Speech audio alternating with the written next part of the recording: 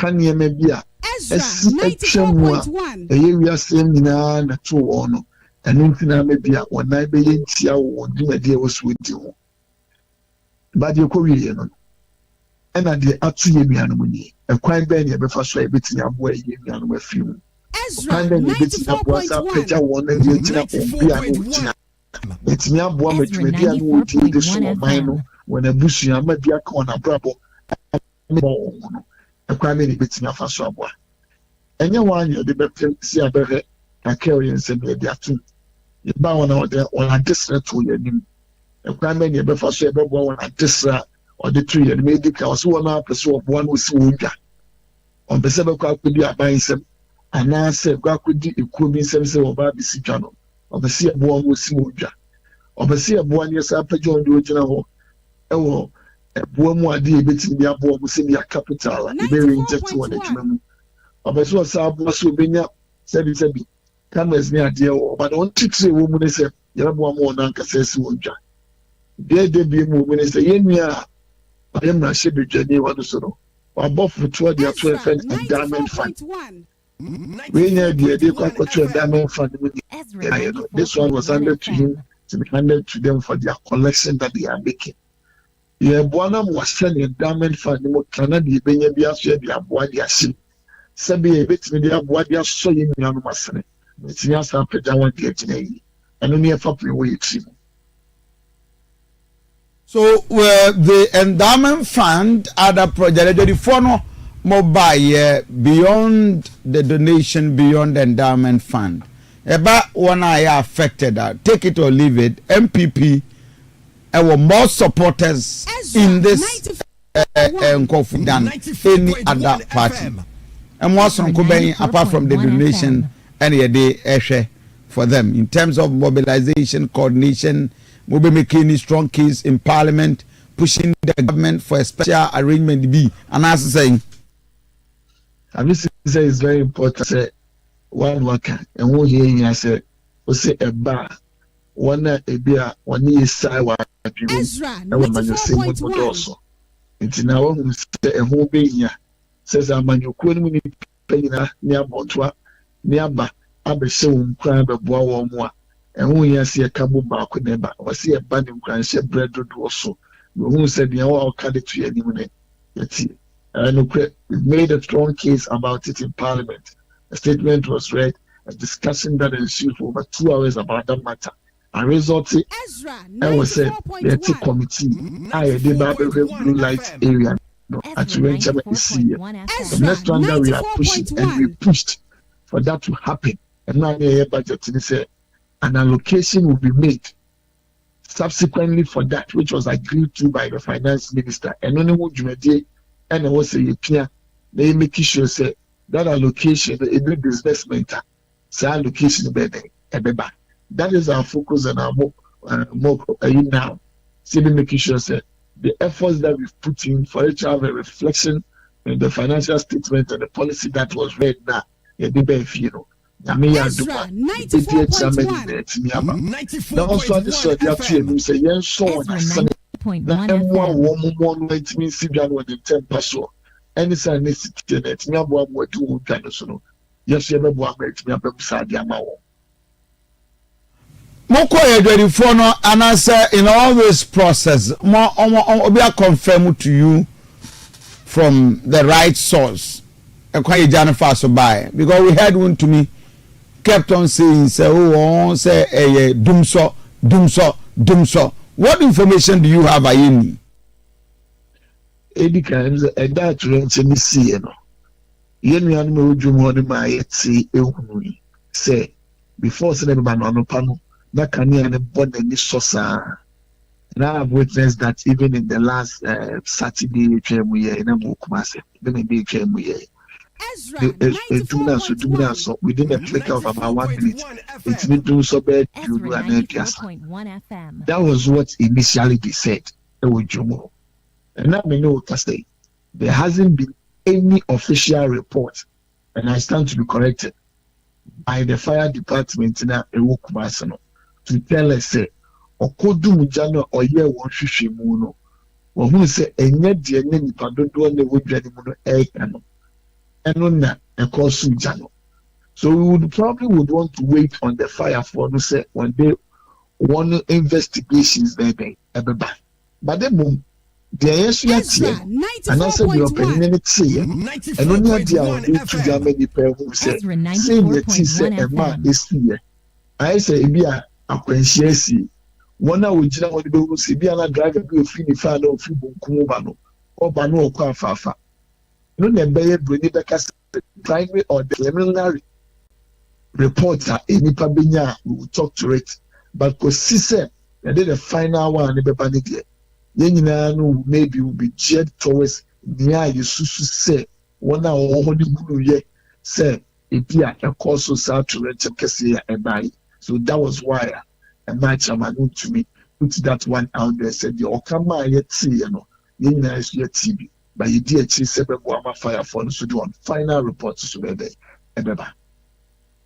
okay me mama now I say but parliament so far and I'm saying because now a lot of activities ongoing. Ghana is getting hot and hotter, and now yakwachi sikawi, and ya confiscating this item, and then there was even a raid or a camp that 3 days ago of Dr. Mahmoud Baumia. A lot of tension. MPP government appointees pressure damoso. Oh, Minia, pressure be nice. And the pressure ain't being tired so. And the plenty of pressure now, so they say, minima diabiano a hint bia. Into the Bama BSC was a pressure at Toyo so. Ezra 94.1. Pressure made that a bina a band so. 94.1 The FM. boss and sister bia or so beya on winning set. Or the quaticua one so and a G and intino. I may be any padodo to man or the goodwill. You put to obey me, near piano or persuade piano, wherever, forgive my French, senseless it may be. I obey piano or the Bequedan piano persuade. Because any one, still opposinia or ye, Jumama Ghana Police Service. Neboni or ye, any say, Police Service, lay say, the officials who were say the Vice President, she said, 80 camp. Ebuano. Many Jumedia old onion and the one your year no. You could if you could boop on it to not die. Say, a dear, a dear. A starting who Urakan for that so. Now be a true so young fan, because by a former finance minister, Tia Dianwa or Onona. In terms of security, some of us we don't feel very comfortable with it.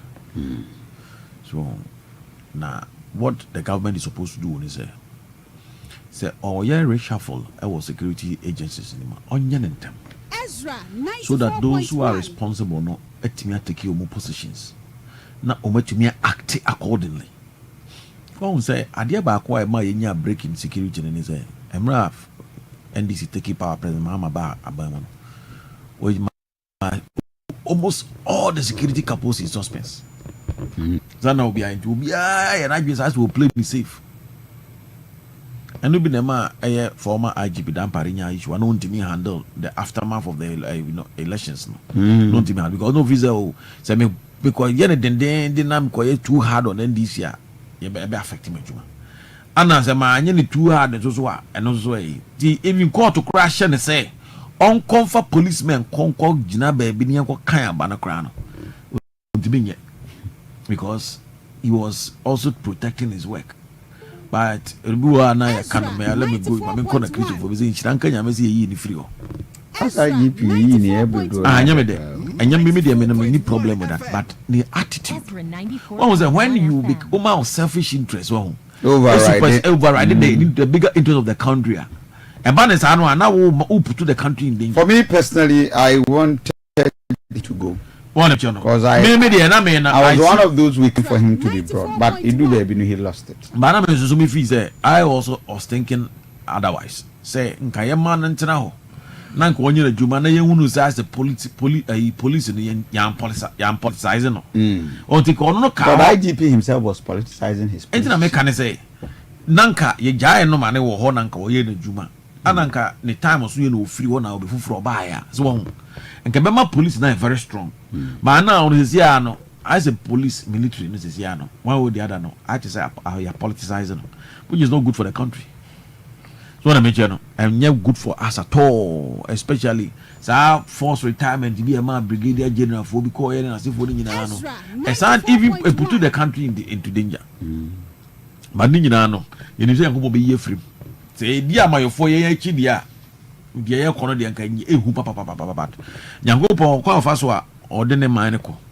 And definitely, Yamebe dear one for free, I'm a Ghana, yes, yeah, my Ghana and say. No matter what the streamer I ever call as politician, Ghana, because I need a man for so.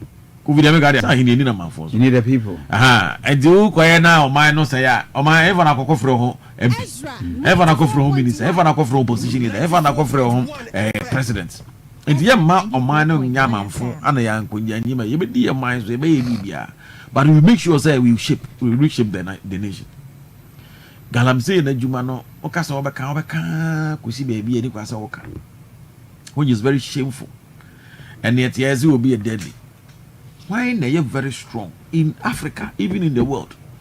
One of the most professional and most strategic fighters are omu security Ghana for security for uko yuena Ghanaian soldiers and Ghanaian police for no you hold them in a very high esteem. We see them to be very expert, we see them to be very strong, we see them to be very strategic. Anameboa Ghana soldier for police baby ado bekobia no yenim se omo ye very mo say some ono atuate don ni bia ba baji ye forest aboso. We don't have the political will. See your political will la way. Now if you cry more training school, I will bondase one year on a clear they can go and comb the whole forest. Asante this is by a matter tax force. So they can go and clear. They say they can go and comb the whole forest. School for and crowd more, sa baby a soldier for you training more a chance a military camp. Your man kwano the woman net ribu machimu no mu so mu tears forest to comb all the forests in Ghana. They can kill almost all the you know and conform most yes I try to don't for and as you for no mercenaries no go they can clear all of them. And I can say we don't have the political will. Now even if you don't even waste the human beings involved among military for now, we have technology now. We call Ukraine, Russia, drones nobody call. And I'm or she said drone is nowadays two and minister good drone him. Too fine, do ta. You am for body, you find your fertilizer mass and to revive it. Kuomo you know anymore. Nanka ni paranko. Well, yan is you to Galamisi because them say fighting now Cote d'Ivoire for winning, you know. It was the same to know. They treated the mercenaries as I hate to say war mates. And omuya so muno omushia wo mureni mo bekuomu. Those Garamsey for one they were also killing the military in Cote d'Ivoire. So the strongest survive. Now they don't have those people there. I know me push you musa. It is a special morning and good morning to everybody. And Lord has been faithful. And now the 9th day of the 4th month of the year 2025. Nyamigusu Israel. Now, and Urim said the United States of America, Eguswane Ghana Ekasa with a slap of 10% tariff across the various African countries. China is booming. Meno Kasa Cote d'Ivoire, Burkina Faso, I declare a minor tax free country. Into where you will not pay tax. Anything you do in the country will be free. To worry, if you say, a dear and what the best of mine also. The mine were a lot of natural resources. Gold, diamond, manganese, bauxite, everything. O mine ebe exploiting, ebe explore near the abois, the people, the ordinary, and the people are my brabo. It was here the bois. And that is something every nation. In fact, we share the big countries will be able to say why this time. I don't pay you binyamre na yashe. But a very sad story. the young lady etio ekanani ewo amas here Zramas the Asante mine. As I speak with you, akwala na mienu Adventist Senior High School, akwala na mienu is likely to go off. And why the scene? Why the problem? And pay ibinyamre na ya interrogating. Everybody is asking the moral decade of yani ayan kwala yema ayen wo monso ewufie.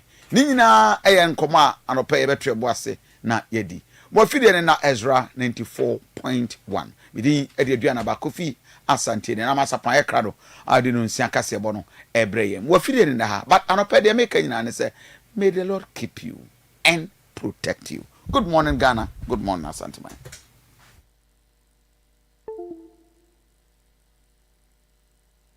Ezra 94.1. 94.1 FM. Ezra 94.1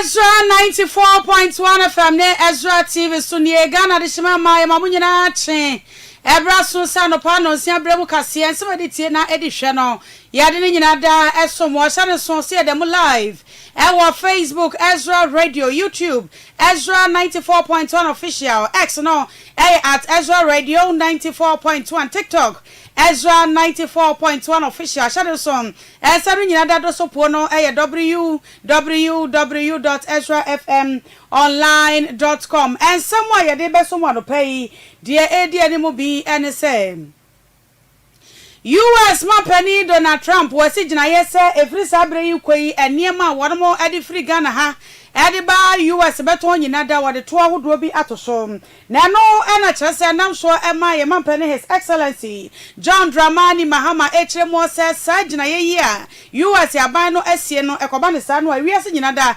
edwadie ene ho ebeba sem na sanso so ana soafo ya wo hwe wo mayi yensase ewo sam so ade atodwa se ye koye ni mi ewo behia pa se yensase nyina ye de ho sam begu digital ne so se de be ya woni enam kana chichi kwa so eton sase die no ye betimi aso na wo kyeremu a sa na mo ne botaye ye betimi adru ho agise America dollar no $165 million and o man Ghana yetumi anya e de adru sa botaye ne ho midi ade ama se wa sapon no pay yemfa se de Masonia Company Limited so wa so ye mum ema ye de danya ne kase no ebeso mo afei jebre na mefa enchiremu ento aso.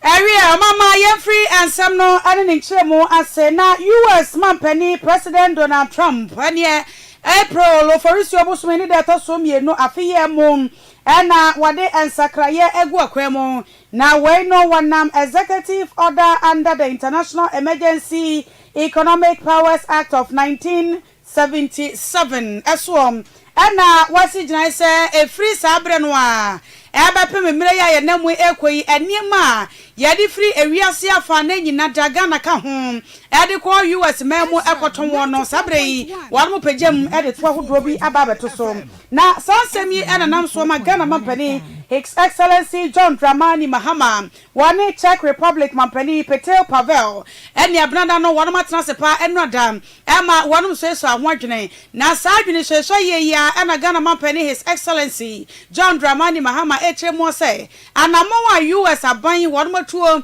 e de afa edwa wo ne wiase nyina edie ho no no kwasem ni ebe ha dwene papa na ekoba ne sa abibiman se ye ho bekwa akodim e ma wiase nyina edwa ye die e wa mama hodo so no e ho so atimi abasem Ghana Mampani His Excellency John Dramani Mahama Enrada ebra wani check Mampani won mo edi nkomo no ensam a wodi to dwa bi eni.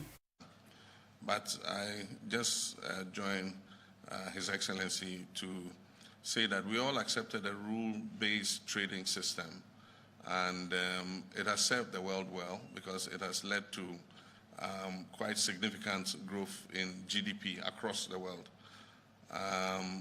It is unfortunate that without resorting to the rules-based system, one country unilaterally decides to increase tariffs across board on all countries. Ghana got slapped with 10%, which is the lowest in the tariffs that were rolled out. But a country like Lesotho got slapped with 46%. And if you understand that one of the largest contributors to Lesotho's economy is the trade and garments industry, export under AGOA to United States, then you can be sure that it's going to affect a small country like Lesotho. Many of the factories that have set up there might look for areas where they can receive cheaper tariffs, to be able to continue to export into the American. Ghana Mampani His Excellency John Dramani Mahama ena yetene kano na semkruya ena Czech Republic Mampani nidi ade Peter Pavel wado so ade sam eto dwetire mo se de Mampani kano wade ne adwene pa na mse Ghana kwa de no wo form 10% enkrofo ma so se de mo asia pagya ne ba ne sano a na chese adwade no ebe ha sa ma mayi ene wiase nyina adwade hu ensem. Let me start with the general statement. I think imposing tariffs in such a brutal way really doesn't help either side. It will not help the situation in Africa, but it will not help situation in Europe, Asia, and even United States. Tariff wars are damaging everyone. So, in my view, it is really unfortunate to impose such a broad wave of tariffs without negotiating. Countries, especially countries that are allies, should first negotiate, and only when they are not able to come to an agreement, they can exert some pressure. But we haven't. Yefri ewiase nyina ani amama nyina dwade ho semiso ani afia ni chemo e wo man Ghana ha sei na Ghana hade ba ko ha dwene pa ni so da sane enya sika se wode kwa akoto asase na asase ba ko ye beton e de ama nipa miense ba ko wie kire no na langade se mansotwe ni ade a bi mukura timi fa sansam no so e hwere wonom enkwa na eniema bebre so asa ha dwene biem pa ne se ko ba ne se ye nso a sika wa se kwa aban ne wono bo se bi mu so na wonom twa asase ne ho sika nyina e de go no botom eronte nam so emasoafo yi a wo hwe o man Ghana yensa se ehonsam so wonom nyafo Emmanuel ama Kofi bo e de atodwa se sabre yi wom ko so ade hye egu akwam se de be ya won benya $165 million America ebunabuno no na wom de ayen sakraye kura e wo man Ghana yensa se ensemu sakraye won ba be ne se ensase e wo Ghana ha nyina da wonom ba kyerkyere ehonsam e de agu ntentafidie so de gita se de be ya de dinkan e beboa ama aban no ehunu ne nsase nyina no de to so mienu ekoba se wodasani bi koje asase a enkrata asemo eni metwama we no ye betimi aso no afai aban no enam sa akwa no so ebenya sika pa e de free ensase semom eno to wo kire mu a abusuafo eni woni a wo mu ho nyina da ye de hye egu akwam se de be ya ebeboa ema aban no etimi adrubutaye hu na boa ema yensase ho sam kankan ene mansotwe ya na ekoso e wo yensase ho sam wo no yetimi aso ano still omukitekita nkrata wo munsem nkrata no so odi banasa information na yira na chese document na yira binim the paperwork beba na obi e dia share lock mu na yira no be vacation or ya renti ye de ni na share computer so na ma adwuma na easy wo kumasi kura na se obi afale bibu a obetumi ehun system ni mu ema adwuma no kontem ema Ghana for omo nsase nkrata omo hwehwe ne kontem nti ekwan be na ye fa so a ye ne land commission betutu sa na mo no na make sure say niema a ye tutu ne yie a omo adwuma no ebe contentem na bo Ghana for se na ebe ya ya odi asisi e wo a omo kwose land commission mo nkrata sem enkoyie no ni nyina asesa eno na mo na ye no omo betu mo se omo pe 165 million na sa aska no se wunya for example se wo kumasi na wo asase wunya se surveyor ebe drive me mfa se wo mampo na wo pese wasase yesusuma wa be drive ka se mapi wi a otumi tra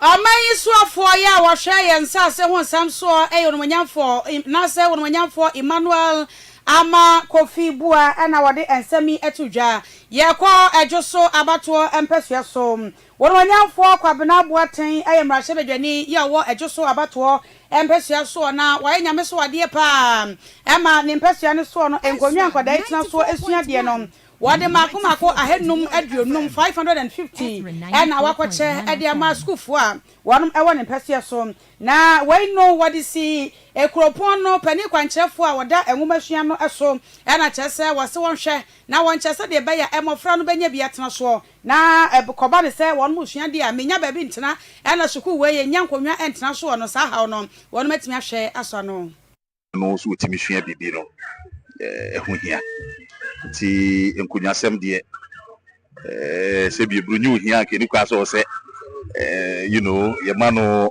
ehu ye den enso ya ho bua nso ya kwantuo ti ya bo no kakra ti misumi wojo so heidi na de wo se me nso mi bia se de be ye na emofra wo mempesua so ha no anya wo mu benya kunya papa atena so amu wan ha wo mo na de ye kire no wo nso bi etimi egura wo mu tire mo no wo se me bo ho modene na eje no nko ye di free hands so a ye de be hwehwe dia keka ho nyina ni nyina fa adesua ho bibisu a me ye enwoma bi nso ho adwuma na mi wie no so me de beto diet anim eno so ye dia besom ye teacher fo ya nti teacher fo ya na me no mo som om de se me so me ye teacher ni ti na ye se me ya me de na me demu na diet anso a me hu no se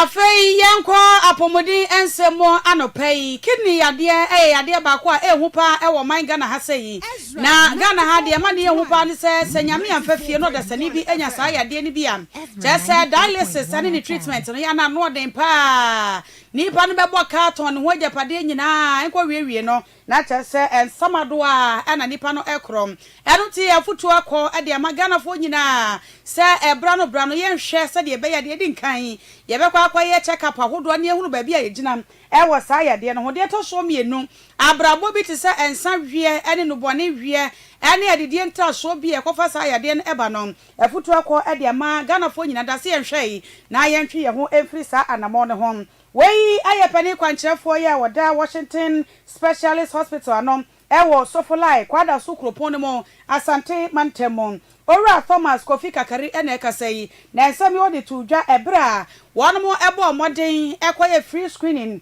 adima asuafo a wo mojentete ewo Prince of Peace Senior High School na wochema wasekini yade ehu pa eno tibra no bra no ye ma ye nan enye ntientia ewa ya sabia sade be ye akoba se bi bampo a entempa no apomde adwumayefo no ebetimi aye ntem aso no hard with the doctors sisi ayare pa o se tu hwana mo eye kidney no na me sure say e fa be free ye nhia ye nom ena ne titru ye check ye high pressure so pressure kosra na se wan eduro bia na ebetimi ama onya kidney failure ena ye nuanom so a omonom alcohol no onom alcohol pills so a it also affect your kidney ema kidney no it is ya na niema tu ena me pese ye hwe ye nsu a ye nom hadnik ena ye be check se ye moja no kan moja mroso se moja mroso no ba na just ya soso no obi onuma doctor adagone se no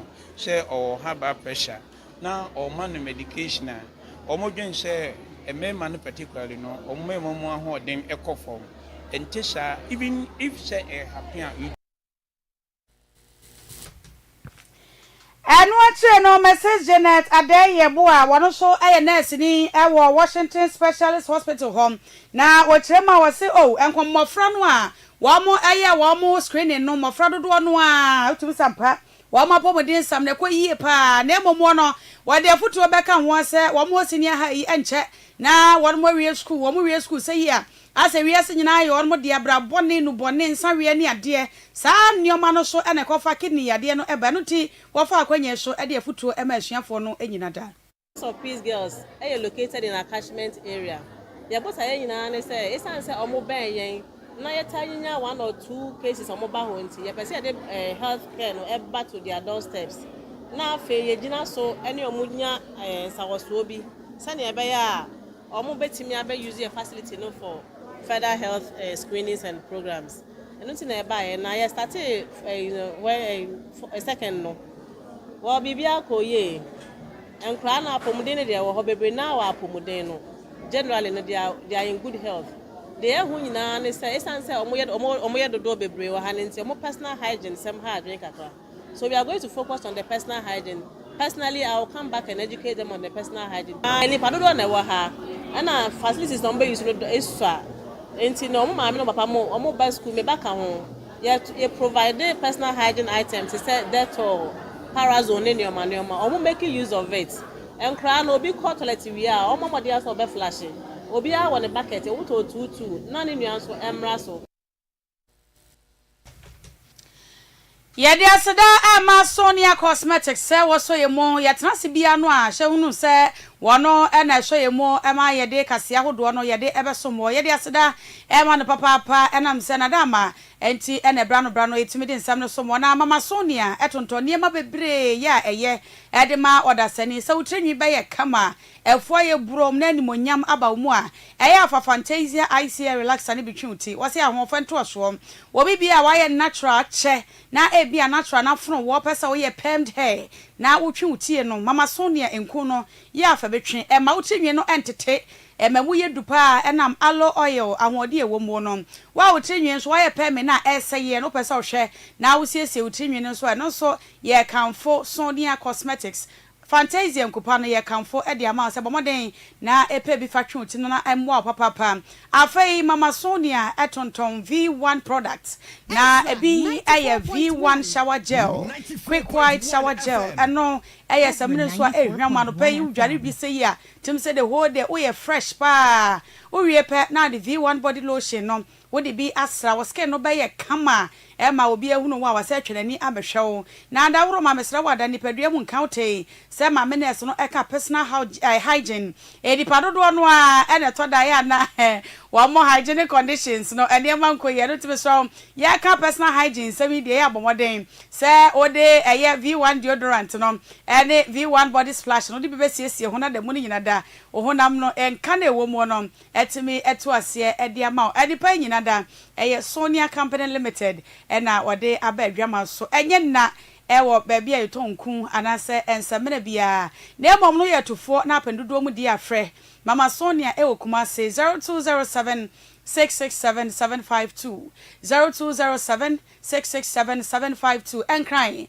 0302 8420 0302 ofra mama Sonia ebeje oso ya den samni si na yenhwe adwenche ya efa Facebook no so na yembo ebi so emfa emamwada roma wo kan ye ho e wo Facebook no so Ezra Radio na wa ma ya to nka se de ebe ya ye betimi abowudin anopai enoti Facebook no so Aduanaba Kofi Asante ni so streami e wo Facebook ho no wo se ata AFRIFA LC ese wo hwe ya no pai papa wo se good morning afa ma me fa nko Ezra Radio bomoden na yenhia e wo Ezra Radio ne so na wadwen kire ba ye ne kenkan emfa emawo wei e dia wode e ba ye wo se din e de baba Mahama Boase wo se in fact won monyan for Felix Ofosu Kwache Minister in charge of government communication can lie to Ghanaians in this manner,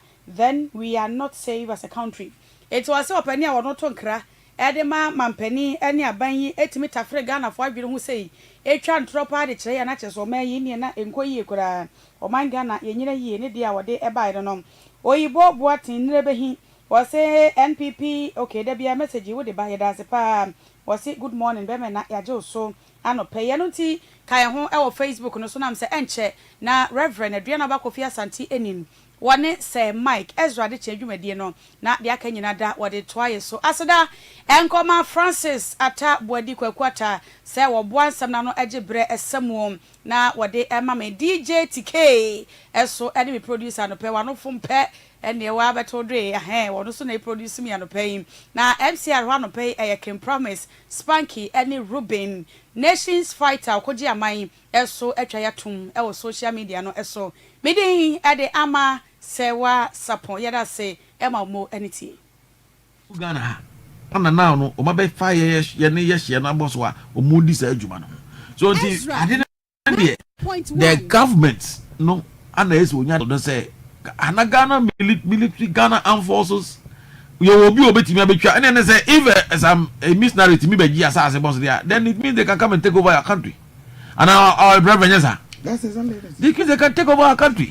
It's what we are supposed to do ni say yeah oman no as I said no yenya opepase be say adwuma no we don't have the political so yeah ti ha no the day when I said NDC na me come say Kumasi ane de you need problem o esu aye kan Kumasi ni obi eni ho a ko nsuti no ko sensuo no and some make I say but the problem because Ghana water is losing it na Ghana water na Kumasi so obi etubo ho Ezra bebre etubo ho bebre edensu asa ka dey bebre etubo ho obedi kan say asema me mo jima ni si boni abe me ya because me ya say ye ti Kumasi ana ye kan ho ase no ye kan ho ase ma ya me de na me kan ma so ye je na nim the impact no nti ya kura ye ni abra ye nim impact no look at the way ye kan ho ase yemfa omo galamsey area ono no frefo mu ba na nsukom do na okọ esuo bi atifi na wode ahaban abone pa no asansuo no na wonom no ye how those people are suffering ana sa sachet water no a ye de kọ no se gusuo no so chepe na typhoid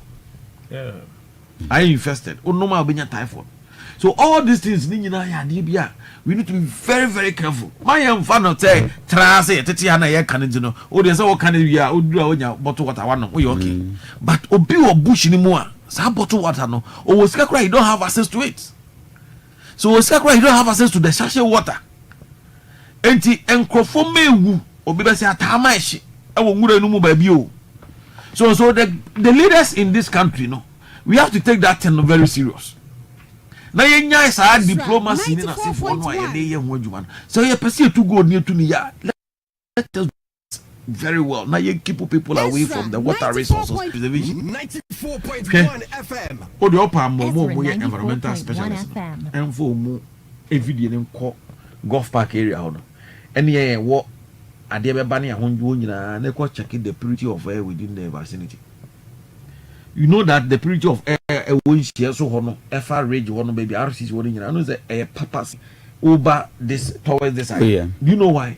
Because the honey is green. Because of the golf course now. 100 acres land. A lot of plants also. And ti hono o share the way I am from an city no different from omo a bit away from there. Na nze ya me fa obi for lectures na me see me sinu wo Kofi. Sa janshi ya ewure ha de be famo soro akoyi Kofi be dia last ye ko du ya me say akaibu wa nke kle wa mo tata me say ni pan die mo o see from a certain smell bia ewure me ka ni mo no woni say me call mani ma duru ke mo na me ru ahwini nyina ba because I didn't send na enko 94.1 wo see ya bia pru no camp no tumu no ana ade ni buwura kronim sent no ne wura they serious that time they show that day they show to ayo they show no tete na ma me fa na say mission na show ne to no a obi ka ni gate o see no ana on say air condition la kuza no air condition ana owure mo camp no to mu na the center a pie free sa aya ma say junction asa na me kono me say Ezra 94.1 afi na we no say me kuma se bon yenyo so ti ni nyina ya de ay say na ye hunu hawa e be say anti zuba mu wa juma anyway Yeah, we're looking at the Yakwa Chichi Gold, Yakwa Chichi counterfeit. Then wow chairman calling on John Mahama to caution Kevin Taylor Udiatem. I mean, gold in no man is gala saying in sorry, Sikano Muzumakoche there. Honestly speaking, no. In a raid in the house of the vice president in the camp. Omajumono Moyano. Minchada Uno ne effective be because one thing to say, are there any laws in this country? A bank was a are there any laws? No. Can I be any other musica? Namde Gufia is me quiet. No, there's no law. I can decide to keep my money in my house. Or take it to the bank. Me feels there's a conformable premier. Na me debi physical bank for safety reasons. But say me sika na any majumesi be gumi dem na ma transfer me pa me so ya pa ma hwe sika na ni ma bia. Nobody can stop me from doing that until say more than say you keep maybe more than 1 million Ghana cedis in your house. And it is all be be fee na se you have every right to talk about it. And it is any one more year no na say for no. Oh, then I now I wanted to know that if there are any laws and as there is any law and back say say yes I had the do in the size of Ezra 94.1 then it's go just because the person once upon a time was a government official and as no or associated with a government official, it is wrong. Anything to say there's a law on suspected ill-gotten man. And then they said one thing is one thing about when the law suspects say we see kana wenyano kwampa. But if the law no suspect, but law there. Okay. Let me just say if the law no suspect here, there's a way we go about it. Who said you didn't kind asset declaration as an money are say it won't pano send you to you then beat. How much is there? I think those ones deals with Sanyo Mano. But if say all of a sudden you move in without using this a year, it's quite problematic. It's another reason. What can I say? They should be up. Also, the professionalism kakra. And it's a law no say it here. Law no the young boss suspect. Ghana no. That is young kase. You are suspected this. It's Micho. And it will be a bit me a pecking gun and need beer based on suspects. So until no the maybe there no any problem. Court nasa was in the suspecting the right procedure so says a warrant search warrant na ebako show ni panam biases but obi ni wo mashada ko bubu ni fie gate nyina China doors bi on the mention no imported doors ma say no ayi ma kwa ransack in whole place na se for no I very careful. And you know go na ebe ma Ghana. They make it very careful because so when really here that's will be an argument so on also go wayward against the law now. It will be very bloody. They make it just and to very careful. I saw my baku mienu miensa and nine obi an kahwe. But I think that those in charge in should bring those people to order. Because you cannot come and ambush me in my house. You cannot come and I said me be see me FH. We was search warrant. You should execute it well. And I but don't come and use the search warrant. 90 tell me I'm too carefree Vienna. No. I don't know man ko you know Baumia Ediga Bomanko the fee. Abrako. I know manko. So man was always or a policeman. So they should have done Gomuya Mema, Kumunko was a day. I'm a wolfie. Now Gumbo say yes, there will be the Gombo is a Yawum. But you do the Omuya no, a human they are doing with cowardice attitude. And who for Muncha die a coward. One way or the other, no, they are behaving like thieves. Kofi and they should be very about the way they are going about it because Oman really Omoka open yabachi. It's okay. Dichemswa. Almost soldier focus on go to Umukochino. Omufa monitor, so they saw what happened. You know that there was a surge of bullets. It was news here. What military government and Domuye Omokiko Oman Yomako baby. Omano, they will put their life at risk. They should be very careful. They should be very careful because Obia Obia fan of you know. Yakoya Wedi and Obian can once. Yakoya Obian can once. Ufis Obia and Mema Aberrans Akinabe and Jumaza. So Oman Jenia Dakubeda Bonia moment. Their operations, they should be very careful. They are about the way they are operating. They should be very, very careful about it. Tomunya very careful. Maybe they make you know. I think honorable. It's our entire national security architecture. And yet, the senior prophet apostle Kofi Amponsa. Good morning. Oh my God. Now, anopay ma mem kanchre will say, Enra na attach was powerful.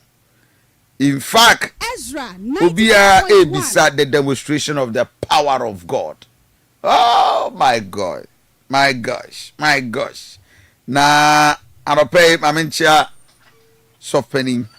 Papa, good morning. We just say who here. Ya de radiase eshenya me animunyam. Anopay that Sabai unim say you need time at least one day to experience that attached conference. Oh yes.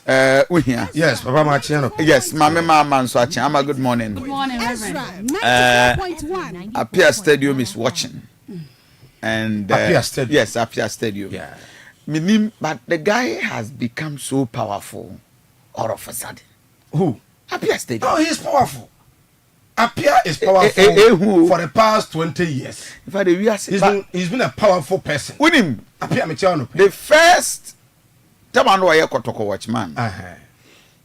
Now, in 20, I tell man Roy watchman Kotoko. Now, because I said, Tema, Amokum, NDC 4 boys, a bone na omo in a car. One morning, Nami morning show so Amokum. Okay. Amokum. Old station.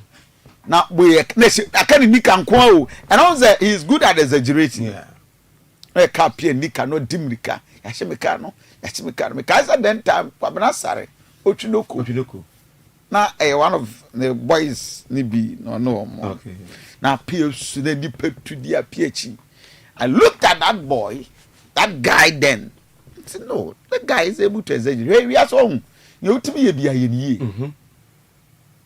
So on school. Ezra 94.1. But influence appear was here no. Oh, that's not professor. You are nowhere near him. Ono pani bi ebekrum ha odikati. Ah, pani bi. Just say what? Obi afrero na woni na sinkonya. Enti appear good morning, but I think that he is blessed. Mama say nsachi edin.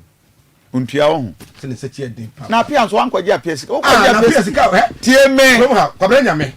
Appear stadium. Na nim say kwabra nyame ne ba wo medical school near the ade wo brochiri. Sika san krofo no wo kru ha. But you. Omo say tie me. Mami ka se micho. Sika mo no. So wo kwaje appear sika. Uji wie ya na wa na dem je fasem. Na wa koto information centers ne radio stations e wo Ghana nyina. Oh Maje appear. I said Canada Japan ayo papa. Yes. But he's a good guy. Yeah. No doubt about it. But the ambassador guy say. No, I got TikTok. Only need to know someone but he's a good guy. Oh yeah. If you say nipa me pen answer me the okanokre. Yeah. Oh, no kreka. Yeah. Yeah. No kre. Oh, so bu wa nyina on pen okreka. But I think for one thing I have observed about him. Ezra 94.1. Okanokre. And ade a ope no ode na komedi akire. Yeah. Mekai 2015 no, yeah, 2016. Okay. Na me former station. Na ye green book, NDC green book. Yeah. Appear to me mobilize NDC for boys me dibatem. Many papa nyameke.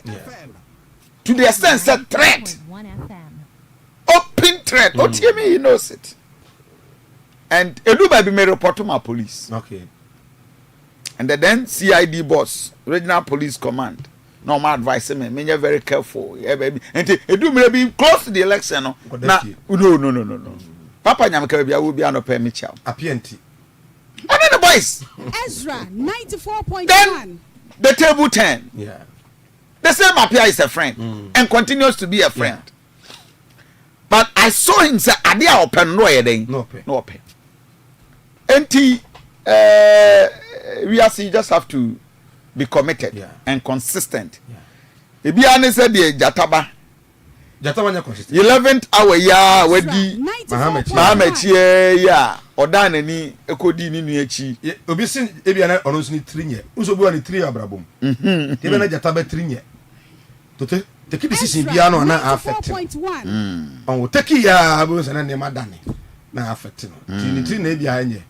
Somebody born you cry me 3 na anyu maami ya wo ya yi me 3 na anyu Jataba ni 3 na anyu Jataba yi Ezra 94.1 ba apia de afa na say last time on the stage is me many regional minister WhatsApp we na trend no oh sir I apia stadium said me ko RCC osuma many marketing say mon konko ye proposal na Asante first and ye koy there so ye hu de ye nso Asante man ye betimi de aboa ye de be so Asante first and ye koy kra de ja de be hu ye hu na wi ba me hu apia me chi apia oh sama bra regional minister kra na no si from ha no na afi me hu say man ya wo skashin obi Ghana he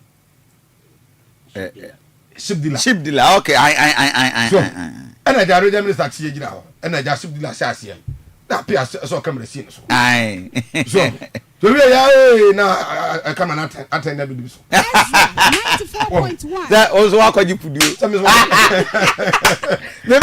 me mu go di jam ya mo fa me regional minister me na ngura office oh okay o da bi ntimi na apia na gina se wa me san to official sa bra no mom no mu sia wa na omo ese yete aye di na into officially kwa no regional minister ba me say dan ko office ko ma na kwa ba say me say o say ina na ye kro yes no ina ntimi ko e dia me fa chiri nko san udi kan jam ya wa mistake so nti o de achi apia no pay ama so wa ha nti asem bi o ka kire apia ka kire me da wo sia me wan ka no kokuam okay what's he saying apia ka kire me say oba na ene ne ya adwuma no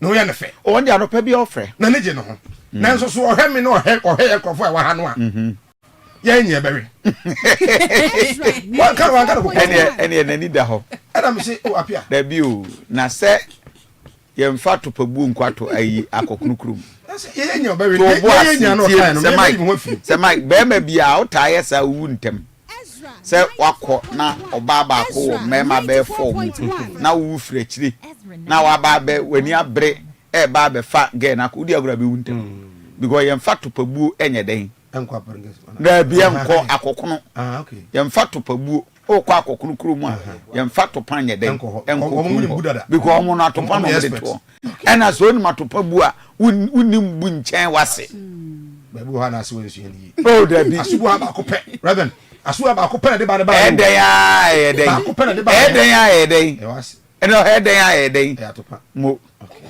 eno ano nti so ni bu sen nti apia we hunu nyansa say o bit back o be ka say e bia mo nso mani ye de ben wan ka say ye so se me na wa amfami anka da bi o sa se wa ambomi din amfami din asam na apia ka no da bi asem o ka no wa ambomi o de o be so so bo din ba ambomi din okay nti ode mo obo wo se Mike obo yi kwakwata nom ne promise nom ne TK nom ne omo exactly ti wa ambomi din okay but Sir Mike there are two terrible news in Kuma mama made the young lady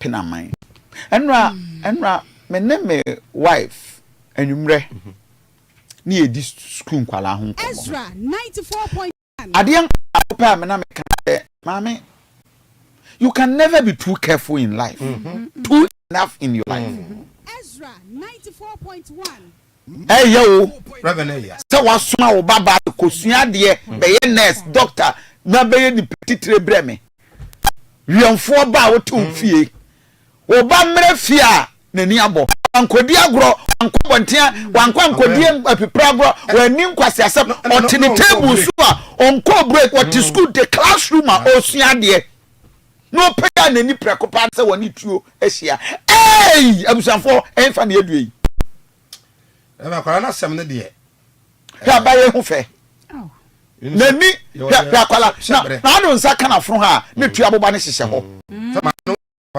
maame no amene se pana nimu a opa na nimu no wa no hu ye na even e serious hwɛ sɛ akwala ne to abono to boase okay I'm call duty ko yankobra brother good morning brother good morning no pom te say Damia Dumo, Reverend, now so. Jano di ache me. Na no pay wiem nsa kira ye. Reverend, me ton ka wa chichi na so ma. Hey, what you mean ka kokota? Eja du te men ka wa chichi. Fa me ben no. Eja du. Reverend, yan ko ma ton ka takra. Me da se. Ye Reverend, me da se na ma chia atie fo ni na ma ya hwe na so. Ye komwa na no pay no. E don ge wona wo ga na kifi from when you were transition back to one of taking tampon kwanza atebubu wanchi ene na poto mo nyana insuna gugu egusu egugu tanto na yehwe ni mo se one one kan poto mo no anso insuna egugu na abesa gugu amto na wotwe no na jese ye famane agata wo mo so asan san wo ho no ma eno ba ama yene organic things from insuna emuna accident no emuna na say emuna giant loudness you just say you share ni say emia bi wo no ma no adapted and opeya won say anya da bi ade so emuna bi wo ma then sabeka is no and opey apart from that no you pass na mo de no so atintino and you may say na just a few areas and so ibenya is so ni bi akumase and then the more dear, I hear any more say in Suno and I say in Suno a bit chaja. And you were quiet in Snoop, a more to be and I say a happy beer apart from the other particular crack I say, a bit me and from my point, I will be. Rappenny, Mamma, now I say, and now I see under paying. Thank you very much. Right. Observe ora eduti kuna moten nkano. So I'm at secondary school. Me call greater sec Ejusumai senior high. Hey. Ejusumai kwala. Wo musu no mo kwala boni fo. Ejusumai Samai. Ejusu sector. Ejusumai secondary school. Ejusumai. Ana kwa Ejusumai. Ama. Greatest 94.1 batch. Na no me so bi so ka bi wadwom ha ma. Hwele nim sa. Hwele nim sa. Kwala wuru fence wo. Ejusumai. Awurade. Agro papa na. So no a. So kwa Ejusumai. Ejusumai. Greater sec. Mo fa nsen. Greater sec ya Santoama. Ejusumai. Ebe Ejusumai o. Ejusumai de reve. Ejusumai de akasifona etiano. Akasifona etiano pe no. So this Akwala is losing it. Me na mind. I tell you on a person on my Facebook page. Just 1 minute be there. So we TV there, who advantage. But even TV crown send the comma who you be now on share Facebook page Ezra Radio. Facebook page Ezra Radio. Makoma environment me anda. Reverend. Akwala no too bad. Over 16 years. Yes. We say no no pa na wo ka say. We a teacher ni. Yes. So like enen kwala na aba no. Wo kwala boni o. When say ankwala do form 2. Form 3 omo na body bi emu. Na omo high dan e wo community ho. Enti nkwala be 10 or 6. No omo je 1 bedroom. Yeah. Omo tom pesim. Ato stuffing chairs. Omo to fridge. Tony BBS. No nkwala ni team esesem. Enti wo fo ni nim say. Wo ba no school na wo board no. But me we frame na the college na say that ye dey we ma boarding na ye ko dining ma ye ko prep na nkwala na twiso Reverend Sir Mike we ye teacher for mon kan kire hey so this akwala has lost it but Reverend unim ade ba ko ne say ma men kan say baby out bia na be hu se secondary school ho ba out hu se school fo nkwala no ta twam awia bia be ano pa be 11 e ko hu so ta twam pa no wo ye awfo ana uti mi are very careful menti ase sa nkwala no ho omo bag nkitikiti bi sisi omo kon ho omo small bags bi dodo anu scissors 94.1 knives asishim oh na me de me car FS school ni a me masia no after 10 se masia no waye ka oba krom peke no Emma getting to work na kola ni bie me car no gram adai esi dwane ye nko timi gate kura adai sa ma che no de ne ko school ko timi gate e free am se me bio last time omo che school for nkola mienu se ba ko ne ba ko girl ho omo bie ba ko ba mu no reverend knife scissors sa ba ngeta na se omo ko no school ba wo sa ba ngena fa nko school ba na omo de ko school boys no kiti bi na se omo ko ho enti ye tene se enkola ne de dodo no ano ekosua all these things with school dodo no a se oba fam wana aso ye na wa engage no seniors bi mo sa kaka be ba ho so no na wa say ana wo fam bebre so ho a beble mo because obo ma schools no mo mebu sasa me ba no se na ne ma siko obi a busy man business but ube ye busy man business na wie ube bo akokora brewa ube nya sika but no wa nya ba ubenya sika pa but eba pa de ba no wa nya bi inde japade we nyina no unyo bi obetumi aye responsible a obehwe kira ma enkola na very very stubborn and I know you know ya say ya ma ba enti teacher ni no baby o te kwa na bi ofa totro na akufie enkola le mu kwa no eden offer and I am very careful because one obekwa akoya akwala na de bi na akwala na abebo no 94.1 minimum akwala on it madam classroom engage wuji me bo asum ana so to school mo 94.1 inedi oh nti reverend kwala ne mo ye no na omo colleagues no so ka ho na we nyina esi o hwe kwala na colleagues no me odito ni ko classroom ho no na other students ni o enti ada no obi anya fast anko report to ma teacher ni bi say asima si the two about classroom they show themselves ebe bo no but be okaya nka teacher ni no enyi do be kan no empie and yen educating kola no so say we your student na otia no pay ya say who sade obi your classroom no enya fa kire nwa na ko report no we tie girl no scenario ne your account de ba ya anya 10 minutes ade o omo di kan ye we tuo no no de asa pen mu wo so we ya ba de sere botum ana we ne se ode pen we be shame no ato no de aba obi no ato no de aba obi sa no di kan ye ya o classroom was ada no man go report ama obi ono no ba bi no enei nene na fra wo se no no pane ne bra ko no ne bra ne se omo be be kan radio so na so be kan manate but doctors nakas na nene mi no de oh huna de bio na de me ya ne se omo se esi nyina no abrante no a wodi se wodi sem no yeah na bu se papa bi ansi ho omo se ne nana se ne ma me ne papa obi ansi ho minu so ma wodi a obi a ma ho ne nana and school authorities no amana ba ho oba ka nyina obi anfi omo oh bibi se ya wo ba ne de okodam ana we pese okodam dem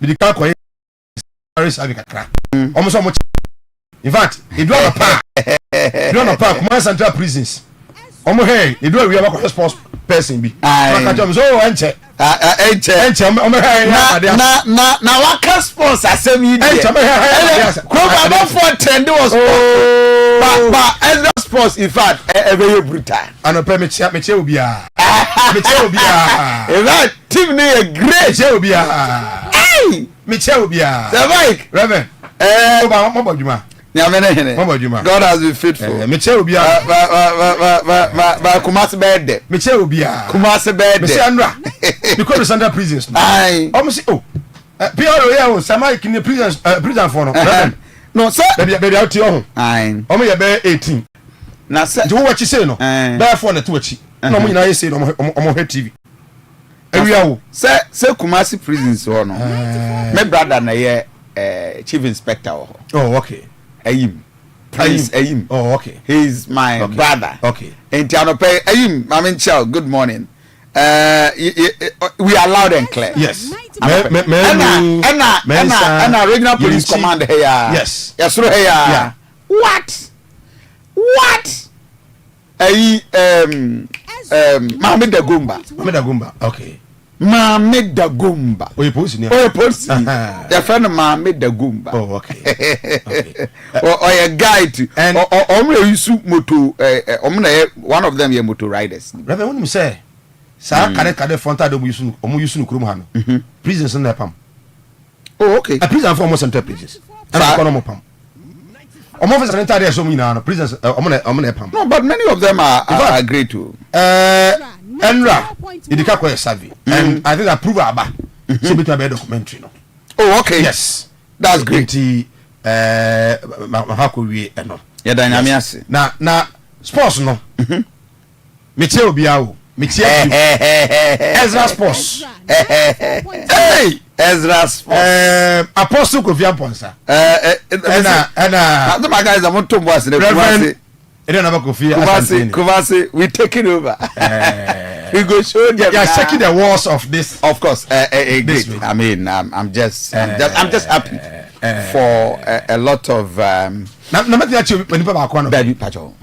have no right. Which I have Kofi. Reverend, which I am Kofi. Which I am Kofi.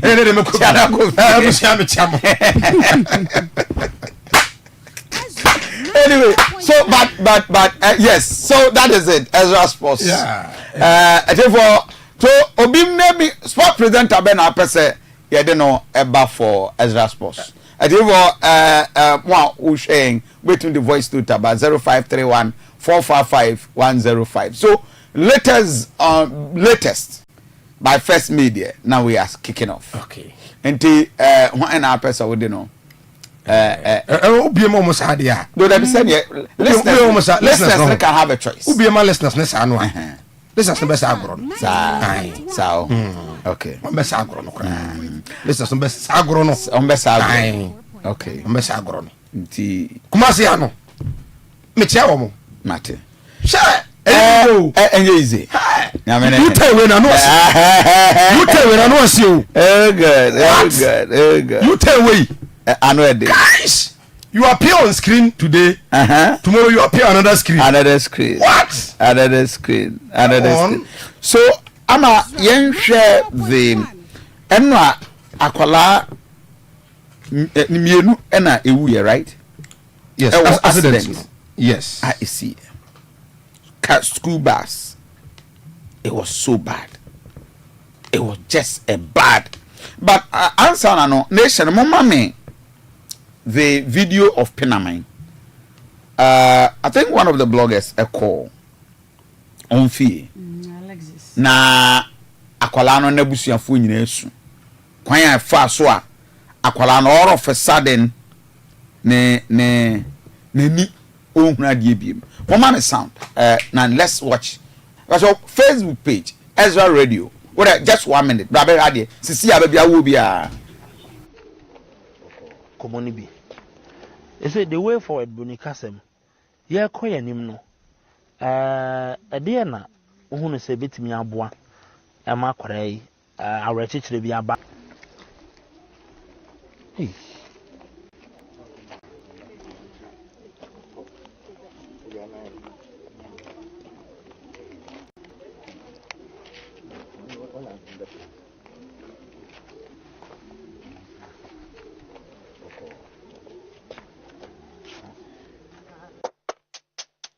Mo fa sene de me pese na ni se huna de obesa akora na ni huna de huna de me de no na hia me enye sika se me pese akora no parents chechire mu se de akwala ne se anani no omo jitum se efra kra a bed in say obehuna de ebiem if we have the video we can roll it.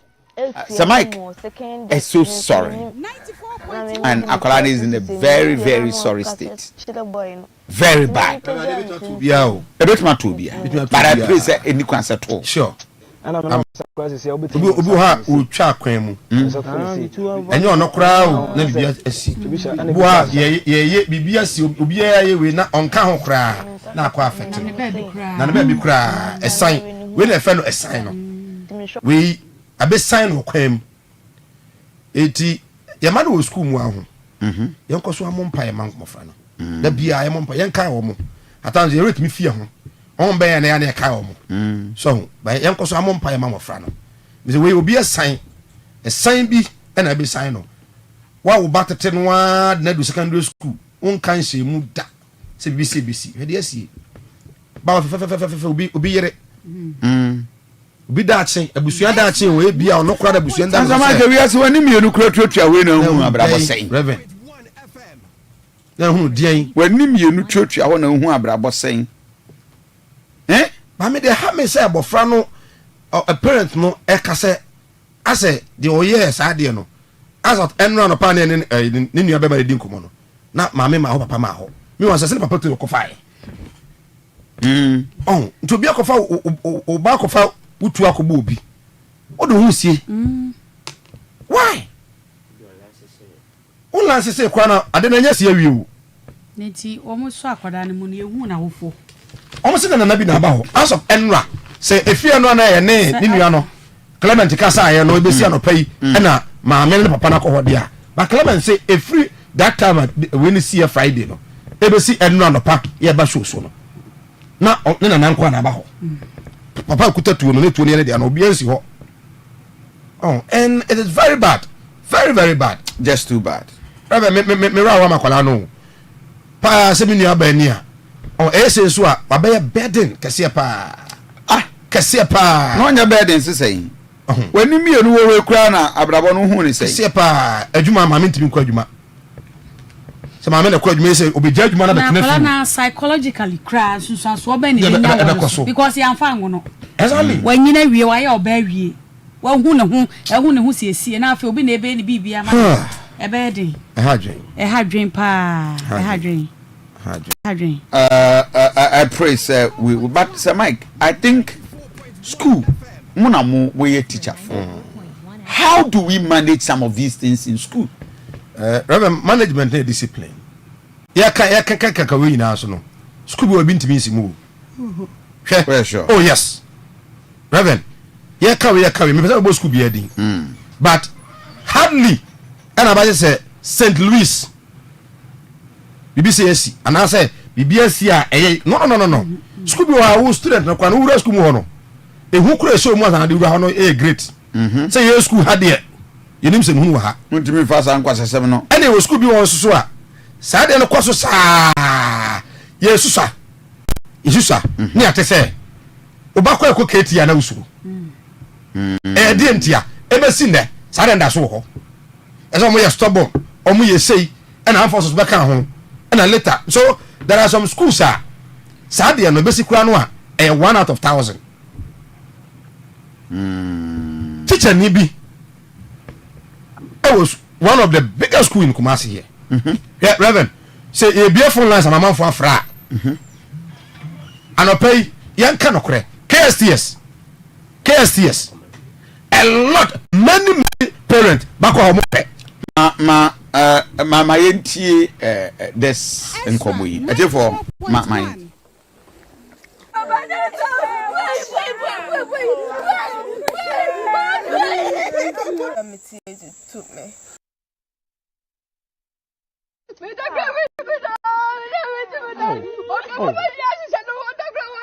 mo ba se no ho sa bre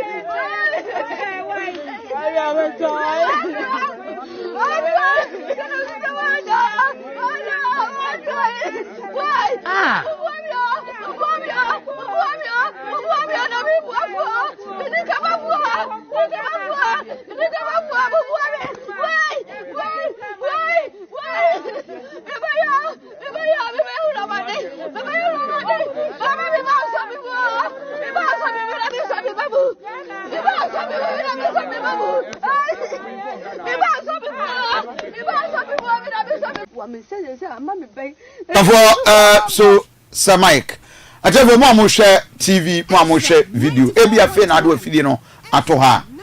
Na no na wo twetwe na e ba se abofra Oko school e Adventist Senior High School.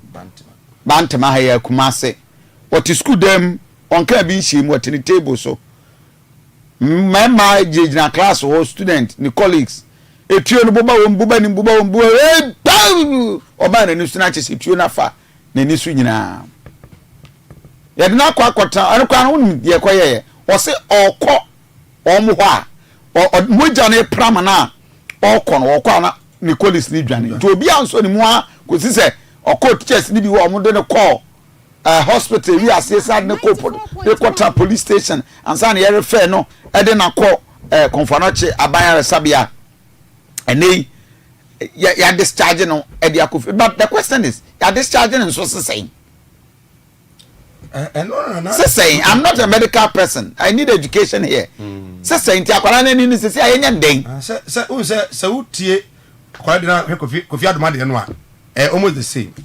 Who say Ennin de enya de bi a doctor no umiekuru ekokura na bi a bi o na ye de be ba na gugu so bi kura efie no mo bi mi ama enti no enti bi o mo de charge but according to parents no so doctors na anyu adwuma no because say ma me be pa na nim kura no o be pa na na bi aboban de be hye ho na o ma treat yi na nkasa we can easily judge the medical expert, but I think say wo for wutie me pacho 0531 455 inti pacho wo pa na obani a e de na abe say Mike what would you do? Reverend me bani a ho de awofo no say ye no menye de awofo no ye ne say esu a omu su ne de omo ye no you are doing it in the presence of the child kola no ho e na awofo no esu ne eye sa de no mo kwa no mo san a kola no kra mo psychologically emotionally mo ha kola ne mo de me na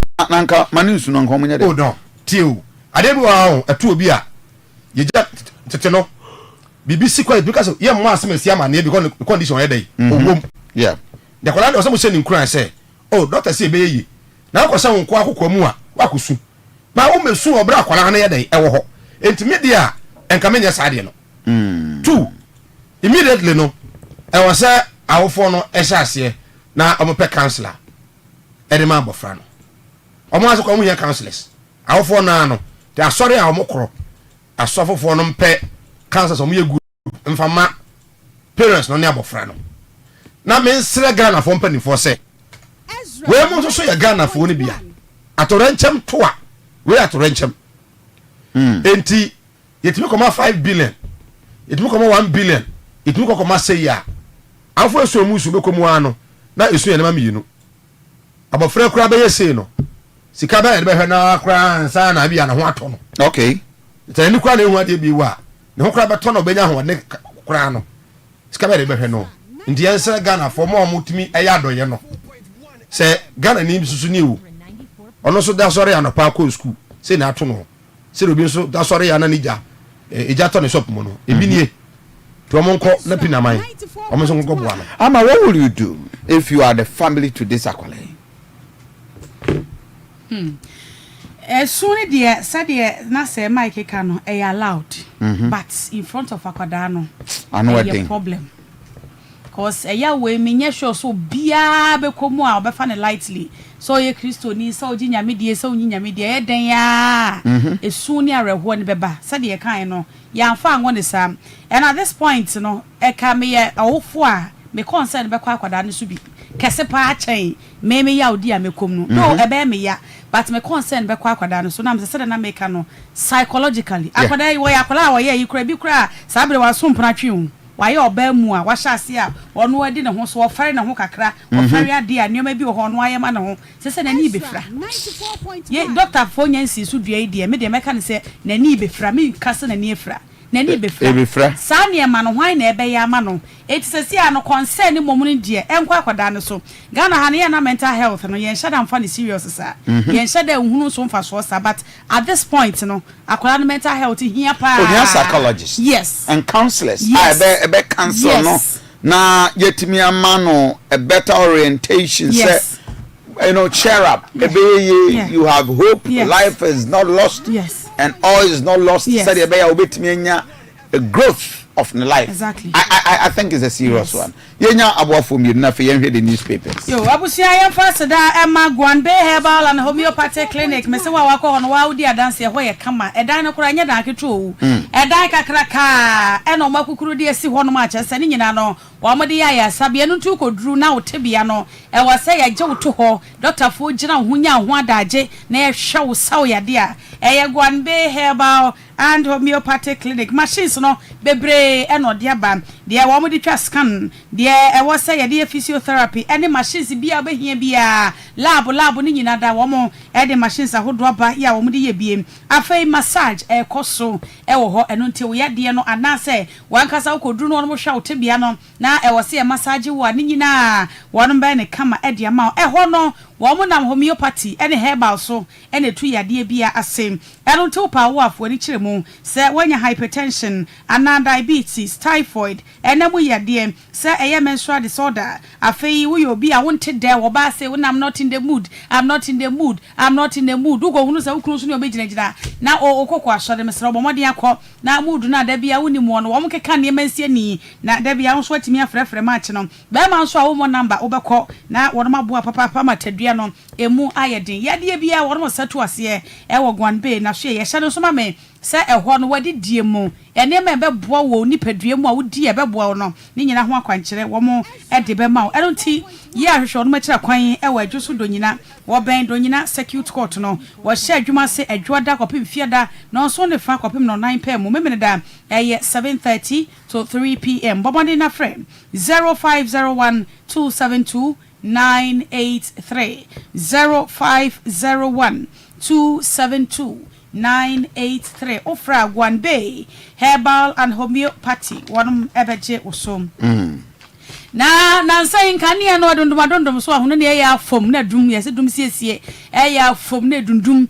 ya fom na dundum entima so de say one ma kwaje plant kakraka you need plant and not just plant a big people factory sorry any baby no it's very very important. Yes, very important.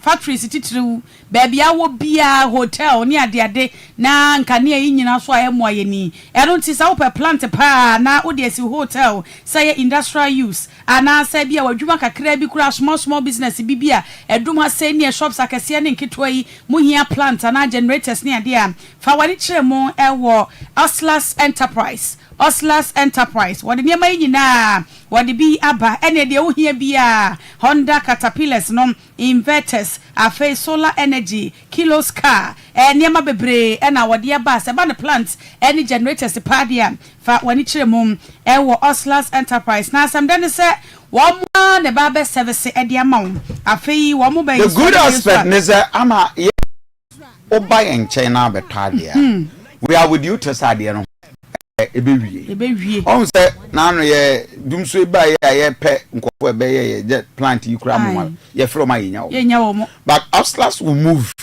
ewiane anopa 24/7 and come and work for you sir it's an do two kura they are very fast. Oh wow Oslas and you will plant na onya problem no what a fair woman and I say any services you need about your mechanical fault they will deal with it for you and on baby as warranty da home wo mo niema ni nyina wo beto a warranty da ho a che se eboa papa sa niema ne papa eti wo mo de warranty ato ho kuma se fo o wa hensan bo nsuo mo ne SDA hospital no e de animhwe na branches ni de bebre enkran tese e na wo no mato apeti mo no ti frame 0248169258 okay 0248169258 it's just about 8 minutes past 7 ma yankwa homa so ne yankwa ye adwuma mra anopera bi bisa se oba ne akwala yi a penaman ya what will you do na die na wankasa obeye lawyer William Kwesi a legal expert and a lawyer counsel good morning so memo achemo akwaba mra Ezra TV Ezra radio Kofi Asante it's been many years my brother I'll be visiting you soon you have to pa na a young lady, just in the neighborhood of 16 years, what a class on the on can be shame. the colleague student the trio area class as ye trio enye trio boba nim o man the trio so agbo a trio apa enani a as we speak the rumor have it that akwala nani no abobo and here all return it back to say they're not here. From the legal point of view, what are the chances? I mean, a legal issue, a criminal issue, a police force, but abusian for the non bit my. That's a chair telephone. So, as we see, people were asking why is the police looking for the father or whatever. Action. Ezra 94.1. Of here born in, I'm so a minor. And parents know a CDS or her, Seneba, a bed yet me. The Tosubium, a tuna country and a wura. Senura, as we are, and Kanyadi Kakudia clanism. And there's an act of negligence on the part of the parent. And so, as far as the negligence is concerned, they were planning our phobia to Masamai for damages for a Nino, not to talk of the criminal offense. 94.1. The Nina Aseno, Ebe Sales Aseno. Almost Samai for compensation, they will be entitled to some damages. Now, the chances of this legal approach. School no so. I'll fall into me school no. 94.1 School there. I don't see how they could have been negligent. Obra a sniffy gun unofficially. About school, no man on their back classroom. One say school no our responsibility. What do phone call beji? And in this case, if you go to court, they will ask you if under normal circumstances the school knows that a two shakla no. Oko the said, what do Nema call it? Until in liability, it lies on the parents who fail to take due care to ensure that we be to I don't agree if anybody suggests responsible for anything that has happened. But lawyer, yes, sir, we at the rate at which a gun for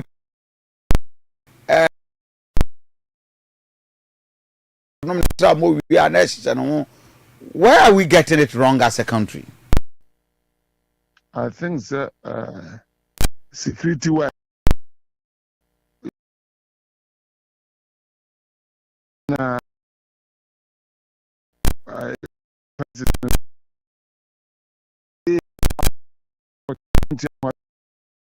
But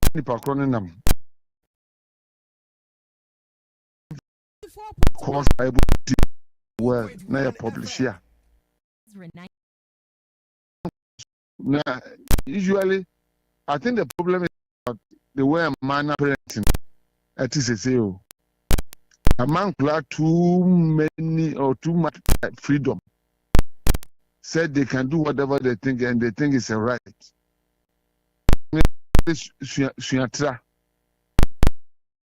As a nation, we need to know. Until Yakona Bruni and you near copy near the cut and paste near the Ayamra without thinking through it. And now Nkulawa rights via ordinary, looking at the Ghanaian society, they would not have had it. A whole education ministry, I say, and this has been institutionalized though. And so you see that the child believes that it's a right that he has to do whatever he wants to do. And that is where it starts. Let the parents be negligent. But what about the school, the institutions? Why are we making laws to prevent parents from having this kind of supervisory authority over their children? And why are the teachers being prevented from making sure someone play the role of the parents when the children come to school? These are things that we have to look at. Because enti we wa akola ne timi ne da ne papa tuo ho no afa no da hye ne ho ohwe simi wo ze nkrofo tutuo enti oba no de abaya isem no atutuo no akuku obi enti I think it's a matter that has to be debated near time ho hwe say are we doing what is right yeah award ye mra ye nkola mra ni nyina yakokopy white man there when ours is the best we have copied the white man in the guise of human rights and I lose all our values. So if you see these things coming in, it tells you that you a copy from abroad for now. And no ability to all this. If you don't stop it now, worse things will happen. It's so painful, my brother.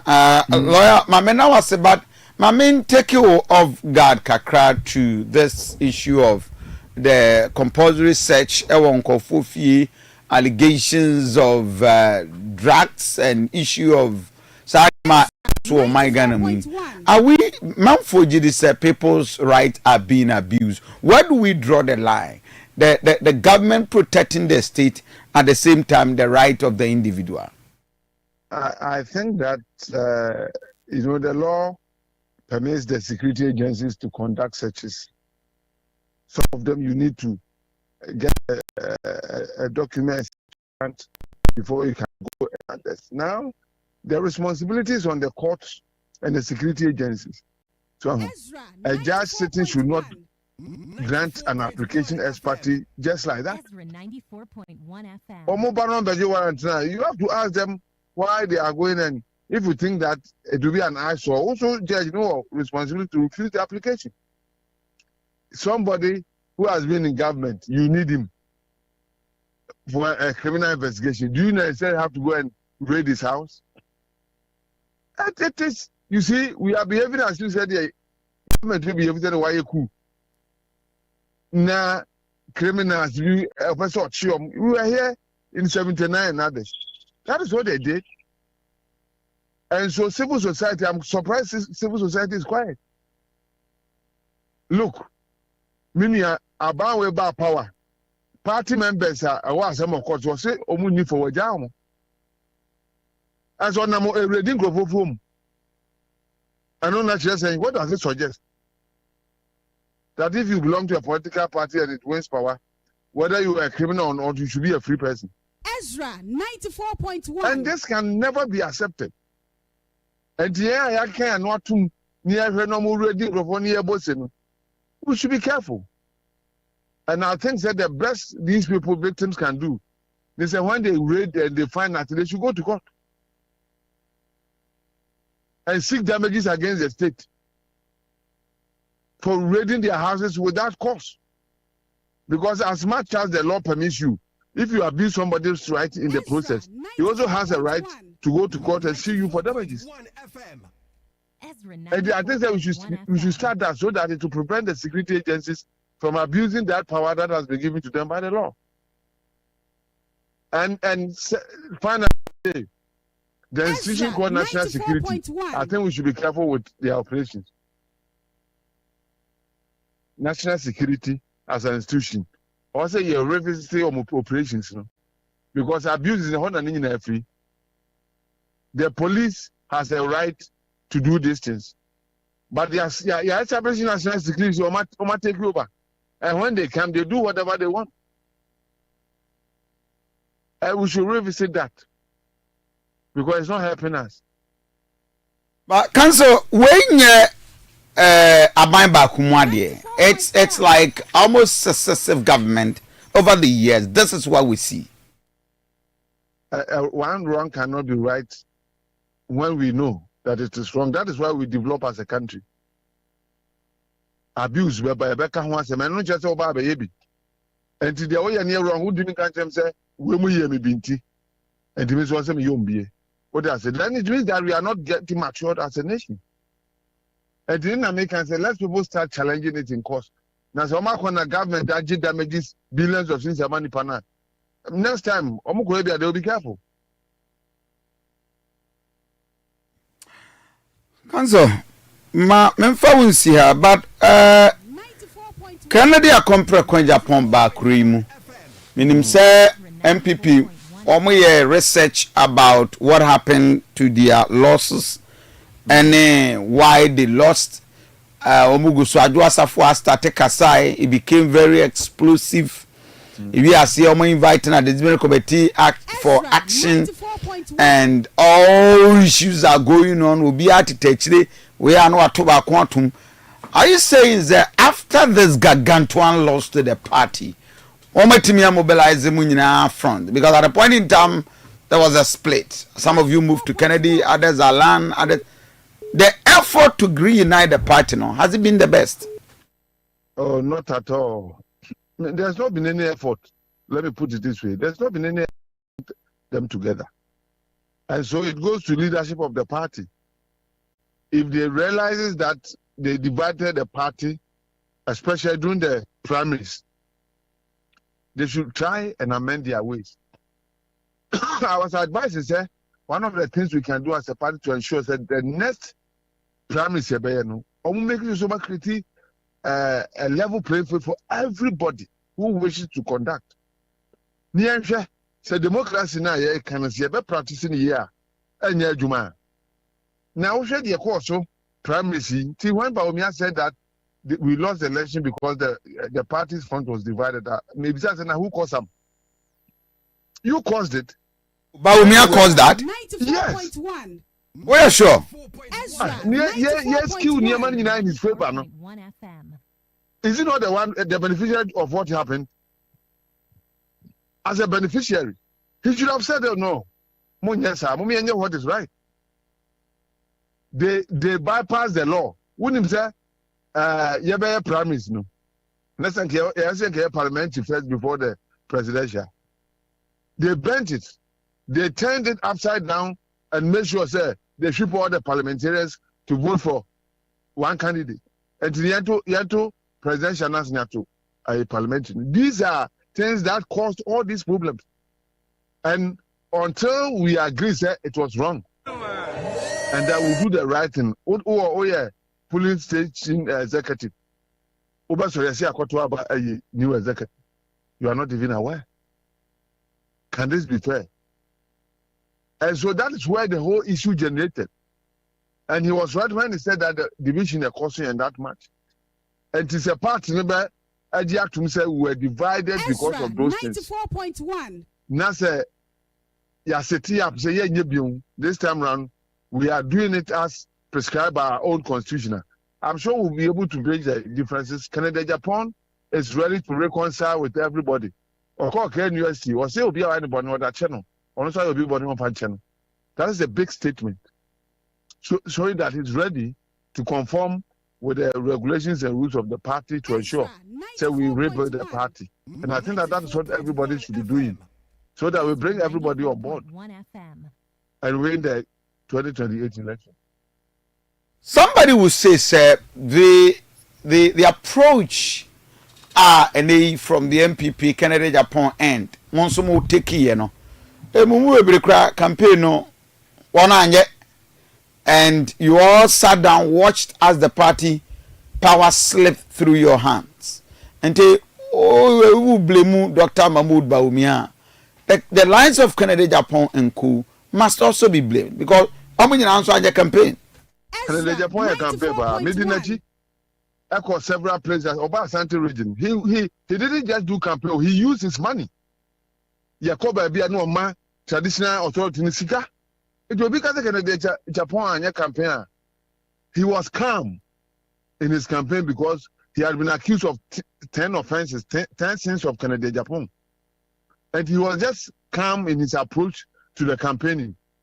Me, I'm a say, I was a secretary of the Reconciliation Committee. I did work. You get the point.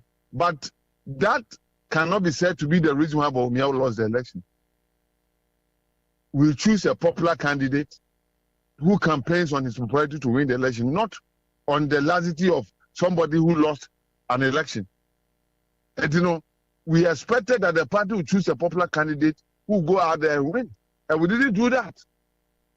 We chose a candidate who was not popular and insisted that he is the favorite of some people. He should lead the party. And we had the results. And so be I'm telling you, even those who are willing to do the job, they didn't allow them to do it. The Wukasa Baumia no on your play from all intents and purposes. Come on, people fast started, you know. It's like Baumia now is the last resort again. For the MPP in Tokas on your popular, the lives of Aduano, Aduasafuano, and the other catchers say, Mumubi Muhuama. I'll be surprised if you know the position of even the party leadership about who is going to contest the next election. It's not true. Aduasafo has become a friend of Baumi on a Namuye campaign. You don't expect him to say any other thing. What does he say? If Aduasafo is supporting Baumi, it is not surprising. Abua Paponi Homo Jabedi Kennedy Chinomo were they not pro Baumia supporters? It's never correct. If we make the mistake and go and choose Baumia again, we will not have any better results. MPP. Yes. Look, let me analyze the defeat. 94.1. So with tribal conflict here on off. Exactly. You see how it adversely affected the party. So we lost all the northern votes. And then when we come to Western region, the settler areas are half. We lost those places because these people were settlers whose numbers are quite huge. So it was across the country. Can this change when Baumia is brought back to contest? The answer is a big no. The second point, the religious point. We're not surprised to see MPP losing the Zongos, even with Baumia. And have you asked yourself why? I have asked, and I know the reason. The Muslims rejected Baumia. Is this going to change when he's brought back? The answer is a big no. But Muslims rejected Baumia when Baumia is a Muslim and go for John Mahama who is a Christian. Our logic with the Bemena. I want to results, Nana. But it cannot necessarily be the fact. Not Muslim, Muslim goes with Muslim. And I'm saying that as results. Zongos in our monitor. We lost in all the Zongos. Maybe because Baumia because a Muslim. But the party didn't call election. What did he is a Northerner and a Muslim, and for the first time in the history of the party, we are sending a Northerner who is a Muslim to win the Northern votes and the Muslim votes for the MPP. That was the only reason and rationale behind the selection of Baumia. And so going to the election, we were expecting that we will see that there's increase in votes from those areas to complement those votes from the rest for us to win the election. I am saying that it failed. Why? Because the people had reasons to reject Baumia. And are we going to bring the same candidate? I'm not saying Baumia is not a gentleman. I'm not saying he's inefficient.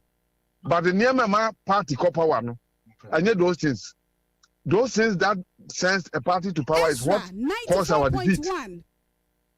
And if we want to address that, we can repeat the candidate. And I think that you have heard the argument.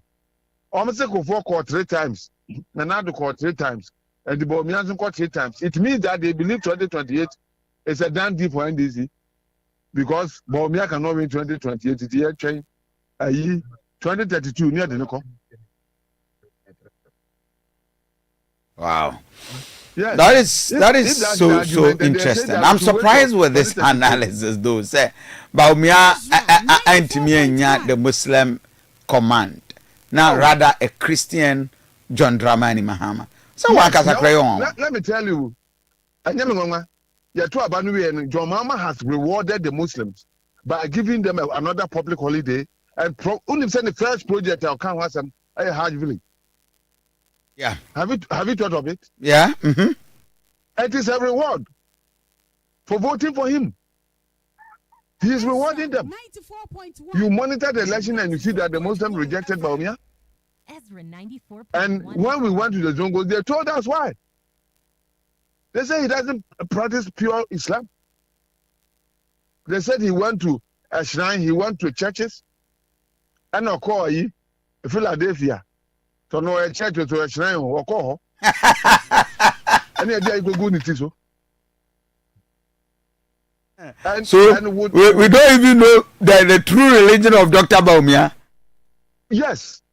True faith of Baumia. Exactly. So the question of the religious advantage that he has, it's not there again.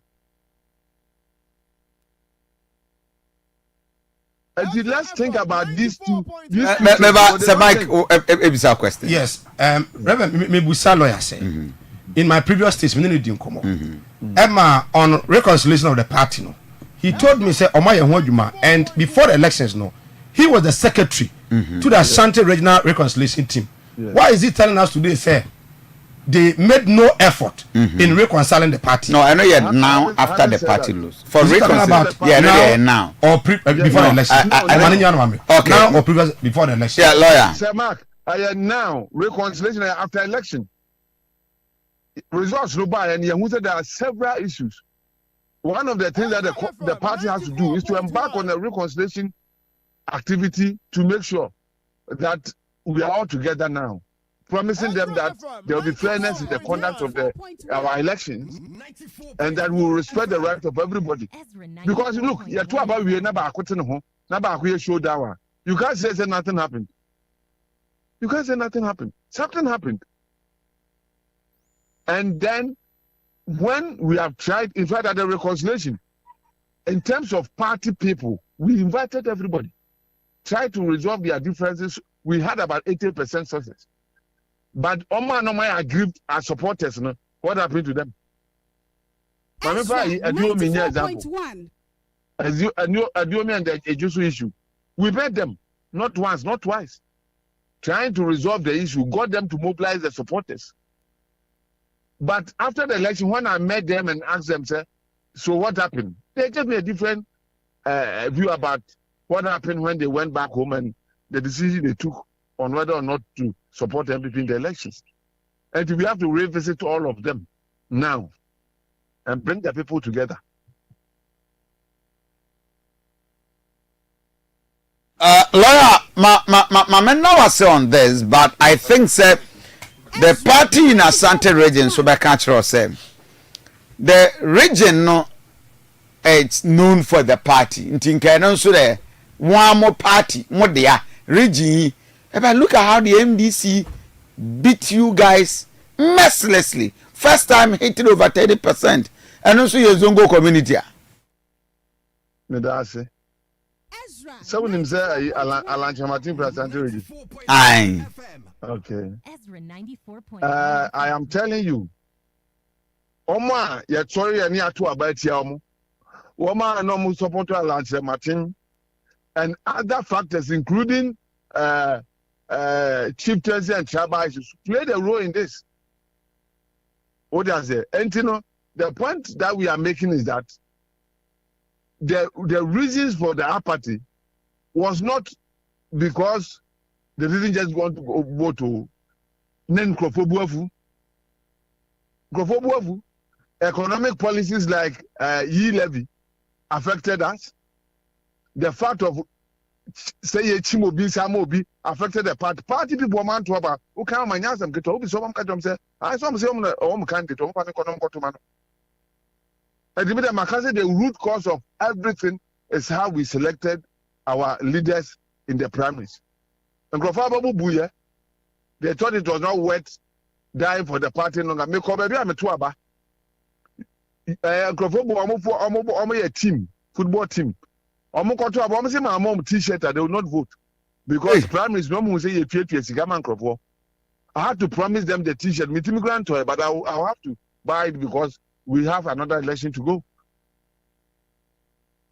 And this affected the party in Asante region.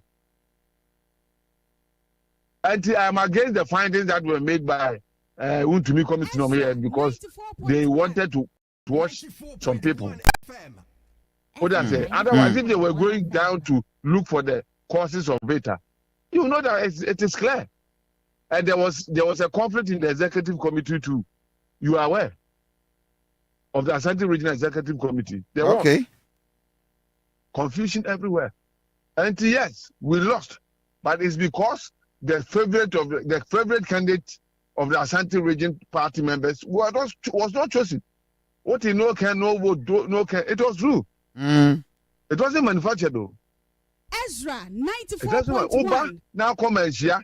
So papa ne audio ohene madaruma anopa mamim faunya example.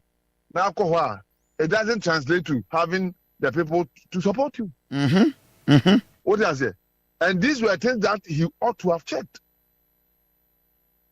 And yes, you may have the favor of those up there. What about those of us who are down there, who have been neglected, who feel cheated and all that? It's important. Remember, Canada, Japan had 37% in all. And he has support. Now, me make platforms and me daso. Yeah, na me pom choose someone to about. You will not believe it. And they were insisting they will not vote. You will not believe it. Kennedy had to communicate on all those platforms. So, it is better for us to be in government than to be in opposition. Ezra 94.1. And look, let's do what is right. See, elections, we will all come together and work. Yes, I'm mafia and Yakusu free and this near the people. I am mafia and Kwaniabo. I appear study I want Krebi say Mike lawyer appear study me say Ochiana mum me say would you to say second Japan enyan free MPP mu a anase omfiri asase so a ebe dey say party NPP ebetimi aba power. There are two issues. Say second Japan lead party no na omfiri mu dia ebe dey say party aba power. Do you agree to that? I don't agree at all to it. I don't agree at all. The meaning say Canadian Japan be election. Normal fair election. Na yato. Na Canadian lose. He will happily join whoever wins and campaign. On your showdown. Na say Ibunu Sisinu dia and supporters in your showdown. Thank you, lawyer. I'm grateful. Right, so that is lawyer William Kusi and Mote said, yeah, no, it didn't come on. For voice note, Ebremi 0531 455 105 0531 455 105. Ama, your voice note. The newspapers.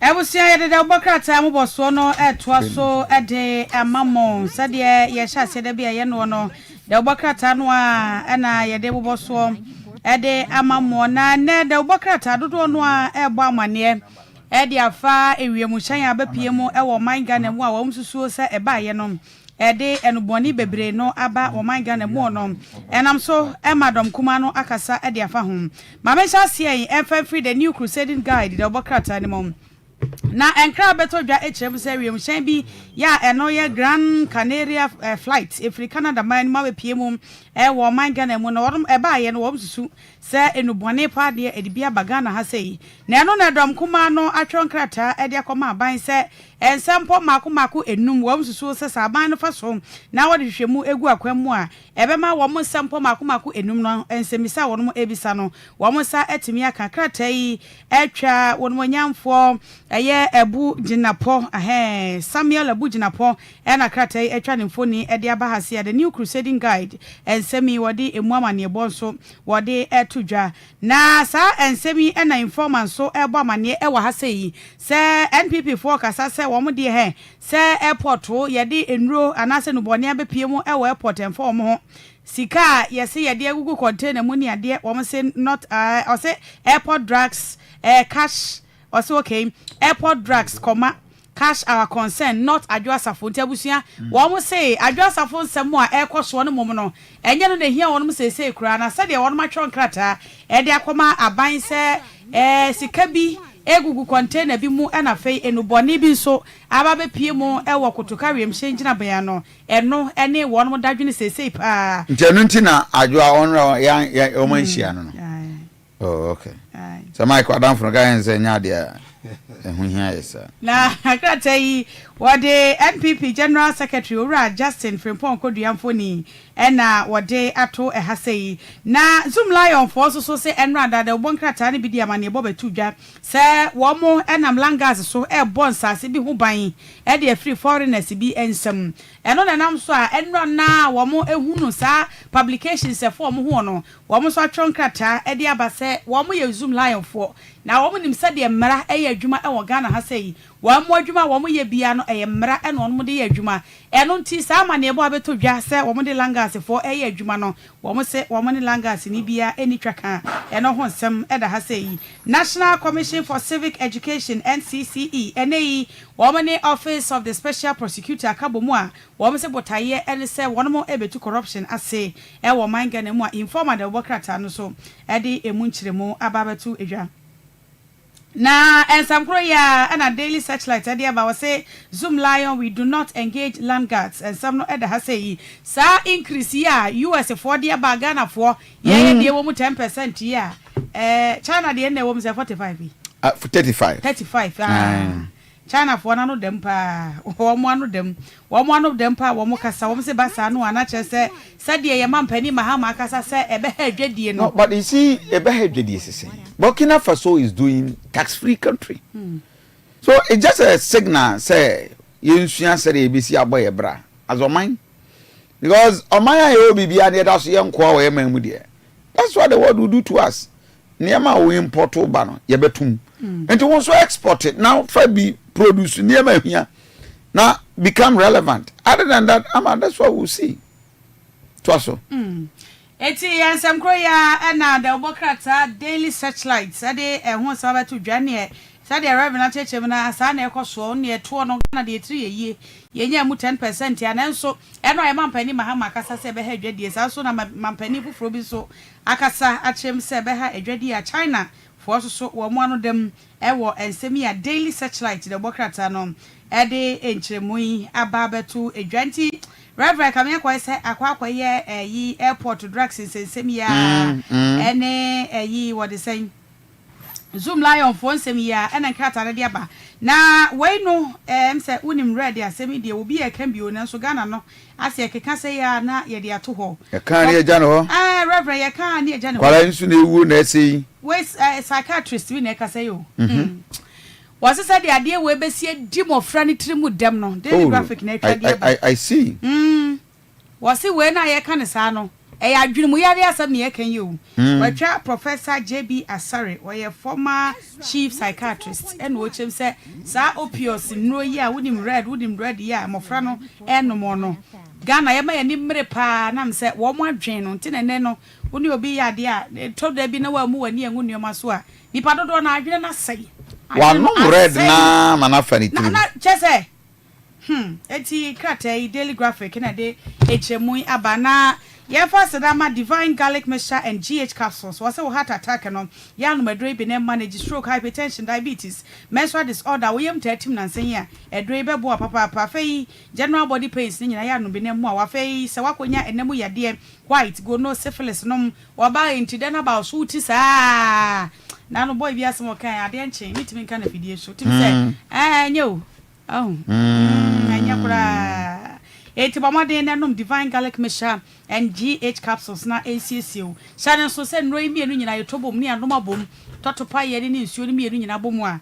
na wano noma bom kama na timi aboa wo aso haw na no e de ama kuma se pebito e wo Misty Colinank Freddy Mens any jailer pharmacy takrade AA Mensa Nimdie pharmacy Christ is the answer any Jeff Herbal and crime Repatch Coop Sam Kingswork Angel and nana boachi sunyane ubenya bi e wo Green Light pharmacy dudu atuo 0530172086 0530172086 Enshaba painting works wo painti down etim so wasi abrosa tenten afre no na wo me painti ne kama emfama wo mesro dan tia no ni nyina wo painti waje apartment bi one bedroom ni nyina okay ama on the issue of the drugs and Ayeden Afahin, the deputy director at the Narcotic Control Board, a lawyer, Chum Berma. Council, Reverend Kofi Asante, I'm watching more kwaba. Okay, I think the line dropped.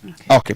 In Shraba, painting work. Yes. That guy wouldn't say any painting kwan or yes. Okay. Or tranquility and so. Two hours who painting. What happens who painting? Nani mema nyina. Obia. Akwalana bin. Oh, now who does say cry ne kumeno? The guy is very humble. Yes, very humble. Very humble. Me ban the number 2 there. But me call Royal Tumberma, the deputy director at the Narcotic Control Board, Council Ezra TV, Ezra Radio, Reverend Kofi Asante. Good morning. Morning, but you're in the Narcotics Control Commission, not Narcotic Control Board. Brother, thank you very much. Narcotic Control Commission. Now, I'm pay me more about so for your appointment. I think sir, the last time I was bahana, it's our position in your account, sir. By the grace of God, you are there now. Congratulations, my brother. Thank you, Senior. What it is all about? Cocaine, airport, faha. Can you give us a brief? All these things they are causing. What is the right information? So, me more brief. It means I'm talking for him. So he can give us the brief because they say yes. Everybody is so emphatic. Sad, you know, they play in the by one be deal, one the call. But it's a my be an independent investigation as a commission. Why are you my actual? Officer says there will be a sampano on the Oka. Ezra 94.1. Father Kofi, my I follow from several stations that we are.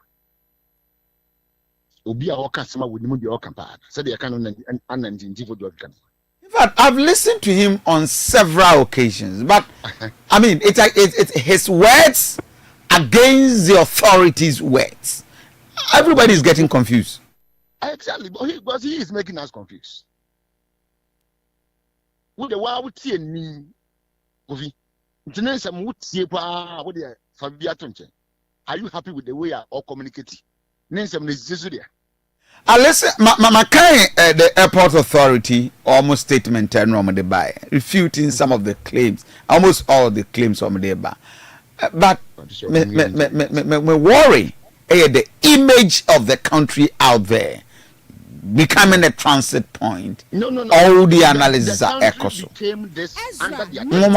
As a commission, take an independent investigation of the Bruha. Kofi, the country became this under them. 2022, and the British government can't ask me working under Kukwadu government. And never Mama Bank. Ezra 94.1 And never Mama Bank. 2022, I opened my car report to make my cancer. It was probably by my friend, my job online. Yeah. Woman that can't say Ghana and air Danny Cookie memo. Because now for open buyer in one cookie and any before. I know when I am in what time cookie and I got on yesterday. I'm known to be that. But me come in say maybe I would have for policy screen room. Yabai. Me use me if I say but we never see the answer quite possible. In room, but never answer possible. Bosume no. Young chief cocaine, as a matter of anything. For Central Region, the nephew Western Region, ever cry, I Central Region. Yeah. Mati, there's a Nigerian national because you're picking one. Who can't one so not to come here, as is your dying work in the market. You're quite picking, no. Look at what them women for the Mercos. And that's him, good question. Okay? Yeah, the Babon team. Momo person would see. Oh, I see. Was that the case? I'm telling you. It's a more series of records. Not arrest any Sunday maybe airport.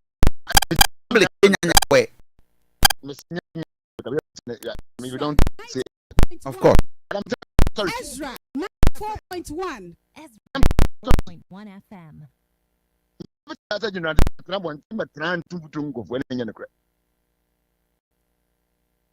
You are children.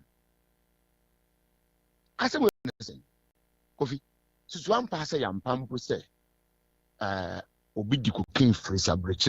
What's another work and with me can say, the cooking Nefrigan and Echo say, if a bagana would mean kind. No I think most of the emphasis is say a transit. Transit if we are going India, if we are going Japan. Na say impossible we could never transit who went for the way I don't know. Need more effort. When you're not official. When you get more BNI, when you get more baby. Well, anyway. I think Yama Nasa Aye Chinchan and say he called for the three bodies who was and the other authorities and Kamumbe share the parliamentary committee, select committee, no. But mama, what's mama Mujani? What would you Aduanaba? Would you not want to see a worker say? No, I can't manage Zoka.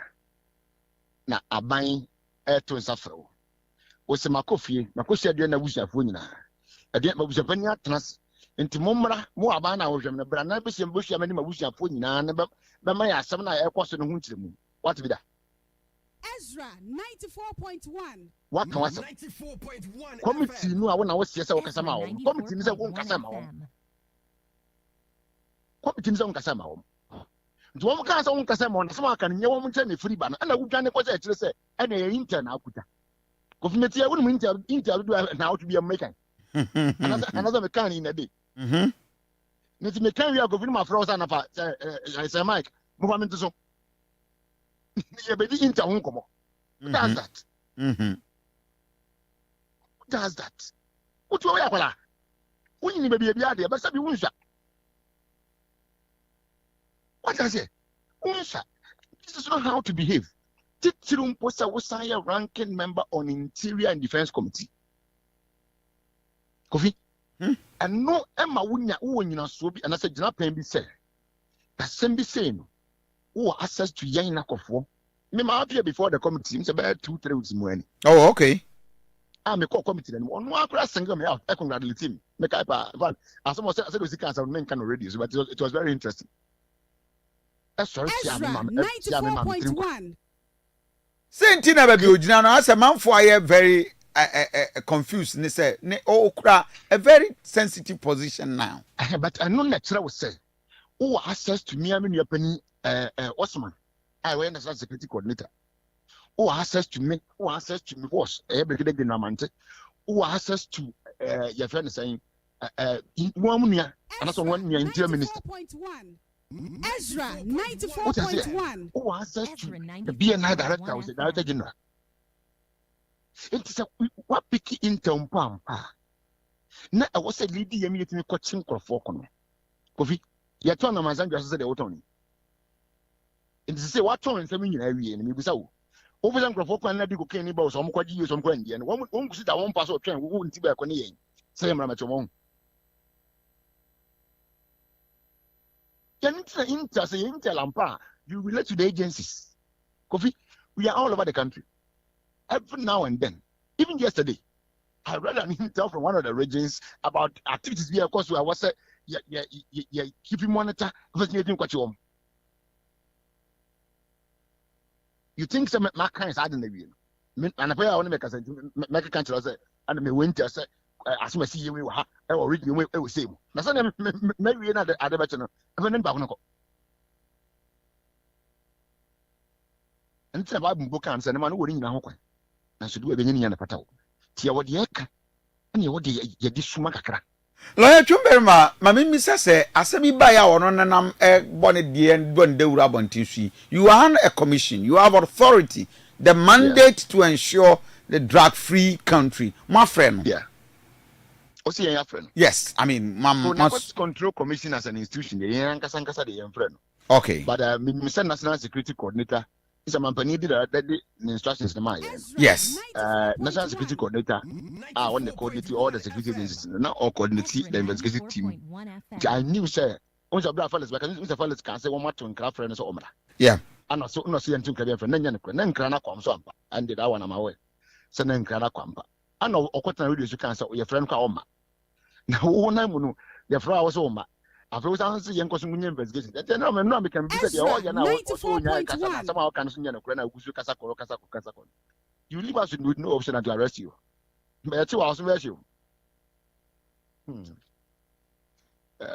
So, what prevent us from taking that action now? Having him officially arrested? Nothing prevents us. Nothing prevents us. But such a today, but we got to do the one. Into so often, Paco's are over here. Oshia, we number to go.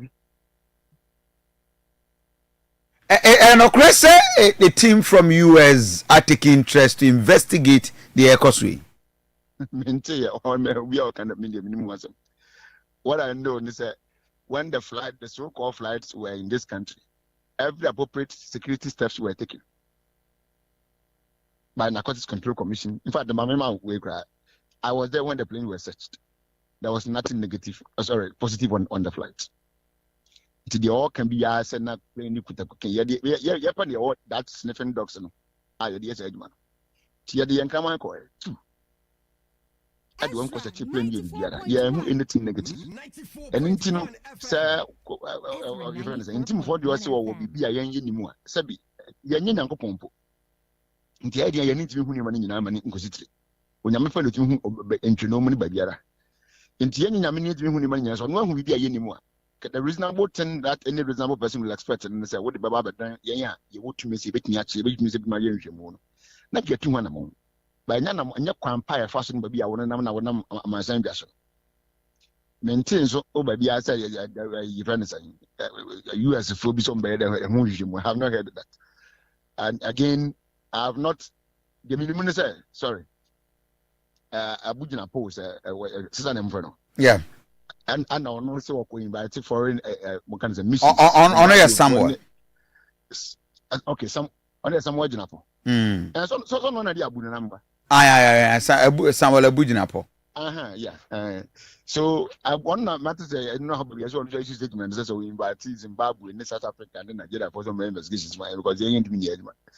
But I'm collaborate with the answer. But lawyer may share the rate at which in less than 3 months you made a comment so not a cost in the previous government but not shelter or hiding. But are you not just surprised how these things are occurring and the allegation say there's no smoke without fire? No, I'm not. What is it? That continual report of drag, counterfeit, fake currency, are you not worried? Hold on. I'm not worried. That tells you that we are working. Nigerian Ghana make that one. If you be a what Ghana, a down or one, if you are African, I wouldn't be. I see. Wouldn't be. Sikana one way at 10 years. That didn't quite pick it records. Then we actually 3 good cars in Epic. Our whole house, 4-bedroom house or so, will be empty for. Say if you need my or the yarn, it's a one strong cooking. Hey, was it? And what did you go about you say more chroma? Ayo, me resume a Juma Fiada. Make you other so and your coaches are branded. Ezra 94.1. What? I must say, not no one in T for the Natikuma. I didn't mention Kofi. Maybe so, Bobra. It wouldn't matter do I would take it to build one house. And easy, senior. And easy. And to be a dime put on 9. Oh, he had you own a whole estate in his name. Over there or started man and none of her. Not at all. I didn't tell you the answer.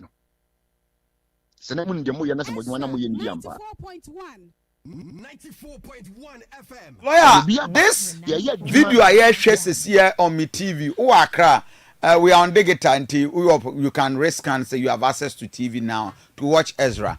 My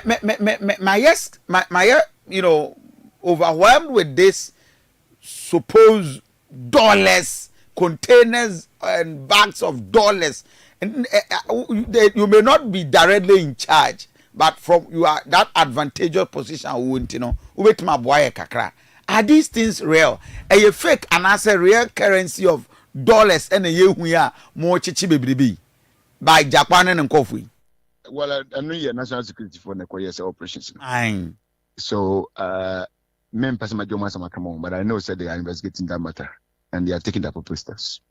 Hey. Adiana be a who. But and na ye be box so asi. Enti ni nyina wo Ghana ha de. Ahento nsa wo so and say wo hwese bi tire no a. Na eyade a na abewuram de da na se na wo mu an to na aban na kwa ye ba. Yeah. But ni nyina no we na me bisa se na akufo ado ne ba omi aban na ye omoduma yi a. Wo fese ka sa de ye ye ba ya be kuma chi ye no. An ne ke ba ba chi ana. An kan ne ke ba ba chi Kofi. Enye ne ke ba chi. So what I say, but what customer no? I mean, when you find a person couldn't have it. Net as anybody answer for because the money be one. We be one tears and we just be talking from his stomach. But what you see now follow me, I'm going to say, the money be a can. And then my yen, you buy any across the fruit, be there with your one thing. Number two, number one, young woman. But what me and fat, I didn't sit where I ever be other. Kofi. Any but yeah, maybe a tea. Yes, cocaine and coyebi. Yeah, British national be na and you can somewhere with this one is just by the way. Ezra 94.1 cannabis or heroin. One of them, I think it's cannabis. I know what if I will be more Ghana and yet no airport. Honestly, this is no say. But now to me, moves being in them some of your channel. What them? British national. Oba hey. Are you? Indeed, your chain no. I'm said, I moment na court. One of them the lawyer, a friend, in or Kasa, I'm going to say, you have called the wrong number. Go to court and defend your client. Say, Jabe, can you Munsi Joshua? Kofi, me, the opposite, but there's one can answer. Catch it. Namu go defend them our court. Wow. Because what I want, the point I'm trying, this is just by the way, but the point I'm trying to establish here is, so far as you are concerned, as a minute to Ezra 94.1. Yeah, Minister Director General, me and the deputy, I dream for Minister Yafa. Yeah, two. The law must work. Yeah, two. So far on your two, yeah, and why would you do it? Well, I wish you all the best, but Mr. Ramo.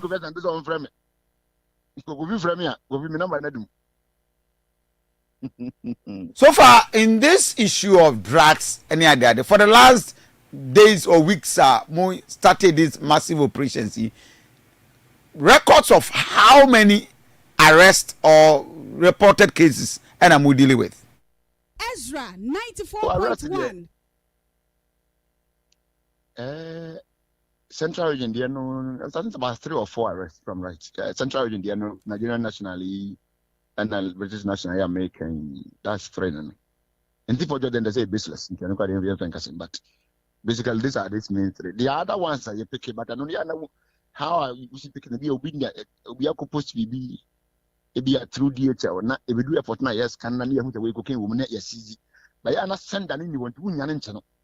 Aha, you was any one getting the new kind and you didn't like you almost 10 crab, but no, you are a winner suspect because what could pursue it. You might be opposed to Kumasi.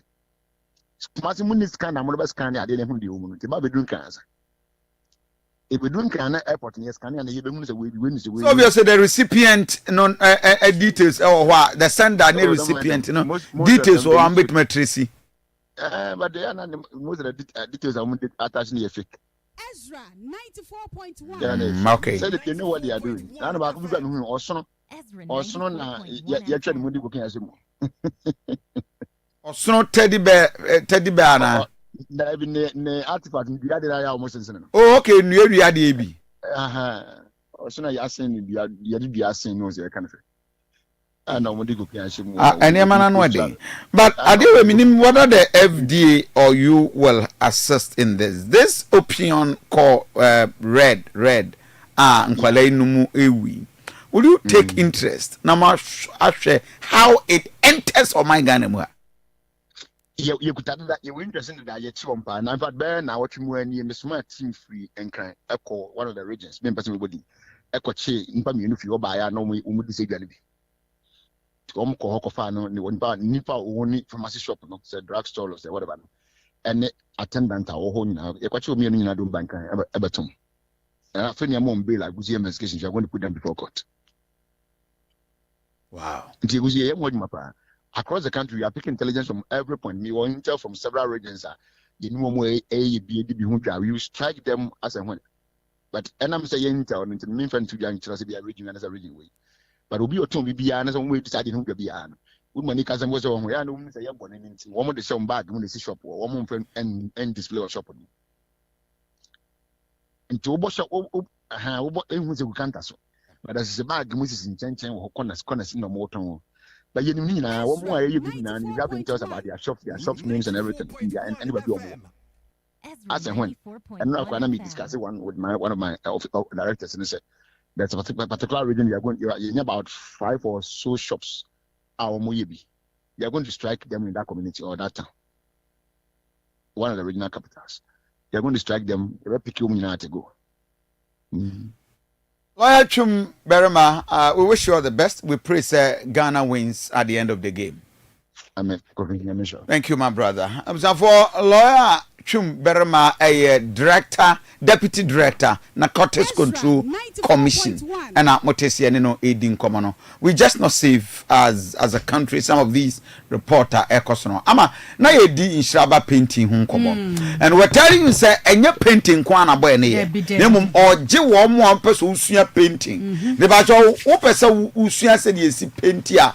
Well, say what na person you painting man school commercial and industrial painting o down fence wall ne dan ankasa no efom ni nyina fofuru ma ho ebebubu wo chemicals o di treaty ono aton paint ni bi ente bia wo de umpe painting but o pese o top paint ni bia nhiraba painting works but na wan so pese usua se de esi e paint a on news ka kakrebu e chese ono a kyerɛw na mo watumi ehu pacho friend number no 0554 818 900 enra na o ka se nkofo number no e kontem e bobo number no tentem do radio number e bon e beto e boss aboma ma nti pacho e di e bodo ba mi ensa no ti sa fa biem 0554 81 89 00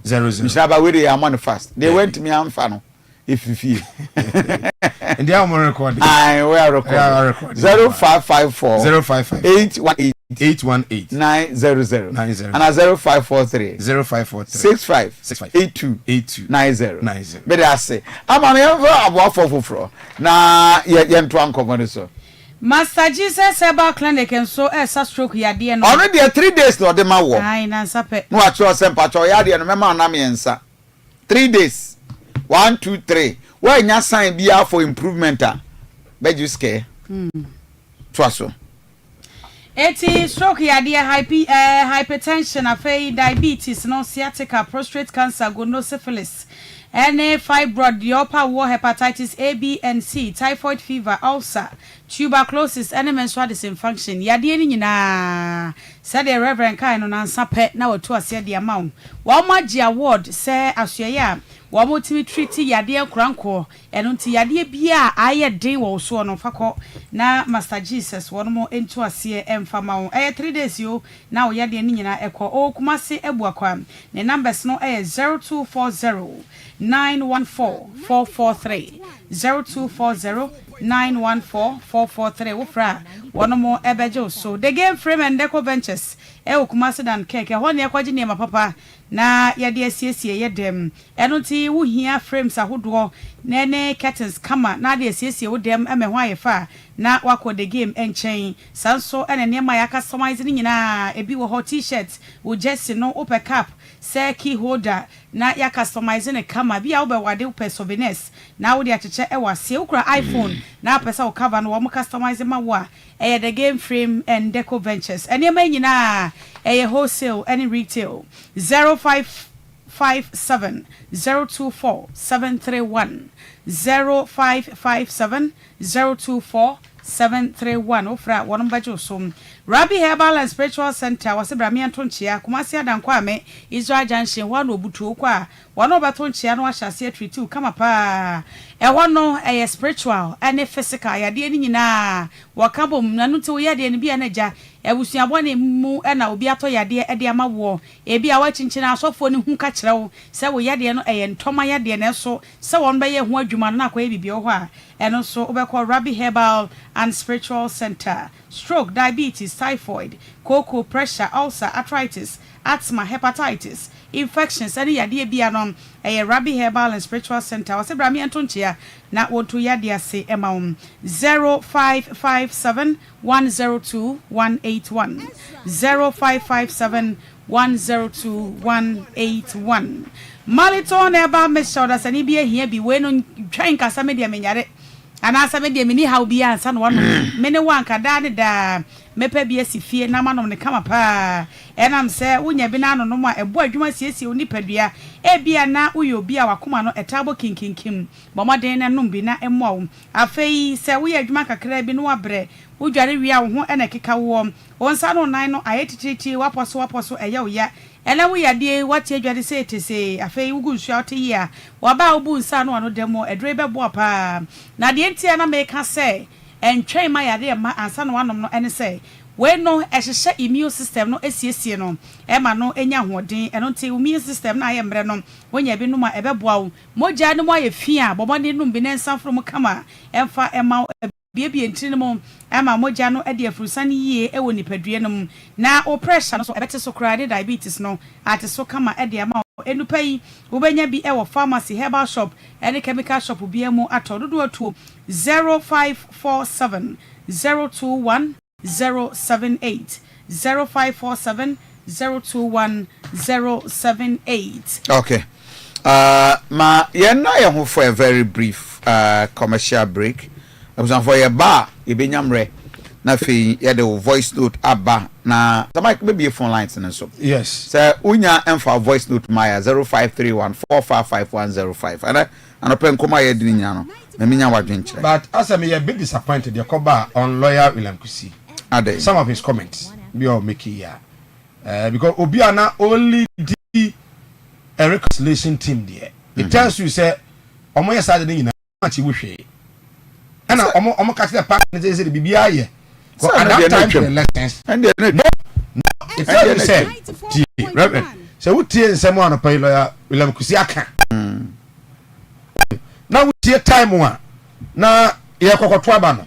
Also, I'm the doctor Baumia Bombisan. That is very serious. And from a secretary of reconciliation team, Dr. Baumia was the reason why MPP lost. And he said it. Saying, sir, Chamaun to Mimo, STG, that report, no, to favor Dr. Baumia and his. No, I was not expecting that from him. Oh, no. A secretary to a reconciliation team in the Asante region saying this after elections. Reverend, that is serious. Very, very serious. And so that means that your elections are anything saying. All those are not fair to Canada Japan. I know they will be any. So they were not fair to Canada Japan. But I wasn't expecting this from them. It's just about 12 minutes past 8. Hi, Ezra TV, Ezra Radio. Good morning, Anopay. We're feeding on Costa here. Send the comma unibina on share Facebook page, Ezra Radio. Facebook page, Ezra Radio. Makoma, environment me and Reverend. Too bad. Over 16 years. Yes. We say no pana can say. We are teaching. Yes. So like and Kwala bano. One kwala boni o. We say kwala do form 2. Form 3 omo na body bi mu. Na omo high dan e wo community hall. Enti kwala be 10 or 6. No imagine one bedroom. Yeah. Omo tompesim. Ato stuffing chairs. Omo to fridge. Tony BBS. No, quality team SSM. The woo for him say. We ban school now our body no. But to me we fair na the quality na say that you dey we ma body na ye ko dining. Ma ye ko prep. Na kwala ni twiso. Reverend Sir Mike, we a teacher for. Mon kan kire. Hey! So this akola has lost it. but Reverend Unim ade ba ko ne se ma men ka no sei baby out bia na be hu se secondary school ho ba out hu se school fo nkwala no ta twam awia bia be no pa be 11 e ko hu so ta twam pa no wo ye awfo ana uti mi are very careful menti ase sa nkwala no ho omo bag nkitinkiti bi se som ko ho omo small bags bi dodo anu scissors 94.1 knives asishim oh na me de me car FS school ni a me masia no after 10 se masia no waye ka oba krom peke no Emma getting to work na kola ne bie me car no gram adai esi dwane ye nko timi gate kura adai se ma che no de ne ko school ko timi gate e fira me se me biu last time omo che school fo nkola mi no se ba ko ne ba ko girl ho omo bie ba ko ba di mu no reverend knife scissors saba ngete na se on ko no school ba wo saba ngene fa nko school ba na mo de ko school boys no kete bi na se so mo ko ho enti ye tene se enkola ne de dodo no ano ekosua all these things with school dodo no a se oba fam wana aso ye na wa engage no seniors bi mo sa kaka ne ba ho so no na wa sei ana wo fo bebre so ho a beble mo because omo ma schools no mo mebu sasa me ba no se na ne ma siko obi a busy man business but ube ye busy man business na wie ube bo akokora brewa ube nya sika but no wa nya ba ube nya sika pa but e ba pa de ba no wa nya bi inde japade ye nyina no nyo bi obetumi aye responsible a obehe kira ma enkola na very very stubborn and I know no ya say ya ma ba enti teacher ni no baby o tekwa na bi ofa totro na akufie nkola le mu kwa no eden offer and I am very careful because one obekwa akoya akwala na de bi na akwala na abebo no 94.1 minimum akwala on it madam classroom engage with me bo asum to school mo 94.1 inedi oh nti reverend kwala ne mo ye no na omo colleagues no so ka ho na we nyina si o hwe kwala na colleagues no me odito ne ko classroom ho no na other students no enti ada no obi anya fast anko report to ama teacher ni bi say asimasi the two about classroom they sell themselves ebe bo no but they okay anka teacher ni no enyi do beka no empie and yen educating kola no so say who your student na otia no pay ya say who sade obi your classroom no enya fa kire nwa na ko report no go tie girl no scenario ne your account of the buy ya anya 10 minutes ade o omo di kan ye we tuo no no de asa pen mu wo so we ya baba ne sere botum ana we ne se ode pen we be same no wato no de aba obi no wato no de aba obi sa no di kan ye ya o classroom was ada no man go report ama obi ono no ba bi no enei na ne frɛ wo se no no pane ne bra ko no ne bra ne se omo be be kan radio so na so be kan manate but doctors ndakas na ni ne mi no de ehun na de bio na de me ya ne se omo se esi nyina no abrante no a wodi se wodi sem no yeah na bu se papa bi ansi ho omo se ne nana se ne ma me ne papa obi ansi ho minu so ma wodi a obi a ma ho eye ne nana and school authorities no am na ba ho omo ka nyina obi anfi omo oh bibi se ya wo ba ne de okodam ana we pese okodam dem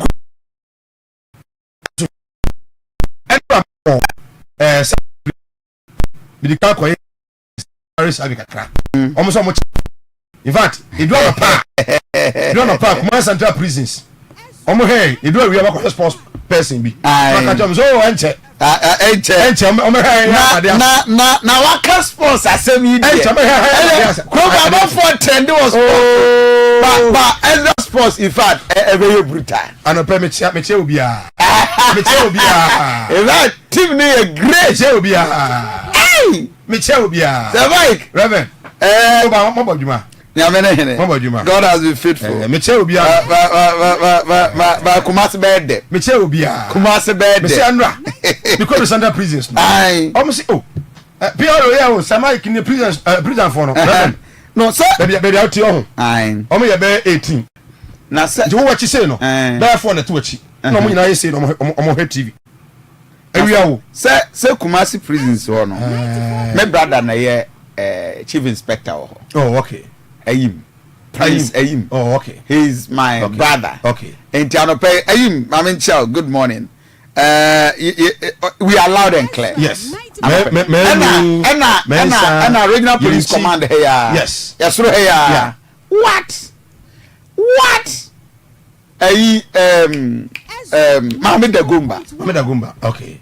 Mame Dagumba. Oh, you police. Your friend Mame Dagumba. Oh, okay. Or a guide. And one of them, your motor riders. Reverend, what you say? Sa kare fonta do yusu no kurum ha no prisons na pam. Oh okay. A prison for almost 100 pages. And I call pam. Omo for sanitary so nyina no prisons omo na pam. No, but many of them are agreed to. Enra idika kwa survey and I think approve aba. Say better be documentary no. Oh okay. Yes.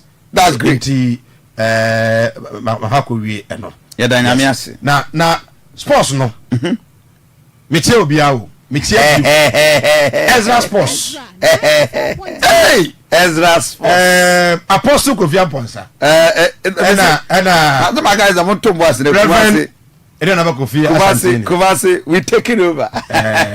We go show them. You are checking the walls of this. Of course, great. I mean, I'm just happy for a lot of. You have no right. Which I have Kofi. Brother, which Ennin Kofi. Which Ennin Kofi.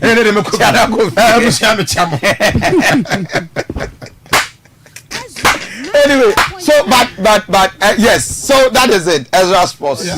Me draw the neighborhood. Na me chair MPP Media Patriots members na me chair rules be mpache man e den ba won share so MPP di mu. Feed Ghana program no man panyini any agriculture minister dey ban. Ye dey adwempa. E be se be na anu die ni bi na sikara ko di nkrofo botom na afri wetre sam. And enuane boy den body emienu 10 cedi by 50 cedi na keka unti. Cha feed Ghana program dey be se sa ban na ni nko ho na Ghana for yam why ne se enuane boy den oyibo boy tin ebehi. Aba Kofi Asante Ennin. What frame teacher constitution make us free aguna we amo asepe ye catch Ghana for no mo ntie ene de ohun adwuma ye man pani da John Domani Mahama o de bra Ghana for mabunu za anya bet ya na ye okada na 77 predi asa ndisi for mpani for mu hwan na be ma ne ba so on ko yesa adwuma no adwuma we sustainable job Ghana ye mo bo papa ya man krofu enu ma dada on san kokon ketenkete ne 24-hour economy dey say o mo nka ho asem kra yenyina yetim kusibedo osame nso mesa mamenchia MP fe no honorable mebisi cancer board one chairman ode no koku apia aka koka meda onye ba ko Asante Reverend good morning kase free Africa interview superb Mohammed Kwabra Asante for journey kase Reverend no am here ibo ti to wadaruma akra am say small boy be born in two school and na ofo bi compress na ofo no could be say see no pegi bia man no sika omni be ye so mbedi e kura ye in eden to adaruma I have to bomb kakra because we say there they say the education minister I'm gonna Asante region that no and I may minister for education there ezen ko me fast edo mo jimute sa anye yi kura na se ho sa anye yi no mo yi o minister na e be ni pare betre fm so afi no mo compete bi say aya na ha adwino na mpani for esremo basa abonse bodi na urume di na ye body. Kofi, good morning. Mbacho 2 p.m. ni o mekasa free Asante Mampong. Baby akie me boss Mayor Honorable Kinzuba one NDC regional chairman na kwesi mamenche o monopoly Dr. Frank Amwako hen regional minister 2 p.m. chiao. Kofi hwe akraya etu aka na nani areho Kofi ese nkraye ko school a ese search o mo bag mu nyina areho hwe se or take class on PA or nye all of the sudden na itu atu hey adia na ekoso ye my Ghana mo. Good morning sir munya pomi ade dem yase ade ache Member Basso, Namicho, Namicasa, Ubojuma, Young Controver, so near Jumapa, Bomaganama, Mincha Regional Minister, Namichana, Nakosiani, Serena Chamwe, Namicha Abasa Mogbo, so offensive incoming MC, Minchana Quasrongus. Nami come and the make catch Ghana for you and said, Sir, friends, you and be said, one for Joe or cocaine in Nasifon, or you cocaine in Nasifon, Ghana for the trouble. Yamunjas had Yamano. Mudi yao baka sache because 4 years na NDC ba be dia konyan so nti se mudi yao sa na kasa dia of Ghana for so sebi yeso so no sebi 7 previous albi we chirima yeso ye de dwene nti se wo koka sembia nsem fata Ghana for no so no yeso nim de ni pass tenam de hie ne woni pass tenam ne ye ka ho asemo na koke se free aluple ho na eba no sa propaganda ne ntro no de Ghana for ya pass ha de no nti ya Reverend Kofi Asante, Pacha ma watching woni wabeja fo nyina. Na hu say no Asante memo ha say electricity say dey see no. Me dem adwen tren say nka yenya ne say the galamsey ase prosi ni a wache ho bia no yemfa mo no. Yemfa wo from ra. Anya sa Asante legend tembia na bidin kugu e wo nkani asem mu. Banyefo no me no say politics no mo dey. Me chiaopi woni abeja fo nyina. Reverend, aseme de areho pa so ba eko school eja ne kwan wanko ya basa bia wanko diboni bia wampie anko baabi na wanya ne kwanhia what school them and assign we kase ya tono ye nyanko pon ma time obo I'm in charge, Sir John. Sir Mike, we said that crop me channel pa, Sir Mike. I can't that crop me can say, we shut the Reverend MPP for the Kuja Moya now. Ladies are some person more tenning and a 5 Nikochi baby. We have Mahama Chicha, you live in Mahama Rajan, the money Mama. No matter how Kofana cookie, and I said you will be the cookie bagana or the free Canada and our bagana. Now, cookie, we are free hard to crowd. At the America near the other. Now, not proper free Canada at the Betragana. Now, the bed. And the Ghana for more people for near Mano, Kikan to Minamuchi. Reverend Kofi Asante, good morning. Casa Sumgen Kao. Anope Metia Mura, John Dramani, my baby of Yanyamin Cano. Onyame man nyansa ministers ni na nyansa no mumfa nyansa ne mbo my Ghana na my Ghana be grave commando ne kasa me kasa fra homa so high tension on se MPP ni no ne kasa esisi a Kofi ma men ka no kranchira o play nye play fa Dr. Bamuru Baomi a ye de ni ba Ghana fo anim almost 4 times 5 times kanya do mbeto abama no omo pomfa Canada Japan enfambra no fambe kaho enya de ombetu abama no onu de nti omo ntu abama no aban na omo de omo ko folifoli ye MPP aban na Kufuado die nimu de omo ko ye 2016 no aban na ndi nukura magana fo aban na anye nia magana fo ni aso. Reverend Pacho, Mama, good morning. Me family Reverend Kusi. Na yamishira pa no ejuma Obo or Ezra TV. Yamishira pa onesema. Na lawyer kuma udi die. Asema appear study can no correct. Because we lawyer na obi ambe a reconciliation no nsema awake kan. Enya de beboa MPP party no. Inti no so de kan na ba omi an miensa na obeko. Nya de kan de Gapon bit me understand a win. Inti miensa na omi already say 89 and this is obeko. No ma abane the following 2032 so say. Inti ni se no kan de me into esa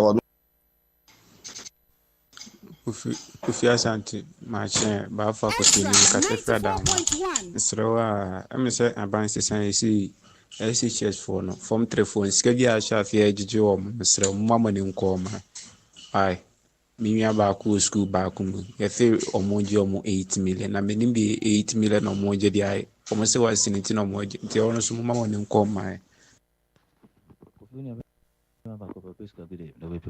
Kofi nti no kwere nyankopon nim dem pa na NDC for DC aba kokain. Kofi na NDC ni a wo interview ni hwe enim kwasi obegu ne ho. Ese na MPP yen kata kokain so.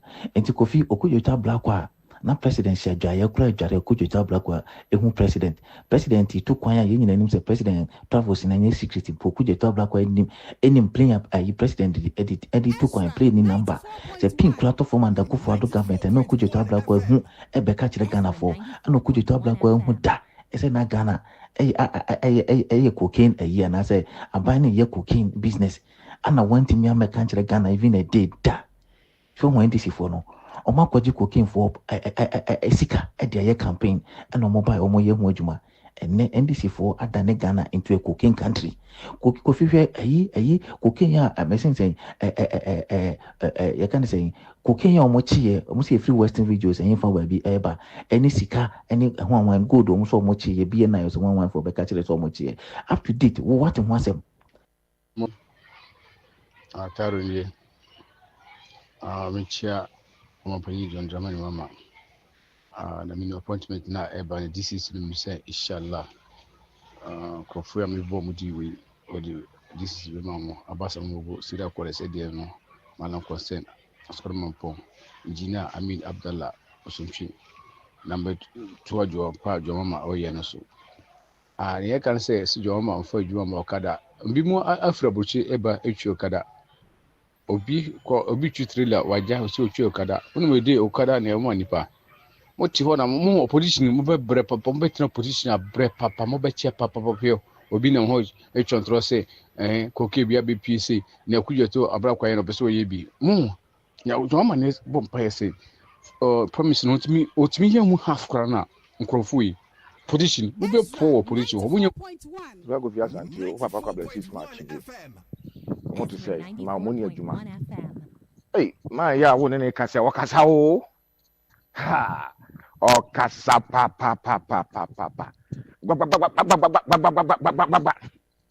me se amama mu no ko na wieye ne ye nya information bia se de o kan ye ya o kan ye you know ebi wura o mu a me se Ghana ye ni ti o ye me se betete wo mo ne ya prepra mo mako ye ni ti enkura na omo no sa ne ma no mo na be kunkum omo na be kunkum omo enkura na omo no sa ne ma no omo na be kunkum omo to ndi Reverend Kofi Asante, good morning.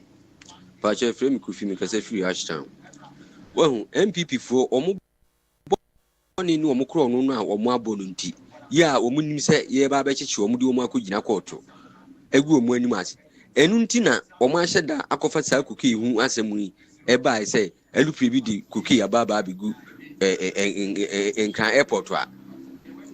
Enso oni adanse bia ni nyina ye ntro prime work e no mo ye se be ya omo di sansem we nyina be katakata omo boni a omo aye ye no enti na omo ye saade no na enya de e befa emfa da ye ni brabre no wahu Ghana se omo anhwe yie na omo amma nkrofo we annam ye mpanyimfo dwo mama wo omo amma nkrofo ye annam atoni genu a wontie omo nya ward na omo animre na sankrofo we MPP fo dream omo adi omo we abo omo kro no omo mfo omo nkogina se ni bia na emnyeli omo ye nya de e be dwa omo enti na omo akofa sa kuke hu nsem ba bi twitwa atwam Ezra 94.1 Right, Samson for Yakoya Samba. This is about 32 minutes past 8.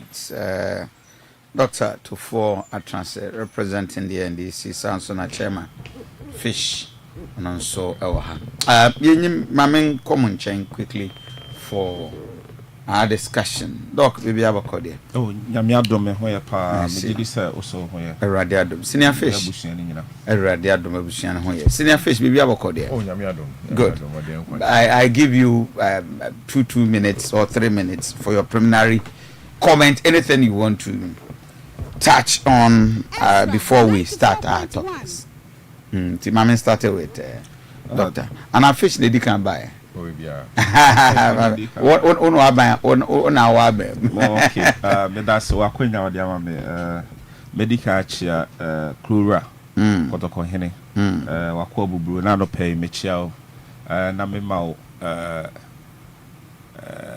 apomuden me we show apomuden ne kwatente ne senia obu asanteman wama asanteman mu adwono yewura na no pemechia macha his excellency John Dramani Mahama o jumapa ene adwempa o de abaso de bu o my Ghana afi regional minister so na no pay so mechia o so babu na waba na wama amanyo samaya akono na o di babu ne nu mama ye de Ghana si kwan pa no so tina no pay so mechia and then the person me kakra person me te ho ye me ba na we interview national security narcotic commission control, deputy director about red no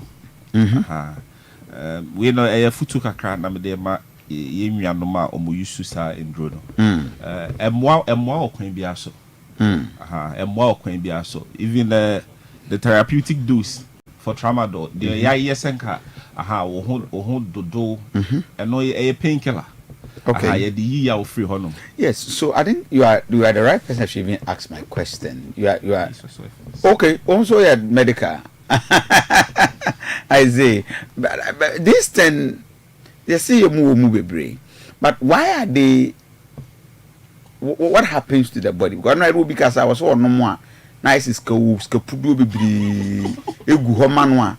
And the guy was just so happy, said, no man nice is gu and he feels so happy. Yes. You can't opioid now. Because all cocaine or the same group. Okay. The cocaine is one might say the whiskey gu or no na or painkillers on the boss. Oh. And the attitude so nti the attitude so aba form na yes ye betimi dia mani pa amana no ma ebe yi ne ya afiri ho no ebi ne tramadol ya yedomi nanso no kra no abodie mu nyasahwa pe am ye hunu se ye wo dodo a obetimi anom. Okay. Dodo a obetimi anom because onombro ne dodo no so a afa enye painkiller biem. Oh, okay. Better than another agent na ye ne say you know bu ano hallucinate. I say who no my bo so na fi euphoria bi ani GS runku bi. Okay. E dey abasi say enye so uska bebre ayu say ne obi ka say e na ye ne so uska bebre so uska guo or heaven also uska bebre gu ni bag him. Oh yeah no ka even with the normal dose na dey manage pain no and no cry no one side effect no say you monitor the man near monitor normal ye say bia onuma bitima ma ye matim and no kind normal one e bo it me cause respiratory distress. I go to police station accountants were feel after the untimi home we ne ye say we free painkiller tibiam. Okay.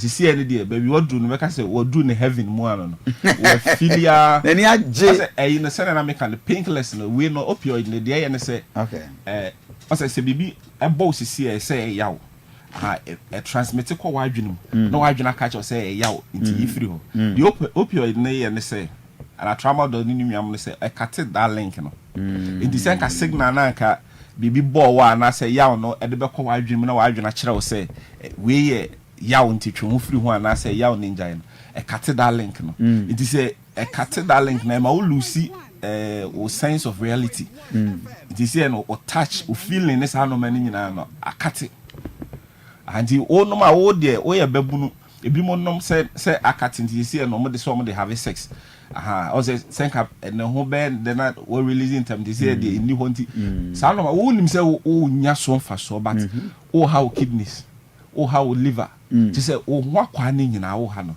nti mesre say ye pe da chinye na say ye pese ye da chin ye fa enye normal way ene e say de because the senior issue with TV so nti adwene be pa mmerebe na obenya no de akodwene ono akra na brabo ho no hunu say say ekoyi na say nkoyi ono do hia na say we will free stage we ma we didn't fuse you know say person sa akomu bi okay nti say obetena se no adwene na brabo ho pa na wetimenya mpuncho bi na brabo mu de eni ho de bia no pese that stage no no asenya o feeling na de bia sa nti mestre mabunu a yewo Ghana ne mabunu e wa Asante mem nti na me the past interior minister by in the last week ya wa hye say ye dismantle thinker you crowd and can be taking a step further say house is a war around or maboama ye do mu fie animu no mu fie sisi esa fie wo ha tonton sa no ma no animu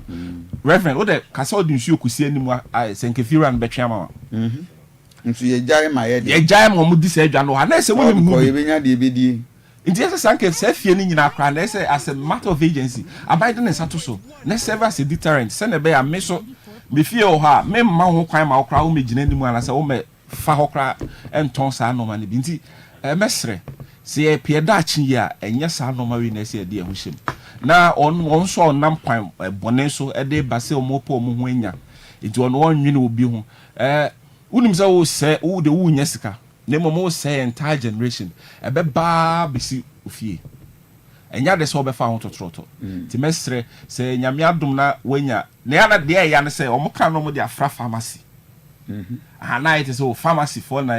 There is a difference between pharmacy and a chemical shop. And senior, one a pharmacist bien wa may make a pharmacist, a trained pharmacist bien wa be indulging in such criminalities. Sana make I say nipali nim difference no. Kura say the nindo good table so friend doctor. The kura was so na pampa. Doctor beto ndo mampa. Fans omo gene kura so kura no. E chen. Enunti na make am say nti omo nim hu nim dia omo be wura mu no. Ono de omo fa ne say eye. Because one thing about pharmacy is aside say treating nipa no. Sikasem so e kan ho. Nti say wa ma nipa no apomuden ne hwe no when you ankoso bebre na sikasem no nko na abeya and na be involved in but meet my kind sisu bia say sisu dia say a trained pharmacist pa bia no ha obe indulging so e dey fie bia mensa but pharmacist dey na ya na the other chemical shops na no ya pharma and obi atimi kwajibe no ono no hu ni say business avenue kwa obefa so betimi enyeska and no di disagreement nti me sere na ye tufo e me national security ne narcotic control police obi ye chewa FDA omunyina ye so omo ye chewa ye mfa ho encho na nso me tufo say dwene o mine dachi ene ye mabuna ye tete wo mo no omo ya me nim se ene me ba betena ha adum bi na epue na neso metia say na me condom red and I say me yes ha you are not here ka reverend no ma me kwan ma me metia not at all anti mesre se babunu bi a wo hwe babunu bi a wutie na emfa sa no ma ni siwani so se ne be a wo dachi ebetimi ayefe chama fish me that's it your preliminary comment I me chia me panyfo a ATM ne ATF nyina senia menia kuma ekan no kura ebuemu ase echia wo di nidi se fata e de mawo na won kwaso me chia so constituency man so krama me ba me chia so constituency panyfo e ho nyina me sha say free doctor nani doctor Erin Few echia pa no pay abichia former MP Honorable Kennedy Kankam Sambichia the current MP Honorable Dr. Stephen Amwa Sampanyufui na asoso so nhyia so constituency mu ama ya bedru ba bia yewe mechia delegates coordinators ene constituency executives nyina anopa idea topic no I think say many adam akoma so pa na minua no aka no say ye inuboni a mrantie enema ba wo Ghana ha ateguso a omo say omo nipadua ene omo adwene it's rather unfortunate say ofre national control narcotics control board deputy director that obey politics we are politician position be on the man you have to set politics aside and address the situation as a professional. You see, I say BB koso o maimwa ubia pe trend business and your money na o my ben na o display cocaine na o match wo TV so ni social media ye ka cocaine dealers spy we asia oko South America honom Mexico, Colombia nominate those places cocaine deals ne other drug deals are question no nye bi ni so how many opa kwose obi kwa ko hu cocaine ewo social media say omo display ewo ya enso ene Ghana narcotic control board for national security for display cocaine social media and they talking about it the way a director Kasai. At the end of the day, no, almost say MPP for na Emma or manage the bonnet drugs. This is very, very unprofessional. Me who be that. America unim a cocaine deals I and so Google see anafe. So be who's America 4 day cocaine about the Google social media, and then we have a director on no bekasa about drugs like the way he talked. It is really, really unprofessional. Ghana kwane because of politics and what we call trending. It's really, really bad. Then remember me so baby or the you know Mranti and Omunya careful. Is he brain damage and yet totally reversible? Who say why you need her? Yeah, the Oko hospital. Yeah, show my talk right now. Why you need some and some mommy see? She said in the first Debbie. I see. And yet totally reversible. And now the feeling I wouldn't know a fake. A fake because I know see church no sa opioids no. Onoma a blockade the pain receptors. Emma won't take yaw. If you more pain no besaba. It is a feeling now when I won't take yaw be a what to so be BSC for a period. At the same time, also now trigger a receptors a mouth feeling good. I relaxed. Now pleasure and so bem. It's the wow TV asino. I didn't know one no. Yaw pa e dey yaw few 3 weeks kwesi na ase on TV. E do feel so body no ye kama. Me ho so na bia na niam enye ekoso body no. Mfaso e wo yaw I friend pain so ne say eno na me hu se bibi e touch ma e wo body no. E di obi wo ho a yi na cortis ni kura fi wo obi wo ho a sorry anopa me no akonom ayi painkiller. Brufen no me diclofenac sa niam no. And money nya the real situation the body no room and no crown no no was akonum sa way na and we blocking it completely. Now as a wrong signal say you are in a state of relaxation which one more no mu TV so which means we relax yes feel it as o hwe ni nipadua na o tumi say ohun ni so oda ho enso ote ho when you get into this stage you are feeding yourself with wrong information. And na ade ba ko ya ya wo ni say o kosa feeling we mu a ne denti no na create what we call addiction. Addiction is say ten be an o san pe bio anom na wasan nya the same feeling unti pain we are relaxed you are enjoying some pleasure bia any real. Addiction no ebeto aso sa very, very difficult for you to come out of addiction. Enye addicted na kan sa no na etumi say mrantie ne mabawa bebre as ya nhwe ni ye na ye nyi politics and free na ya ntake no as it is Ghana ye behwere ye mrantie ni bebre na ne ehunzu ne say sa nipa we no when they get to that stage almost suffer addiction na kwen bi obefa so a ne nsa beka sa product ni bi obefa so why dey na da ho obeba be wi akoton no matter the value. Okay, sebi oko United States of America obi betumi abo window about be just $5 $20 no dey akwa cocaine. My break wahana menye adwuma for the NDC government as part of Omo promise to legalize Okada. Enra, they've outlined the process for the Okada legalization. Be 25 years, and send wait me Okada. You'll be given official yellow number plates.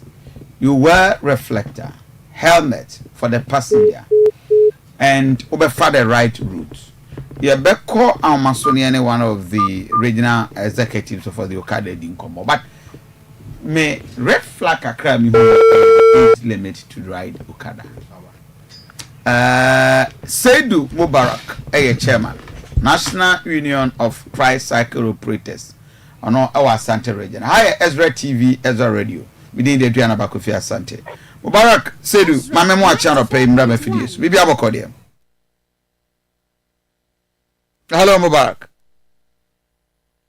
Hello. 94.1. Mubarak, at the same. Ezra 94.1 Okay, Basa, try to work on it for me. My name is Sawotem Nkandia. Mimete unka very clear. Hello, Mubarak. Mubarak, Sawotem Nkan.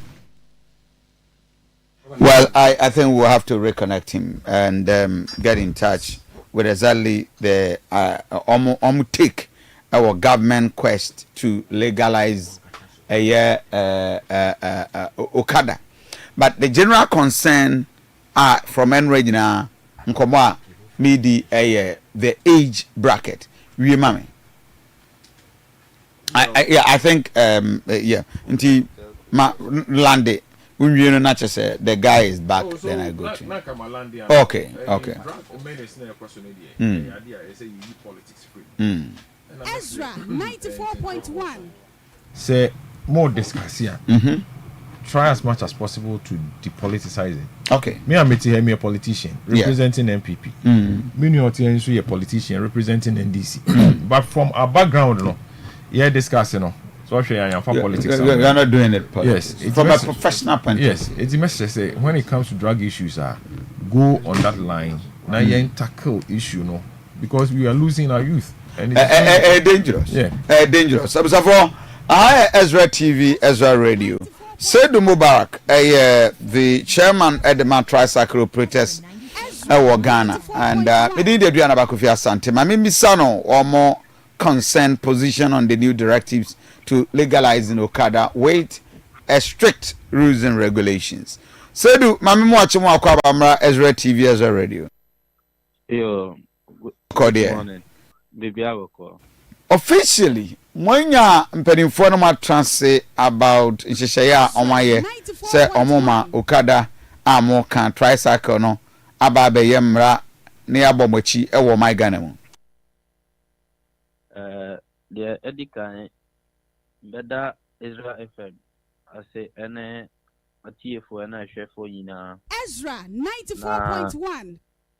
So obi sɛ ye no mo atena ase ana manya mo na meka meeting no ho bi na omode sa nhyehyɛ na ɛbaaye no but the omode baaye no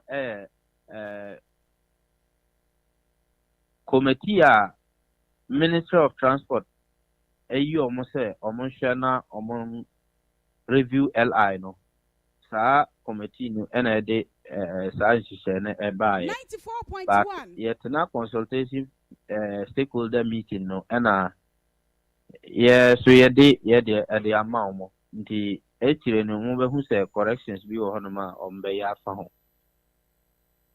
I see. So the enim sisi e wa abonte onte mo correction here say you must be 25 years and sound wetimi aka Okada. Oba wear reflector, obenya helmet for even the passenger. What for the right kwanya obi a enam so de bi. Mo nkonko twa mfimfimfi tafo pankro no kwan so majekwa ni nyina fa enam ba bia. Sa nhyehyɛ we nam no mo agree ana. Yes, sa nhyehyɛ na agree but me make corrections wa ha. Pragia and helmet. Okada for Okada no 9 million no. Na ye pragia de obi an helmet bia. Okada no motorbike. Motorbike. Na pragia no ye tuk de yakata so ne de mode sesa ne ma no. The tricycle no wo mienu ye wo cargo one na wo de fa passengers. Nti cargo one no na ye abobo ya ye yina enim no. But the for passengers no pragia no. Nti laws no ye nhwe so na different and wom say ye yina ye legalization by different entities kwa. Nti minister no ana aban no onim nti nhyehyɛ no totally different. Information na mo de kasa sisi ano the moto 9 million de na mo de kasa. Na abobo ya na fa ne ma no so eno so yese ende mo nhyɛ helmet. helmet. But Pragia and share helmet. Okay, Pragiana ya cover so no mama share helmet. Yes. Na 25 years. Nkwala ye hu omo kan e bi kura di 14. Mo yo okay. Yes, yeah, okay, because set proposal ni na ye na de buy. But there na ye pese almost say 25 years no. Yeah. Too much MIA. Until come the above 20 years ono na yes I propose ya. Almost say ombe kwa na omo dia final one na be. I see. And but be a concern a mo ankasa.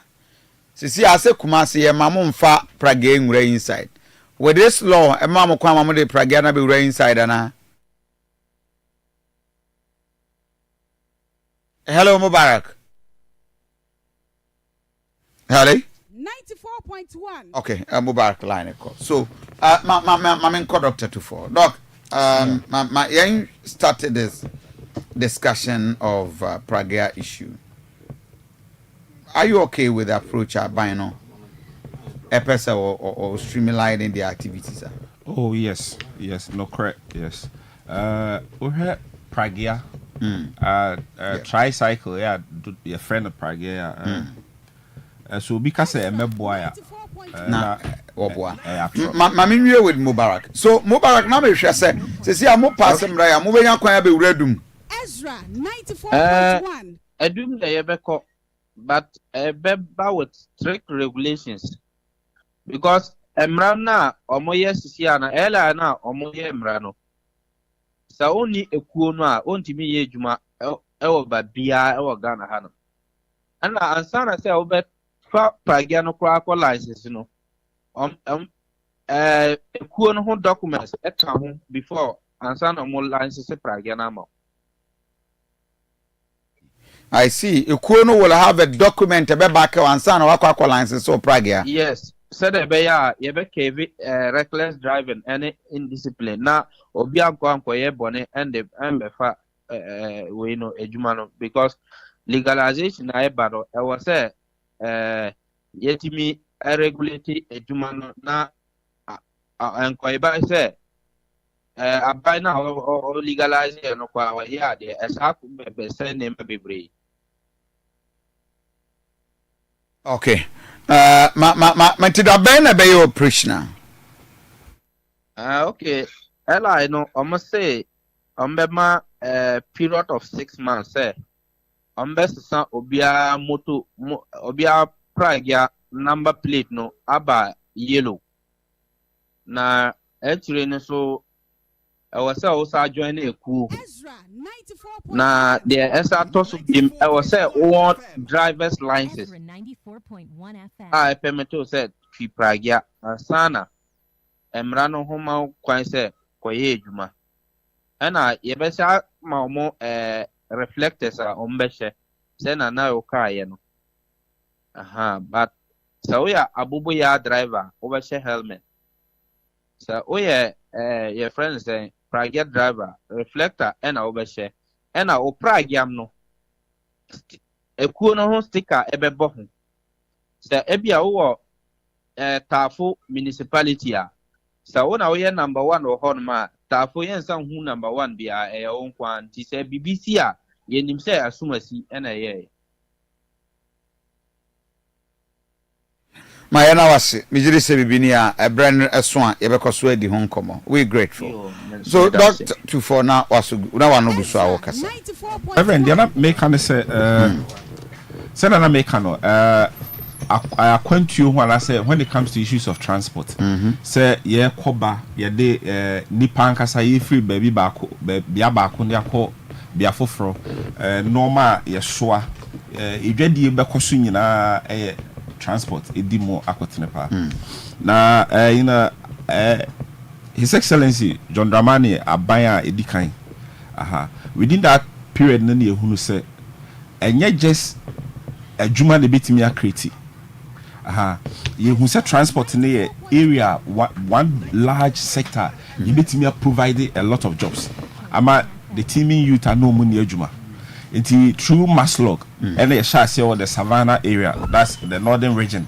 Say Maslog beso so mebununo ase na fe tricycle and their friend Abubu ya la so Kragay na yedi ama mebuna won ni adwuma no na fe waba the transport sector na yehuni say adwuma kese ewo ho na fe so beboa adwadifo beboa temamufo ama omukọ no omobemu akoye no idi ade a ye hyase se ye na oye hyase se ye ya ede mmoa na eba no so no na afi yehunu se ensusanso kakra so ho a eno so emmoa ebi ni se yenya complain se omundi emra so traffic rules no omundi so ebi mo drive recklessly I don't just say recklessly omo just say kwan omo fa so omutwi ade no wo otimi be hye wani mabra and speed bi obekọ no enso na ne refi ne ho say ne ties ye miensa edi sa no mane nyina ka ho na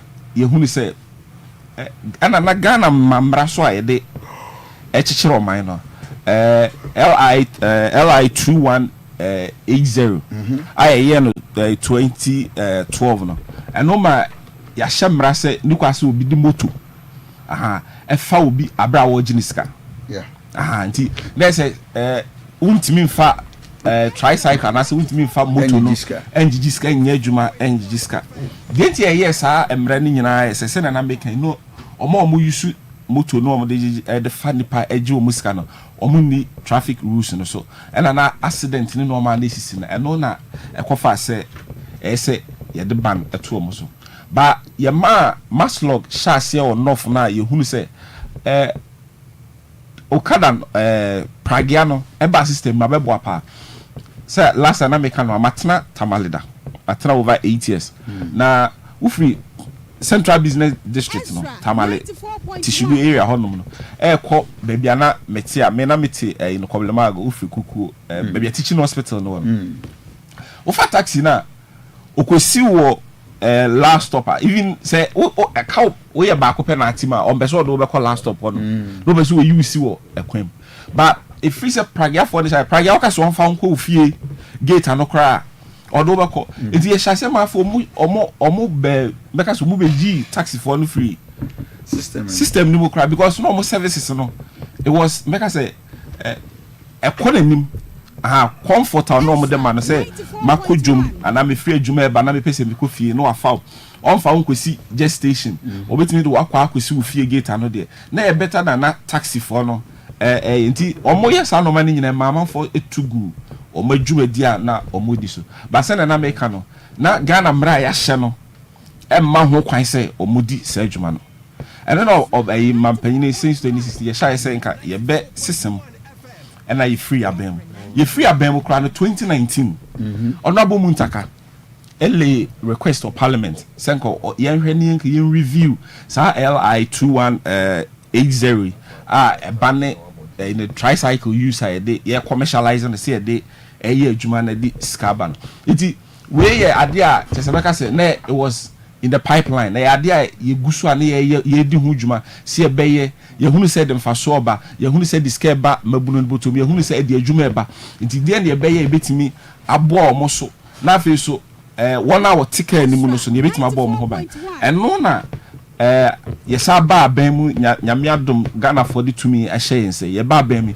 ye hunu say ne ye entrance ni review law no ne hunu kwan a rider de ono utwi abobo ya na se okada no ono no safe na fi passenger ono so tim no so eno so safe eno na minister take committee say omo hwe no omo draft bibi eno DVL fo obi o matter GPRT omo nyina by pragiafo e omo mutwi no omo nyina na the whole thing say the catching attention was the age limit no they said a draft.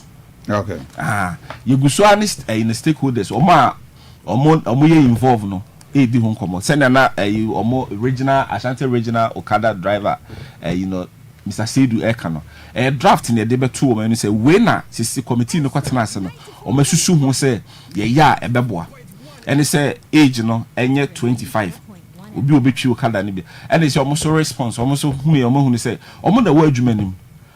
say yete so ba 20 kra na omu ni say bebo ano ye betie na sopem na ya ye ho adwuma se ne be ya omu nso ye metu omano adwane engu na de me de cry say ti say ye ma omu nyina numbers no unique numbers tricycle you know okada na say abobo ya ye ma omu nyina unique numbers a ebe ma ma danso eno ye one na afi so omu ye do omu be fantitiem you see, and they are going to be trained before you be issue riders license somehow no over fantity mo omo be try exams nyina your written one ni oral one nyina e beto to anti ye pese ya formalizing because you hunu say avenue a create employment e di adwuma eba nti ade na e di adwuma eba you see ye Ghana population youth na on dodo na ni adwuma na say your sector bi a e betimi employ nipa na di adwuma beba na di sika beba ye beba na abe two man omanu adwane egu de be any say be formalize that sector no they formalize ya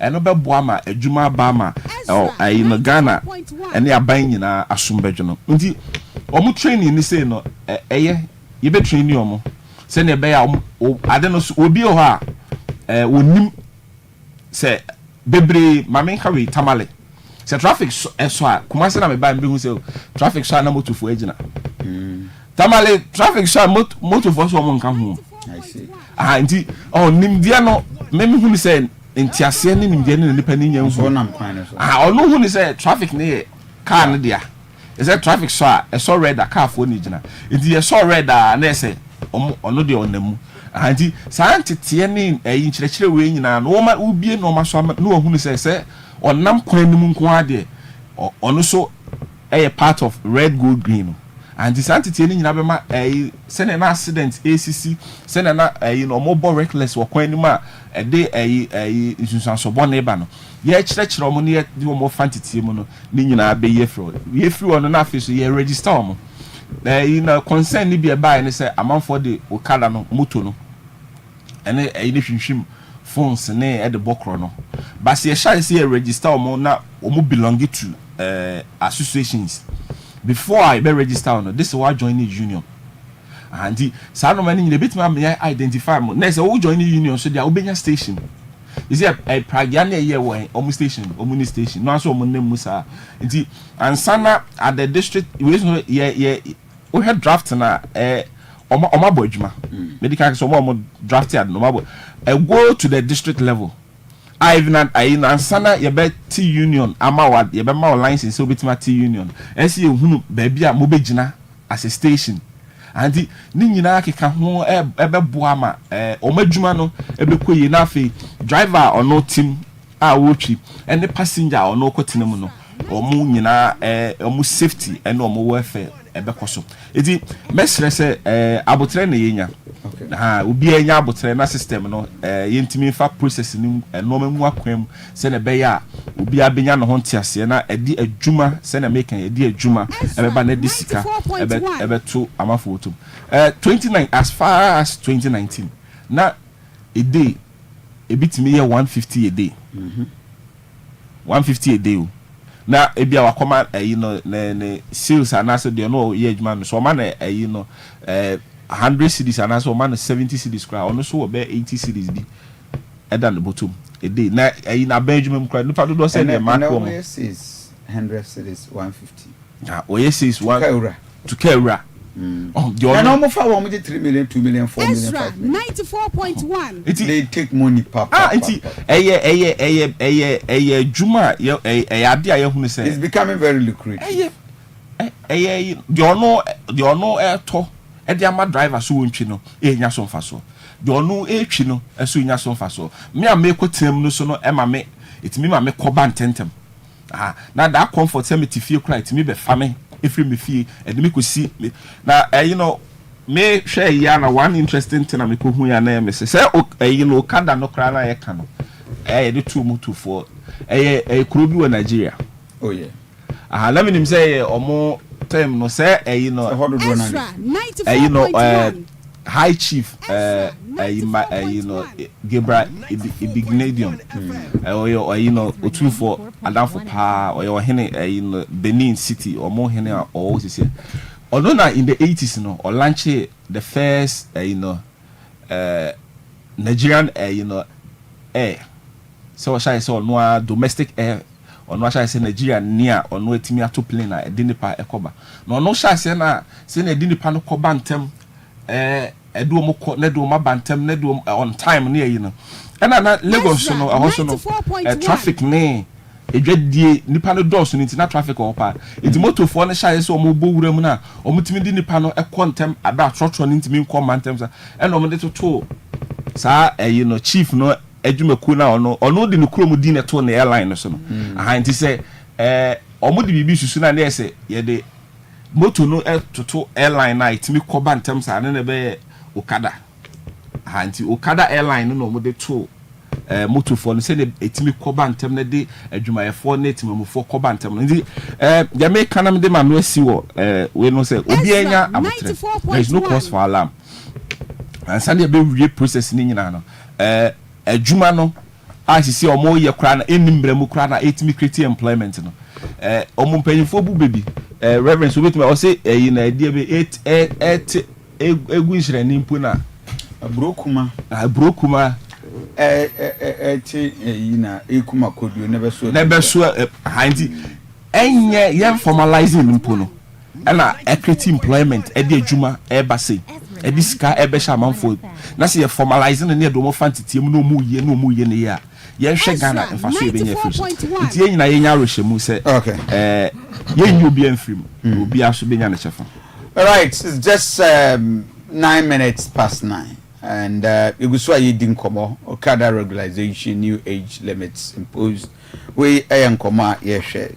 Jama first, my memra on me ba, ma another almost 10 minutes, and you can interrogate the issue. But madam home for a quick commercial break. MCR, my yana home rest here, ya ba, ibinyamre, ne dive into the Okada.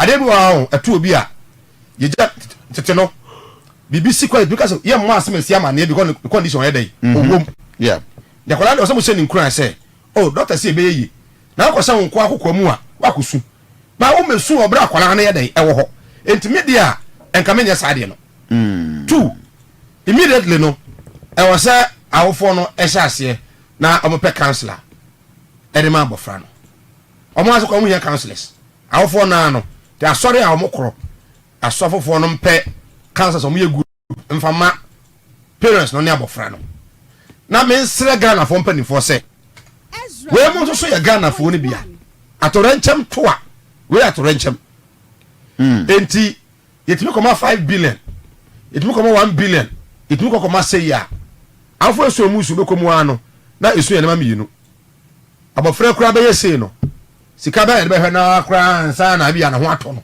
okay tani ni kwa na ehu ade bi wa ne ho kra ba to no benya ho ne kra no sika ba ebe hwe no ndi ensa Ghana for mo mutimi eya adoye no se Ghana ni susu ni wu ono so da sori anopa ko school se na ato no se obi so da sori ya na nija eja to ne shop mo no ebi nie to mo nko na pinaman o mo so nko bo ana ama what will you do if you are the family to this akwale?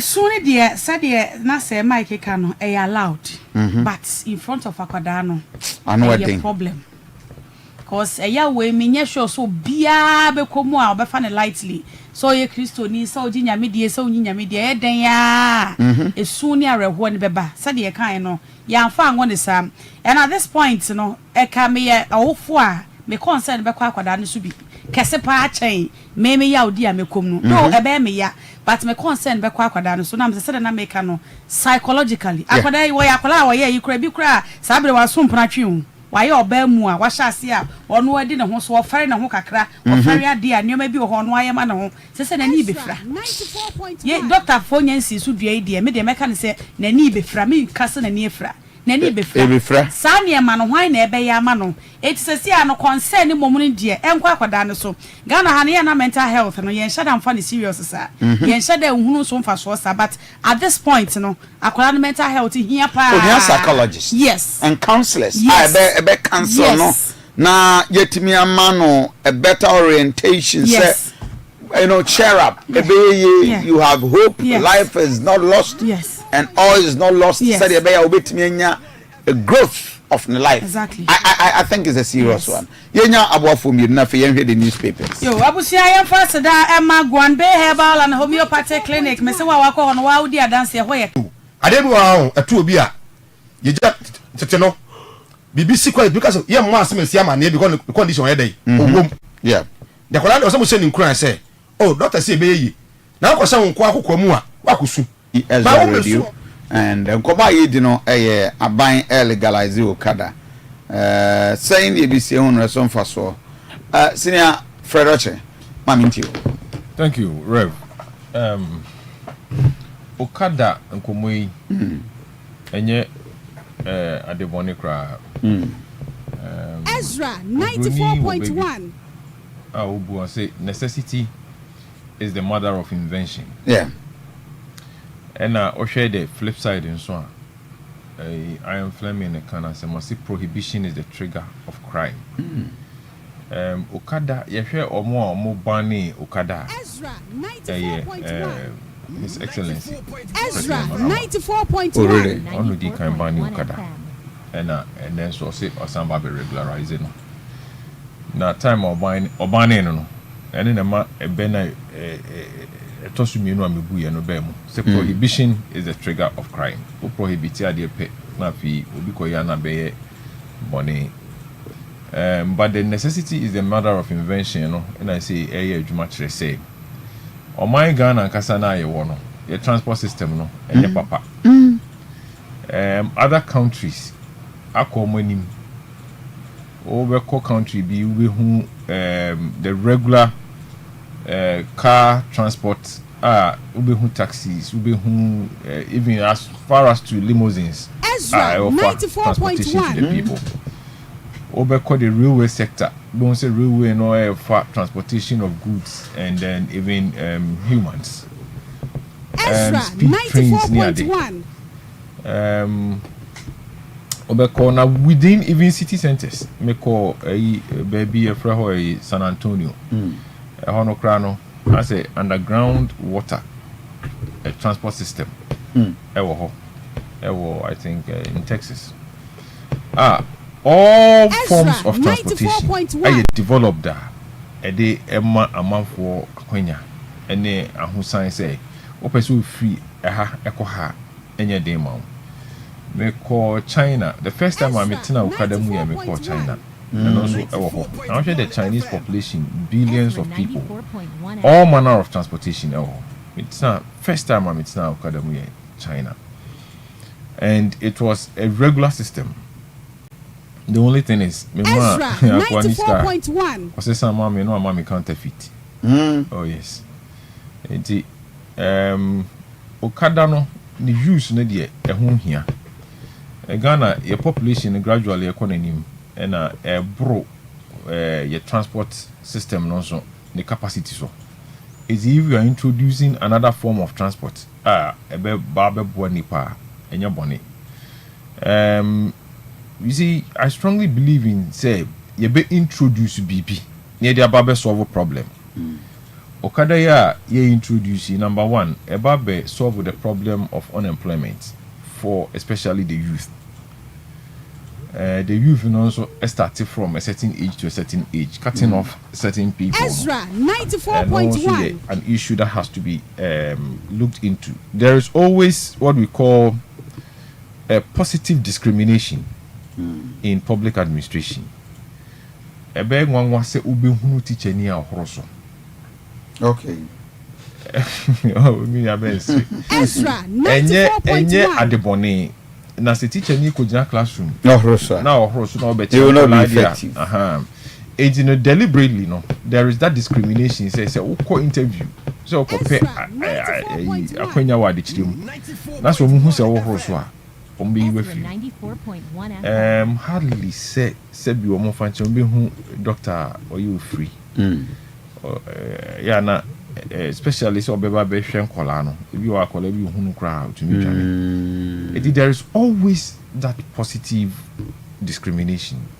Ezra 94.1. Police ni a oyetietietitia soja ni a wapon anaasɛ sɛbe ebia ɔka wɔ mu anaa biribi ɛnyɛ sɛ ɛyɛ bɔne kwan so na mmom adwuma no requirements is such that who certain things around you are to me. Of recent times, the police for no appropriate phone call. Last time, it's another topic. The younger brother may almost say police recruit we call woman Patasia. Aqua, watching be produced. I'm say, wait here, I'm so okay. Aquana or disqualify my brothers with your brother and watching. Can you imagine? Oh, I don't know about police anymore. So the woman the age you know Modia Bremuno 25 years now, they have to look into it and give proper explanation as to why they chose 25. The 25 years. I'm not against that kind of positive discrimination, but if they have to come up with a proper reason as to why they did it. Because say a critique employment for the user and that's a very good reason I won't say be 18 for no a frame a bishop no between my year Jumani. You see, my belief in introducing stuff to solve problems no will also take me to areas like a hen necessary OKATAKYIE Juma. To me, obehwe no be ye no nipa ni nyina beji twi ababigu 94.1. Meanwhile, baby you lack a lot of transport systems ewo oman mu new sites omo tititi new site no se trotro no de omo kwa kosi ebia kru no mfimfin ho wia se obefri eho akọ baby a ono wote no ewo new site no there's no form of public transport. It is a sa OKATAKYIE yade be na say let's look at areas where we need the most. Ezra 94.1 solve our problems na e can no e de ahusan be bring nipa bebre but we no ye jaguma for political expediency. Ghana has always suffered what we call post-harvest losses. And even where we do not have post-harvest losses, no, the high cost of transportation of food from the farmlands, no, and also emeduane bo ding ewo where the people need them. It is can introduce we na ka ye be crafting in such a way say abobo yafo no so amu mu no ye mamu incentive say mo nkoye adwuma in the farming communities mostly na mo fa aduane no emra na emeboa and also will also be solving a problem. But if we are not looking at the thing this way, if we are not looking at the thing this way, that's a for the sake of political promise legalize specific areas if you say the solve problems it will come a long way to bite us problem. You see, makane mapa afa okada ho no. Me mpese ye beyi ye ni afri ade bi so. One last thing I make answer is say who introduce another form of transport. Say me boa nipa. Ade ba ko hu hia ne say esese ne bo no ba fom. Yeah. Ene who ko fa taxi dropping na. Na so obo e bia 50 cedis a. Na so there bi ne boarding. Ofri okada no be ba bo 60 cedis. Enti what new thing, what relief and okada for no e brain nipa no se bia asema me making e bia na nyame na mefro ye anu bi na befro enti me come the people generally it is okada no ye introduce a ye make sure say extra banfa so manipa no wa kwan hodo bebre so na make kan ye hwe new sites na fi ye hwe say ebo no so be ba fom na ye hwe abobo yafo no so be call the farmlands e dey akwa board the transportation of food and agricultural produce to the mainland.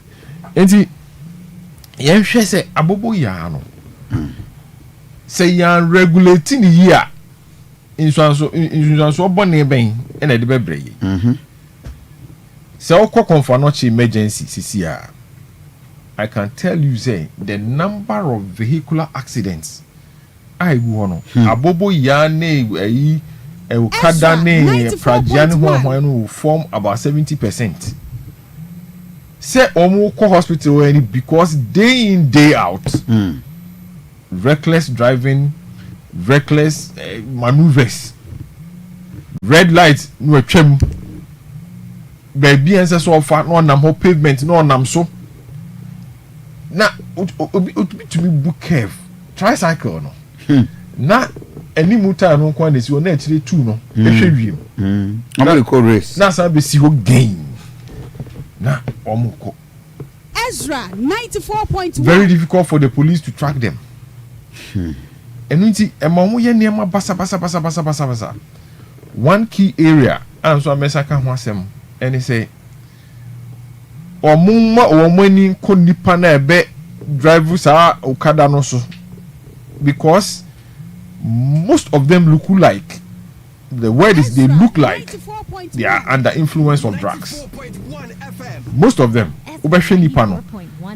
the clear symptoms of drug abuse there were nani call na ndimi na niema basa moma yen hwe say yede mra beto ho se wo si wo betwi okada ensa wonum bi wi onkonum bi tramadol wonum bi omo redo se ho ahwan no wonum bi se be ya nipa no benya adwen kan ede aye adwuma no because nipa nkwan wo ne ede ba be hye saa okada riders insem nipa nkwa ne ede ba be hye wo mo nsem wo mo ankwa ho hia yen ansa mo ba san ba be fro so enkwa eno so eho ehia yen pa se ye hwe ade ba ko a Nigeria menu aka ho asem one of the problems are abobo ya ede ma o mo na se okada pragya ede ma wo mo eye congestion wo mo adoso okuro no mu ama ka enya baabi mfa nipa enya nenan baabi entu nenan si they have created serious congestion enunti na aban etwa mu no kan say within the business district in Kumasi no ma sa niema no emma ha abobo ya ne okada ne pragya no emma the business district because of congestion idea cause problems emma countries are abobo ya ne no e operate wo Nigeria okoho e wo pa idea ha adwen ade ba ko nso a abobo ya fo ni bi crime crime obekwa akotinem by the time a wunu baby akọ unu obaga na wo maje ufuni kurawa na wo maje usika na wo maje omo awowasi baby basa ehun hia say sa training na yesi ye de be ma wo mo no e be tackle sa issues no very very very very necessary, absolutely necessary. Say Ghana oko ekrobiti se sunyan trotro crampo en pretty e central business district. You always go to Sunyani any day, anytime, and you find a place, a very calm and decent area place. Na yeshe yekumasia tia already congested. Ezra 94.1 already congested. Eduma sema me kan any kejeti asema me kan bantu manom ni these places. Ezra 94.1 gas cookers. One when a year gu kwan mu. O matra pavement no e di aba kwan mu. E na create congestion. Truck for aba. Taxi drivers omo push truck ewom. And as I say abobo yanso ye ba be introduce. The law or the regulation, must have a look at these areas so that abobo yano emmeye problem, but rather ese banebe solve problems. Edi mini bi boni bebre kafa abobo yano. 94.1 si ebeye ni aye ni yie. Ena we aye ba be ye registration yi eno so ba be ye another avenue for corruption. Ama binom ansa okako Robert register abobo ya no na ukotueska na ukohunu hwan ye behwe se wo ye NDC ni wo ye Cadbury member wo ye hwan sani emanyi we nyina ebeba so a create an avenue for corruption. Now once that avenue for corruption no beba no, the proper regulation of the thing enya adwuma because say be obi a clearly NCC money license cry be money license na NDC card member be me dey say no adi ene me na me hwa asa na be be say dey wo kan dey Ghana wo kwako ebesi license so card you are not acts of party card me see ebesi we do pahwe enti all of these things we have to look at them na ya the safety aye adwuma Ghana ha no ade ba ko em say da bi ada me ba ha the last time me ba ha no na ye ka ye ma me no maka bi ko twifa wo mo so ye ka no wie no ni na wo twi mi no kura ndi janso ebe to ha we always talk about safety after disaster of course where ye ba be introduce they should look at all the risk factors around it and try as much as possible to eliminate it. And yes sir or bobo ya no ebeba be public hazard amayen e wo Ghana ha na no so anhwe ya ba beti ho committee kwan be fa so a ye be solve akwenya no wo ho say afei na ye ba be ye yen depoliticizing no yen emotions in film na yen fa proper concern for safety any problem solving attitude yen fa ko ho na yen yes ade we na emra na emme solve problems emme boa yen anya sa pa dia nya amama bia famu a emwa no ebi besi na me kan say me the first time I meet mu China e me ko kama osisa misika maame no we could do na counterfeit e ba dia maame edi sa crimes we nyina no ye ma ye ni nkoso na ye hu the right people are this adi we be show mo nsa amom dia ye adwuma. Right, so this is the issue of Aboboya, and that is the discussions on tricycle. Other issues of national interest. We'll look at the various concerns about termination of appointment, so and I share on the Chief Justice. But comment take a crown this young girl, Penamine. Our young lady of Adventist Ezra 94.1 for now reporter Bazakwa and Efra. It's so sad that they just don't even know what to do. What are we losing as a country, considering the moral decadence of our youth? Maybe a year queen. The doctor to force just a few touch on that and dive into the national. I hope because. Sir, school, we go school, we see school so they all name dear and I copy an entity pa. And only a dear awophobia and I say parent be in the back school, sir, unkunya, sir, name dear entity a panel, and entity doko. Now, Bakona one can be shame na etu ato. Araho, mesrena, mashe, school girl no crying in the bush mama in the kafra ne ya omo ya no so enko akiri kra na ni nyina ya futu my stages of life say wo hwe you do your teen age na ye be ye meka say ye wura empanyin fie so no ya na be mo for youthful exuberance and it's any journey sa any so share ahote sa ahote su no ye nyina em ne ebu em odwene ho a wonte ase because me teen news na da me chance upon it no na em was Adventist uko school usim meditu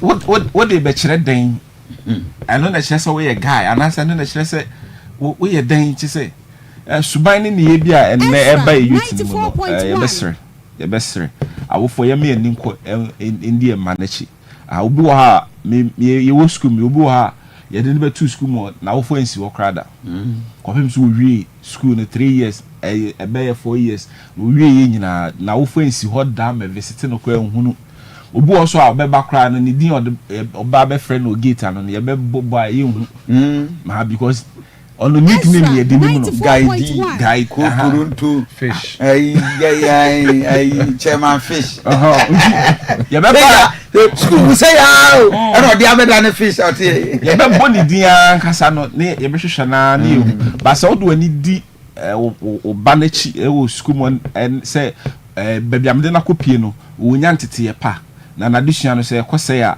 begidi say be bre sa no ma nyina ase na ade ba kwa mehu ni sa say bibrem say ye sunsun adodo ye sunsun we no make come policy developers ya manyo ne ya tena se ekunchire se ne ye run o man no ye sunsun ye bibia ye hu no abuchire bia na wo apply wo ha e be ye adwuma se ne ye o school mu late pass ne ya be hwem wa so ase ye me Mr. Kumi o se o boss wo yi we chi nwoma no de a kire wo aba wa be boy so why late you be forced to learn you be forced to learn you be forced to be disciplined so we be school in term because I'm sorry how much na me kai say me later say ne be why me chi de a kire me nti say me ye ntem na by now we are losing all those things ye de it mesre so you say aba kura na ye mo say na chiro ne ka say itare abofra kuma ho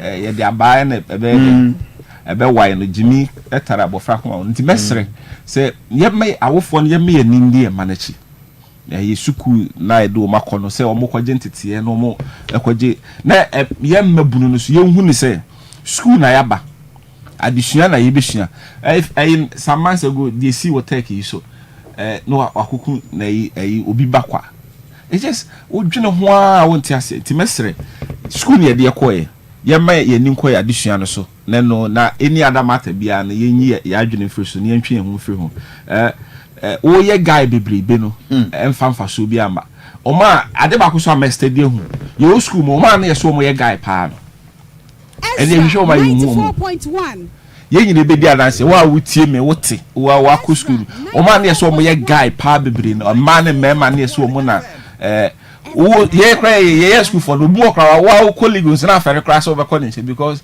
o mo level na o mo wo no be na you know o ma yira enti guy sem bebre no nya no na be ma o ye da chi na efe enti yemfa bibinsi ani so na yen work yen mobran yen adwuma towards that na no mo aye da chi sene se guy sem ne me ye bia hwe me memere na so ne sa no ma no se abranti usha ba ye charge na wofo na ye be charge o ye mine nti na wofo na bebe we awo you know awofo no so ti ba bi o mo dwene o mo ho a o mo nka bi nhyem na minnim kofa so wonya atuo no asene of kofa na bepetu opa petu edin na da so opa petu nya wutu opa petu so nya America cry allow cry so mo cry nkutetu o cry na atuo you know come constitution o cry allow cry so mo fetu nti mesre sa ahoteno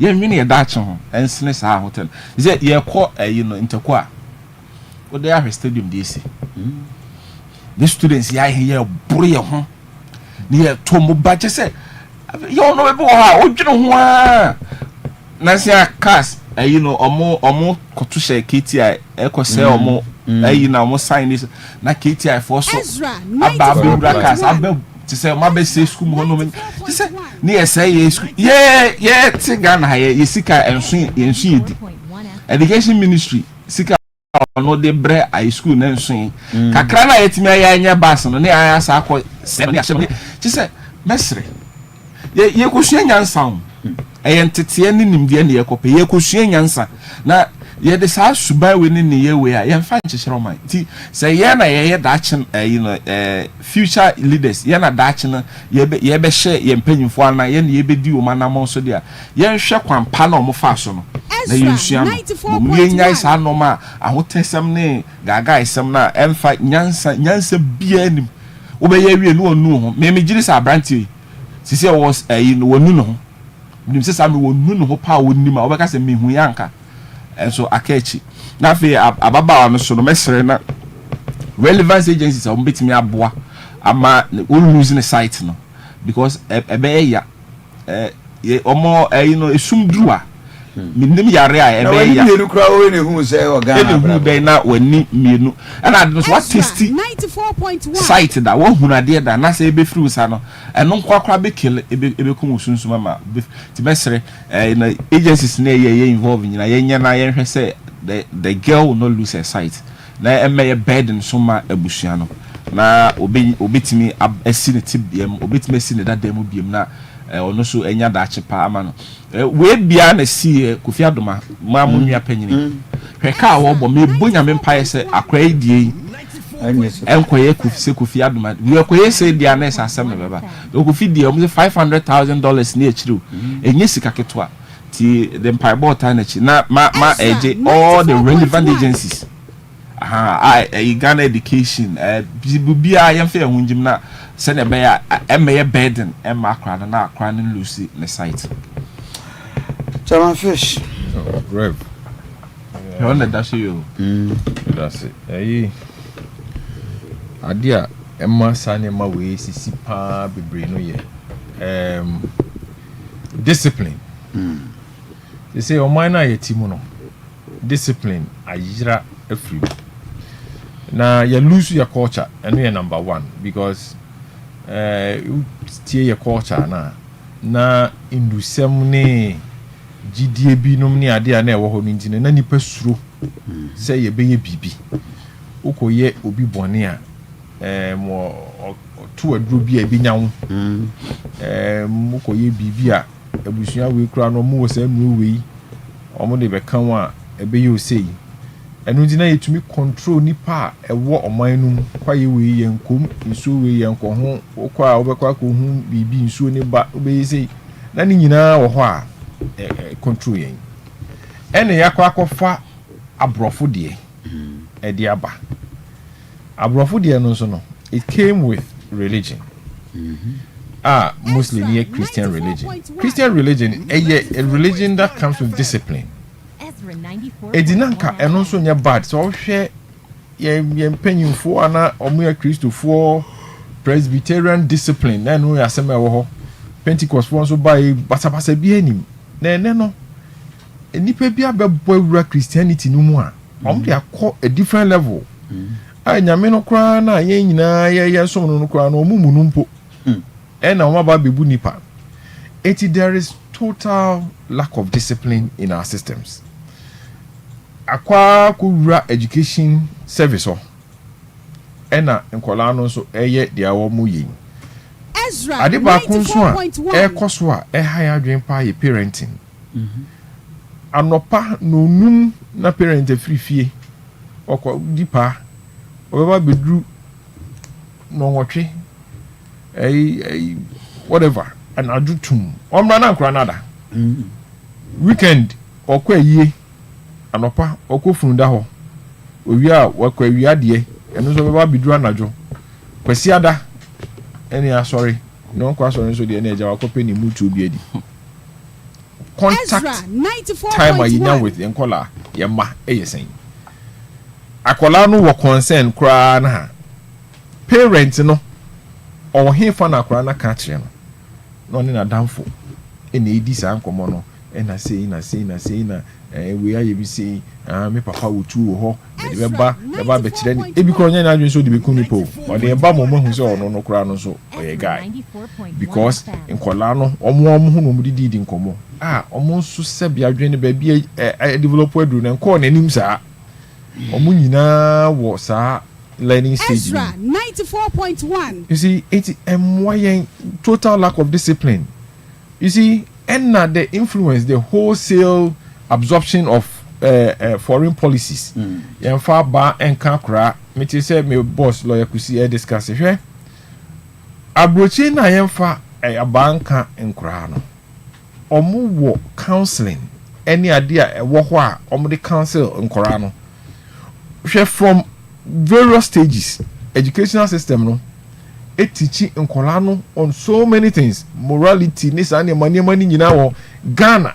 Yankoshe educational curriculum num say. How much time do we dedicate to morality? And I'm sure tawale no mushi. That's what I say. Ade ba ko so say tawale ni stone boy. Ade ba ko a na se nkanyom kra no na nka enye boni so ti ampedum nyom a afutu nko ahu. Na ene no anyom to omo na na boys in a do your man talk so. And if you are teaching me about them in the class, I have to go and follow them. Watching you know what taught to none the trouser than a twice. I could him say what's you and one you he is a good person. And in Central France, more promote to him. We are all victims, and I agree with you. Another thing is one compete with parenting and social media. Me back to me baby some question. Na me ni answer no answer ma me answer. Because ono akọ internet akọ hunu. It is a one regulating war internet wa the ewiase niam nyina bi wo ho papa ne bone esumase nioma spiritual nioma nyina bi wo ho. These things are competing with parenting. We need to also look at that area no na yet to me are directing a man as to what to do and what not to do. It is a whole complex situation. It's just all segments of society. They are doing basso. Now you can't bring boom say this is the direction we want. Say a bani if you say reintroduce. We should reintroduce it. Not yet instill discipline in our children because the foreign policy of no caning, you know. And the institution so be a branch. I can tell you a young girl. I strongly believe say Nenino biasika kom na ye de need to coin sometimes politicians obi ho kan immediately need not na play mu na ya fly no na medical bia so nya bia wanya.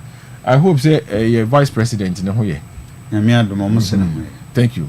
80 ma'am aketesi oti hoyi that's your better be vice president anu so Abraham asini. Thank you. Enso ene sisi adu ogina yi why na eba kwakwa hwe na busuafo no osisi o mo.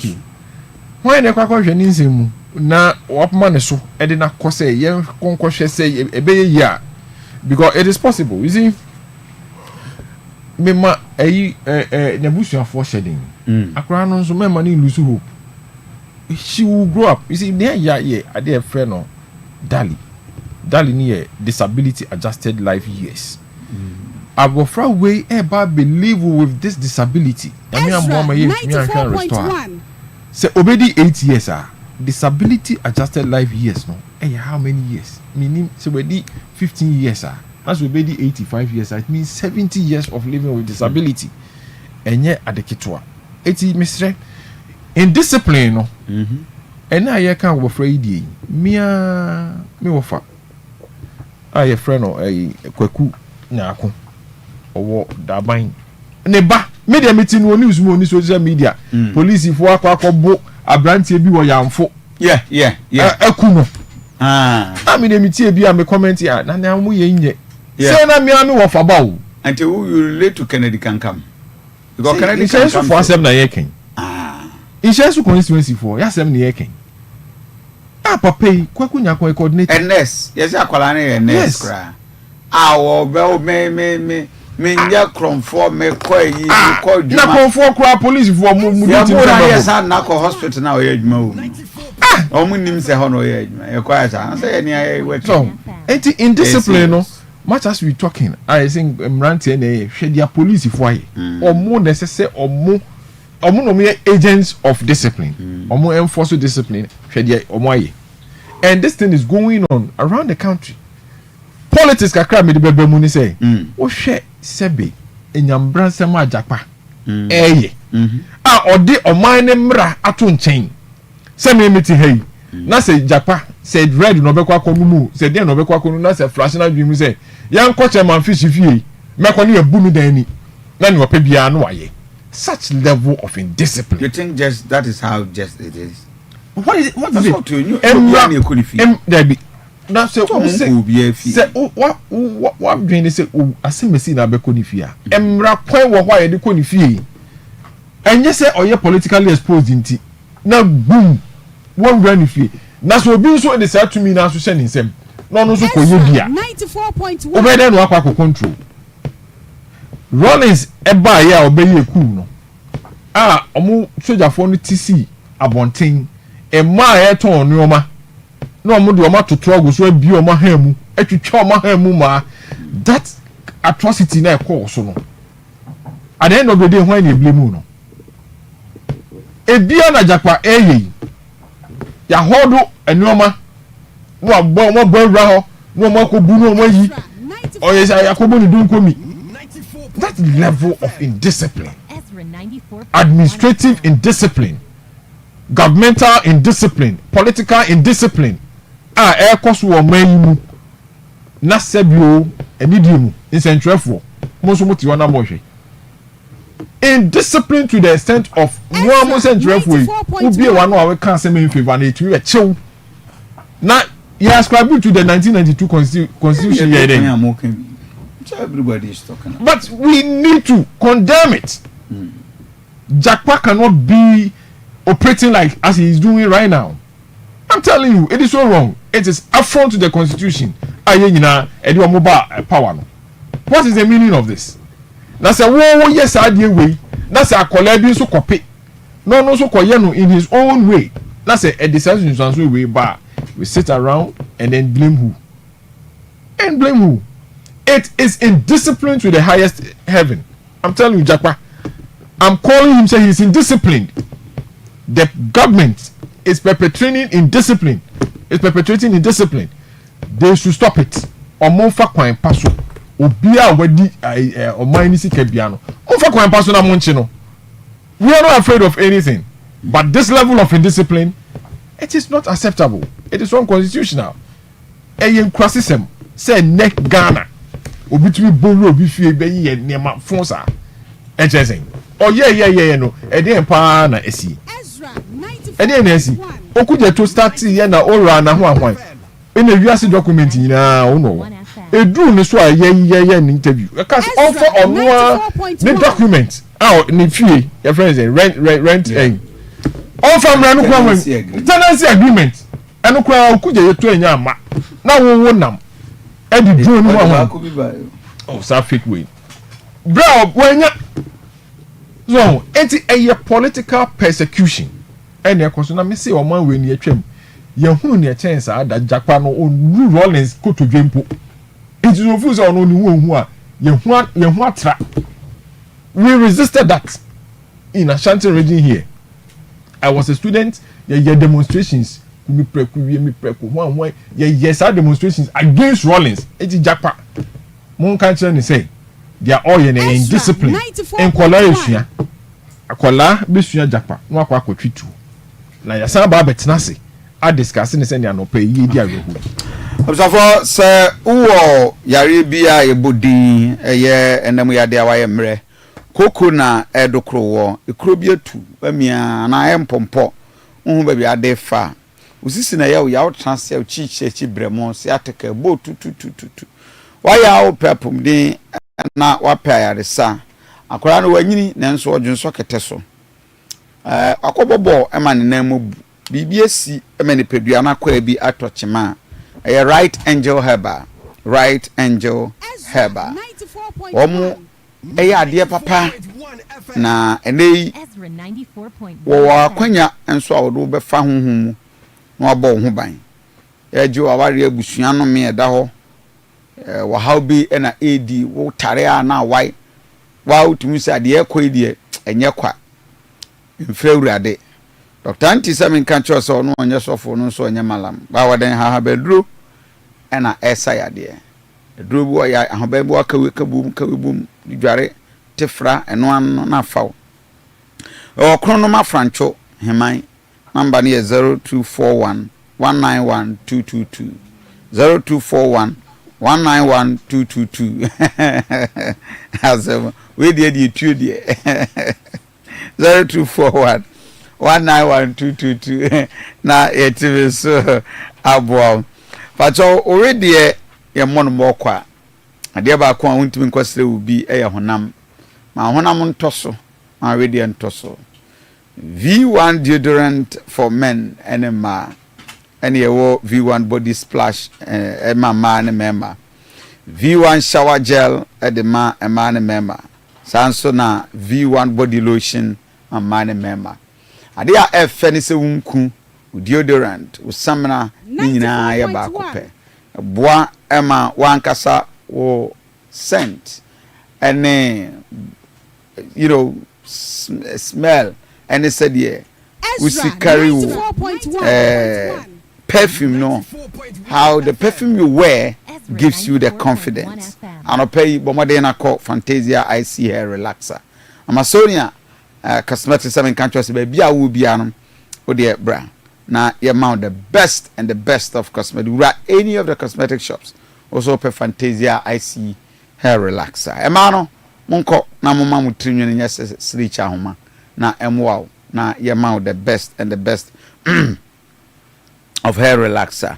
Number near 0207 667 752 0207 667 752 and you Kumasi number and cry over friend 0302 668 420 Fantasia IC hair relaxer and hofe and twaso and I'll be look my wrap up we need to me wrap up mama me person me clarify you be me rapping the kasano oka Japan wasem na no my season na ebo don komi but you fan obet me a chair we ye ko season bi bia ye yakoton me cite example of the past yes sir no and bibia nu ha o ya out of the breach of your 1992 constitution senka the o ye no bibia we breach allow boomra ni bi so a kasa america the persons involved no and kasa kasa o mercy you know.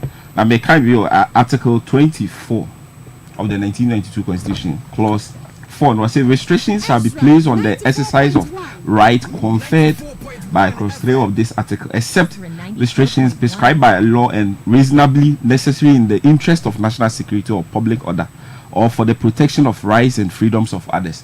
Iti Ghana no yewo amamrano maye fahudi. Ema yetimi ye bibia se na epe ba se du ye bambo so mine bambo ho de a edu asa o fa ho di no o mine bambo no ho hia se na o ankrankra fa ho di no e di se ene obi wo lifie na se national security ebo wura ho na wonye hwea ye bi ebo wura ha be me chairman fish net ye obi abo wura ni fie obi amomwura wo fie Oma ya bo wuro mu fie no omonye hwange mumura bibi nti bibi angoka papa enye grede nti oma ya bo wuro mu fie nyina enye se jakpato na hotel no na oye nemum as part of investigations nti no bo wuro nti etiefo amutie mama ne nya wo se abaye bae ne ama obi tumi na ai jeri ne sama ne yetwa mo ntisa mesre no ntisa me now a case and now a suspension of all post a retirement contracts no aba adwuma mu ne ye ankwankwa adwuma mu kra na ye sheda and me can say sheda Ghana mra no ahye labor act no kra ma ehunu se wudi 65 so kwa homegye and I even for mining no mo ye adwuma o mo to agu for magudi and you know cry there hono e gitikiti and no cry there they are two at age 55 we need 65 now we see 55 enka obi a be kwa homegye ma Ezra we had developed countries na enka no kan ye ni jesem because what some mine e bia some 40 years e bia some 30 something years long a reverend otia say menji dis adwuma wo be ya na okuta poma na de aba ha de a o mere bi be so a wo be kwa homegye mu dwane ya che wo dwane ya che enti senka obi kwa homegye ma nka we nye ade a ese eno so draw attention bebre nemum ebi mo ha ya na ehia omo services the papa mu no bi mo ha ehia omo services wɔkɔ ahomegye mu koraa no mmerɛ no wɔkɔ ahomegye mu na ebu ha yɛnya na na musini enti na aban no ne adwumakuo na ahwɛ government institution ne bu no ama contract say any extending the contract no you send the time as soon there by extend but they ba kwa Ghana aye hu say we abuse bibia enti nipa be brave boapae senka reverend betna ha say bibia on say Mike na ye wuni ha say Mike tinitina wo ma ni nyina say entete ne enkomodien bia ekoso obu ho head ne koto adwuma mu so akoye adwuma mpanyin on ne ho wo the expertise ne nim so obekire pa mo nya bi ohunu saade no oh yeah won kire ma ohunu da je se na be ya okokora na yesi asa be frɛ no owi a na yesi ya man contract na obeka so there will be a gap that sa bro ne be yesu ban no ye njaye bro ne be yesu ban nti government share sa no o ha government payroll so a government workers are on minor over 700,000 omo afibi omo call retirement less than 2,000 NSC so afibia so nipa area school mabuna eba bonten so say e form adwuma mu so wo ho no enti se nka o mra so na wo kwa enka boko na wo ko se na be e bitimi afibia hyem ye afibia hyem omo ba no so omo de nimdie foforo ene meka say and omo the new energy new innovative ways so eneba but ye mu bebre aye akwanside okay and Ghana say we kwatwa mountains and na amanfo gu ha ebi mu bompaye erade me promotion ni nyina na say papa bi ala maame bi owo adwuma mu ha ne time aso eso okọ no onye na adwen so beko and na wa wo ti atwa mountains a wo bompaye say promotion a che no and na no pe me catch say si form and na no pe si form directive aba ne de obi a waye no ho matusala bia che say onye na adwen so beko no obeko mo aba okwa mo aba but I say promotion no de omunsi form our time is up and I'm more than grateful Dr. Tufo Senior Fred, thank you very much. I'm grateful. I'm closing so anyway mami closing remark your time also NDC for us say almost say omo ebibie youth Ezra 94.1 okay die na omo bie mu no at the same time yankwohwe youth omo yi wo omo di mahama bayi sack letters security now we are government near ya say youth we one more na social media omo di ekufu adwatem say mahama bayi no we yi wo omo di say eya it is a more important say can be create a job avenue e dey am the youth then am say you omedi and am dey yi dey na mo de mo yi youth na dey awi e say mo ko yi mpanyimfo no so adi e dey jobs nso na mo create nothing it it is sad me person mo ti ase say no e fa no kwampa so ye yi na di me person mo ti ase say dey am fa no kwampa so de eye aba ne atu ye na ma wenu enye ku ena mo yeye ena mo ba etimunya tutrasem name mensem ni akaka. Thank you. We will have to end the discussion. I'm more than grateful, my brother. Right. We ambush. Ambush ending. Yes. Right. Yamfa birthday dedications, Kakra, and sorry. So we celebrating your birthday. And okay, and one for my team members near your birthday, but you can mention him. Oh, Dr. Mensalajan. Okay. Near your birthday. Okay. Sorry, some. Oh, he fine. Oh, Akratema. Oh, okay. So Dr. Mensalajan, and then the birthday. Dr. Mensalajan, senior Yamisha Pa, non to one. Right. So for happy birthday to Pastor. Is it Pastor Joe? Right. Pastor Mante. Right. Yeah. Pastor Mante from Ike, and then your birthday. Pastor Mante, happy birthday to you. May the Lord bless you and keep you.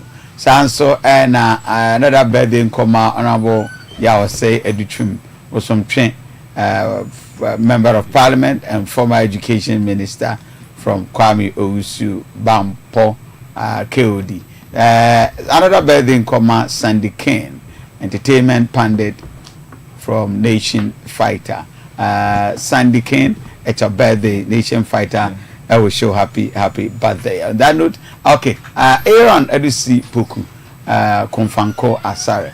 ada this book bana ero na this book konfanko okay asare and your birthday Cecilia sewa a champion from then amoni manso datano amoni manso datano yeah and I right so Cecilia happy birthday to you. Alex Giggs a guy wow and your birthday from Ama right or from Ama Sapon and your birthday so Alex Giggs happy birthday to you bro.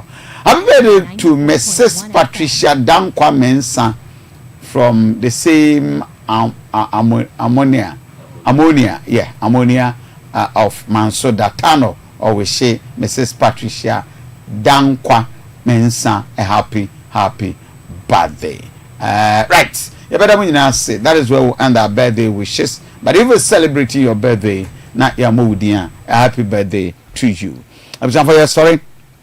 Yeah, the new Magic Tata and kakra yeah, do on TV.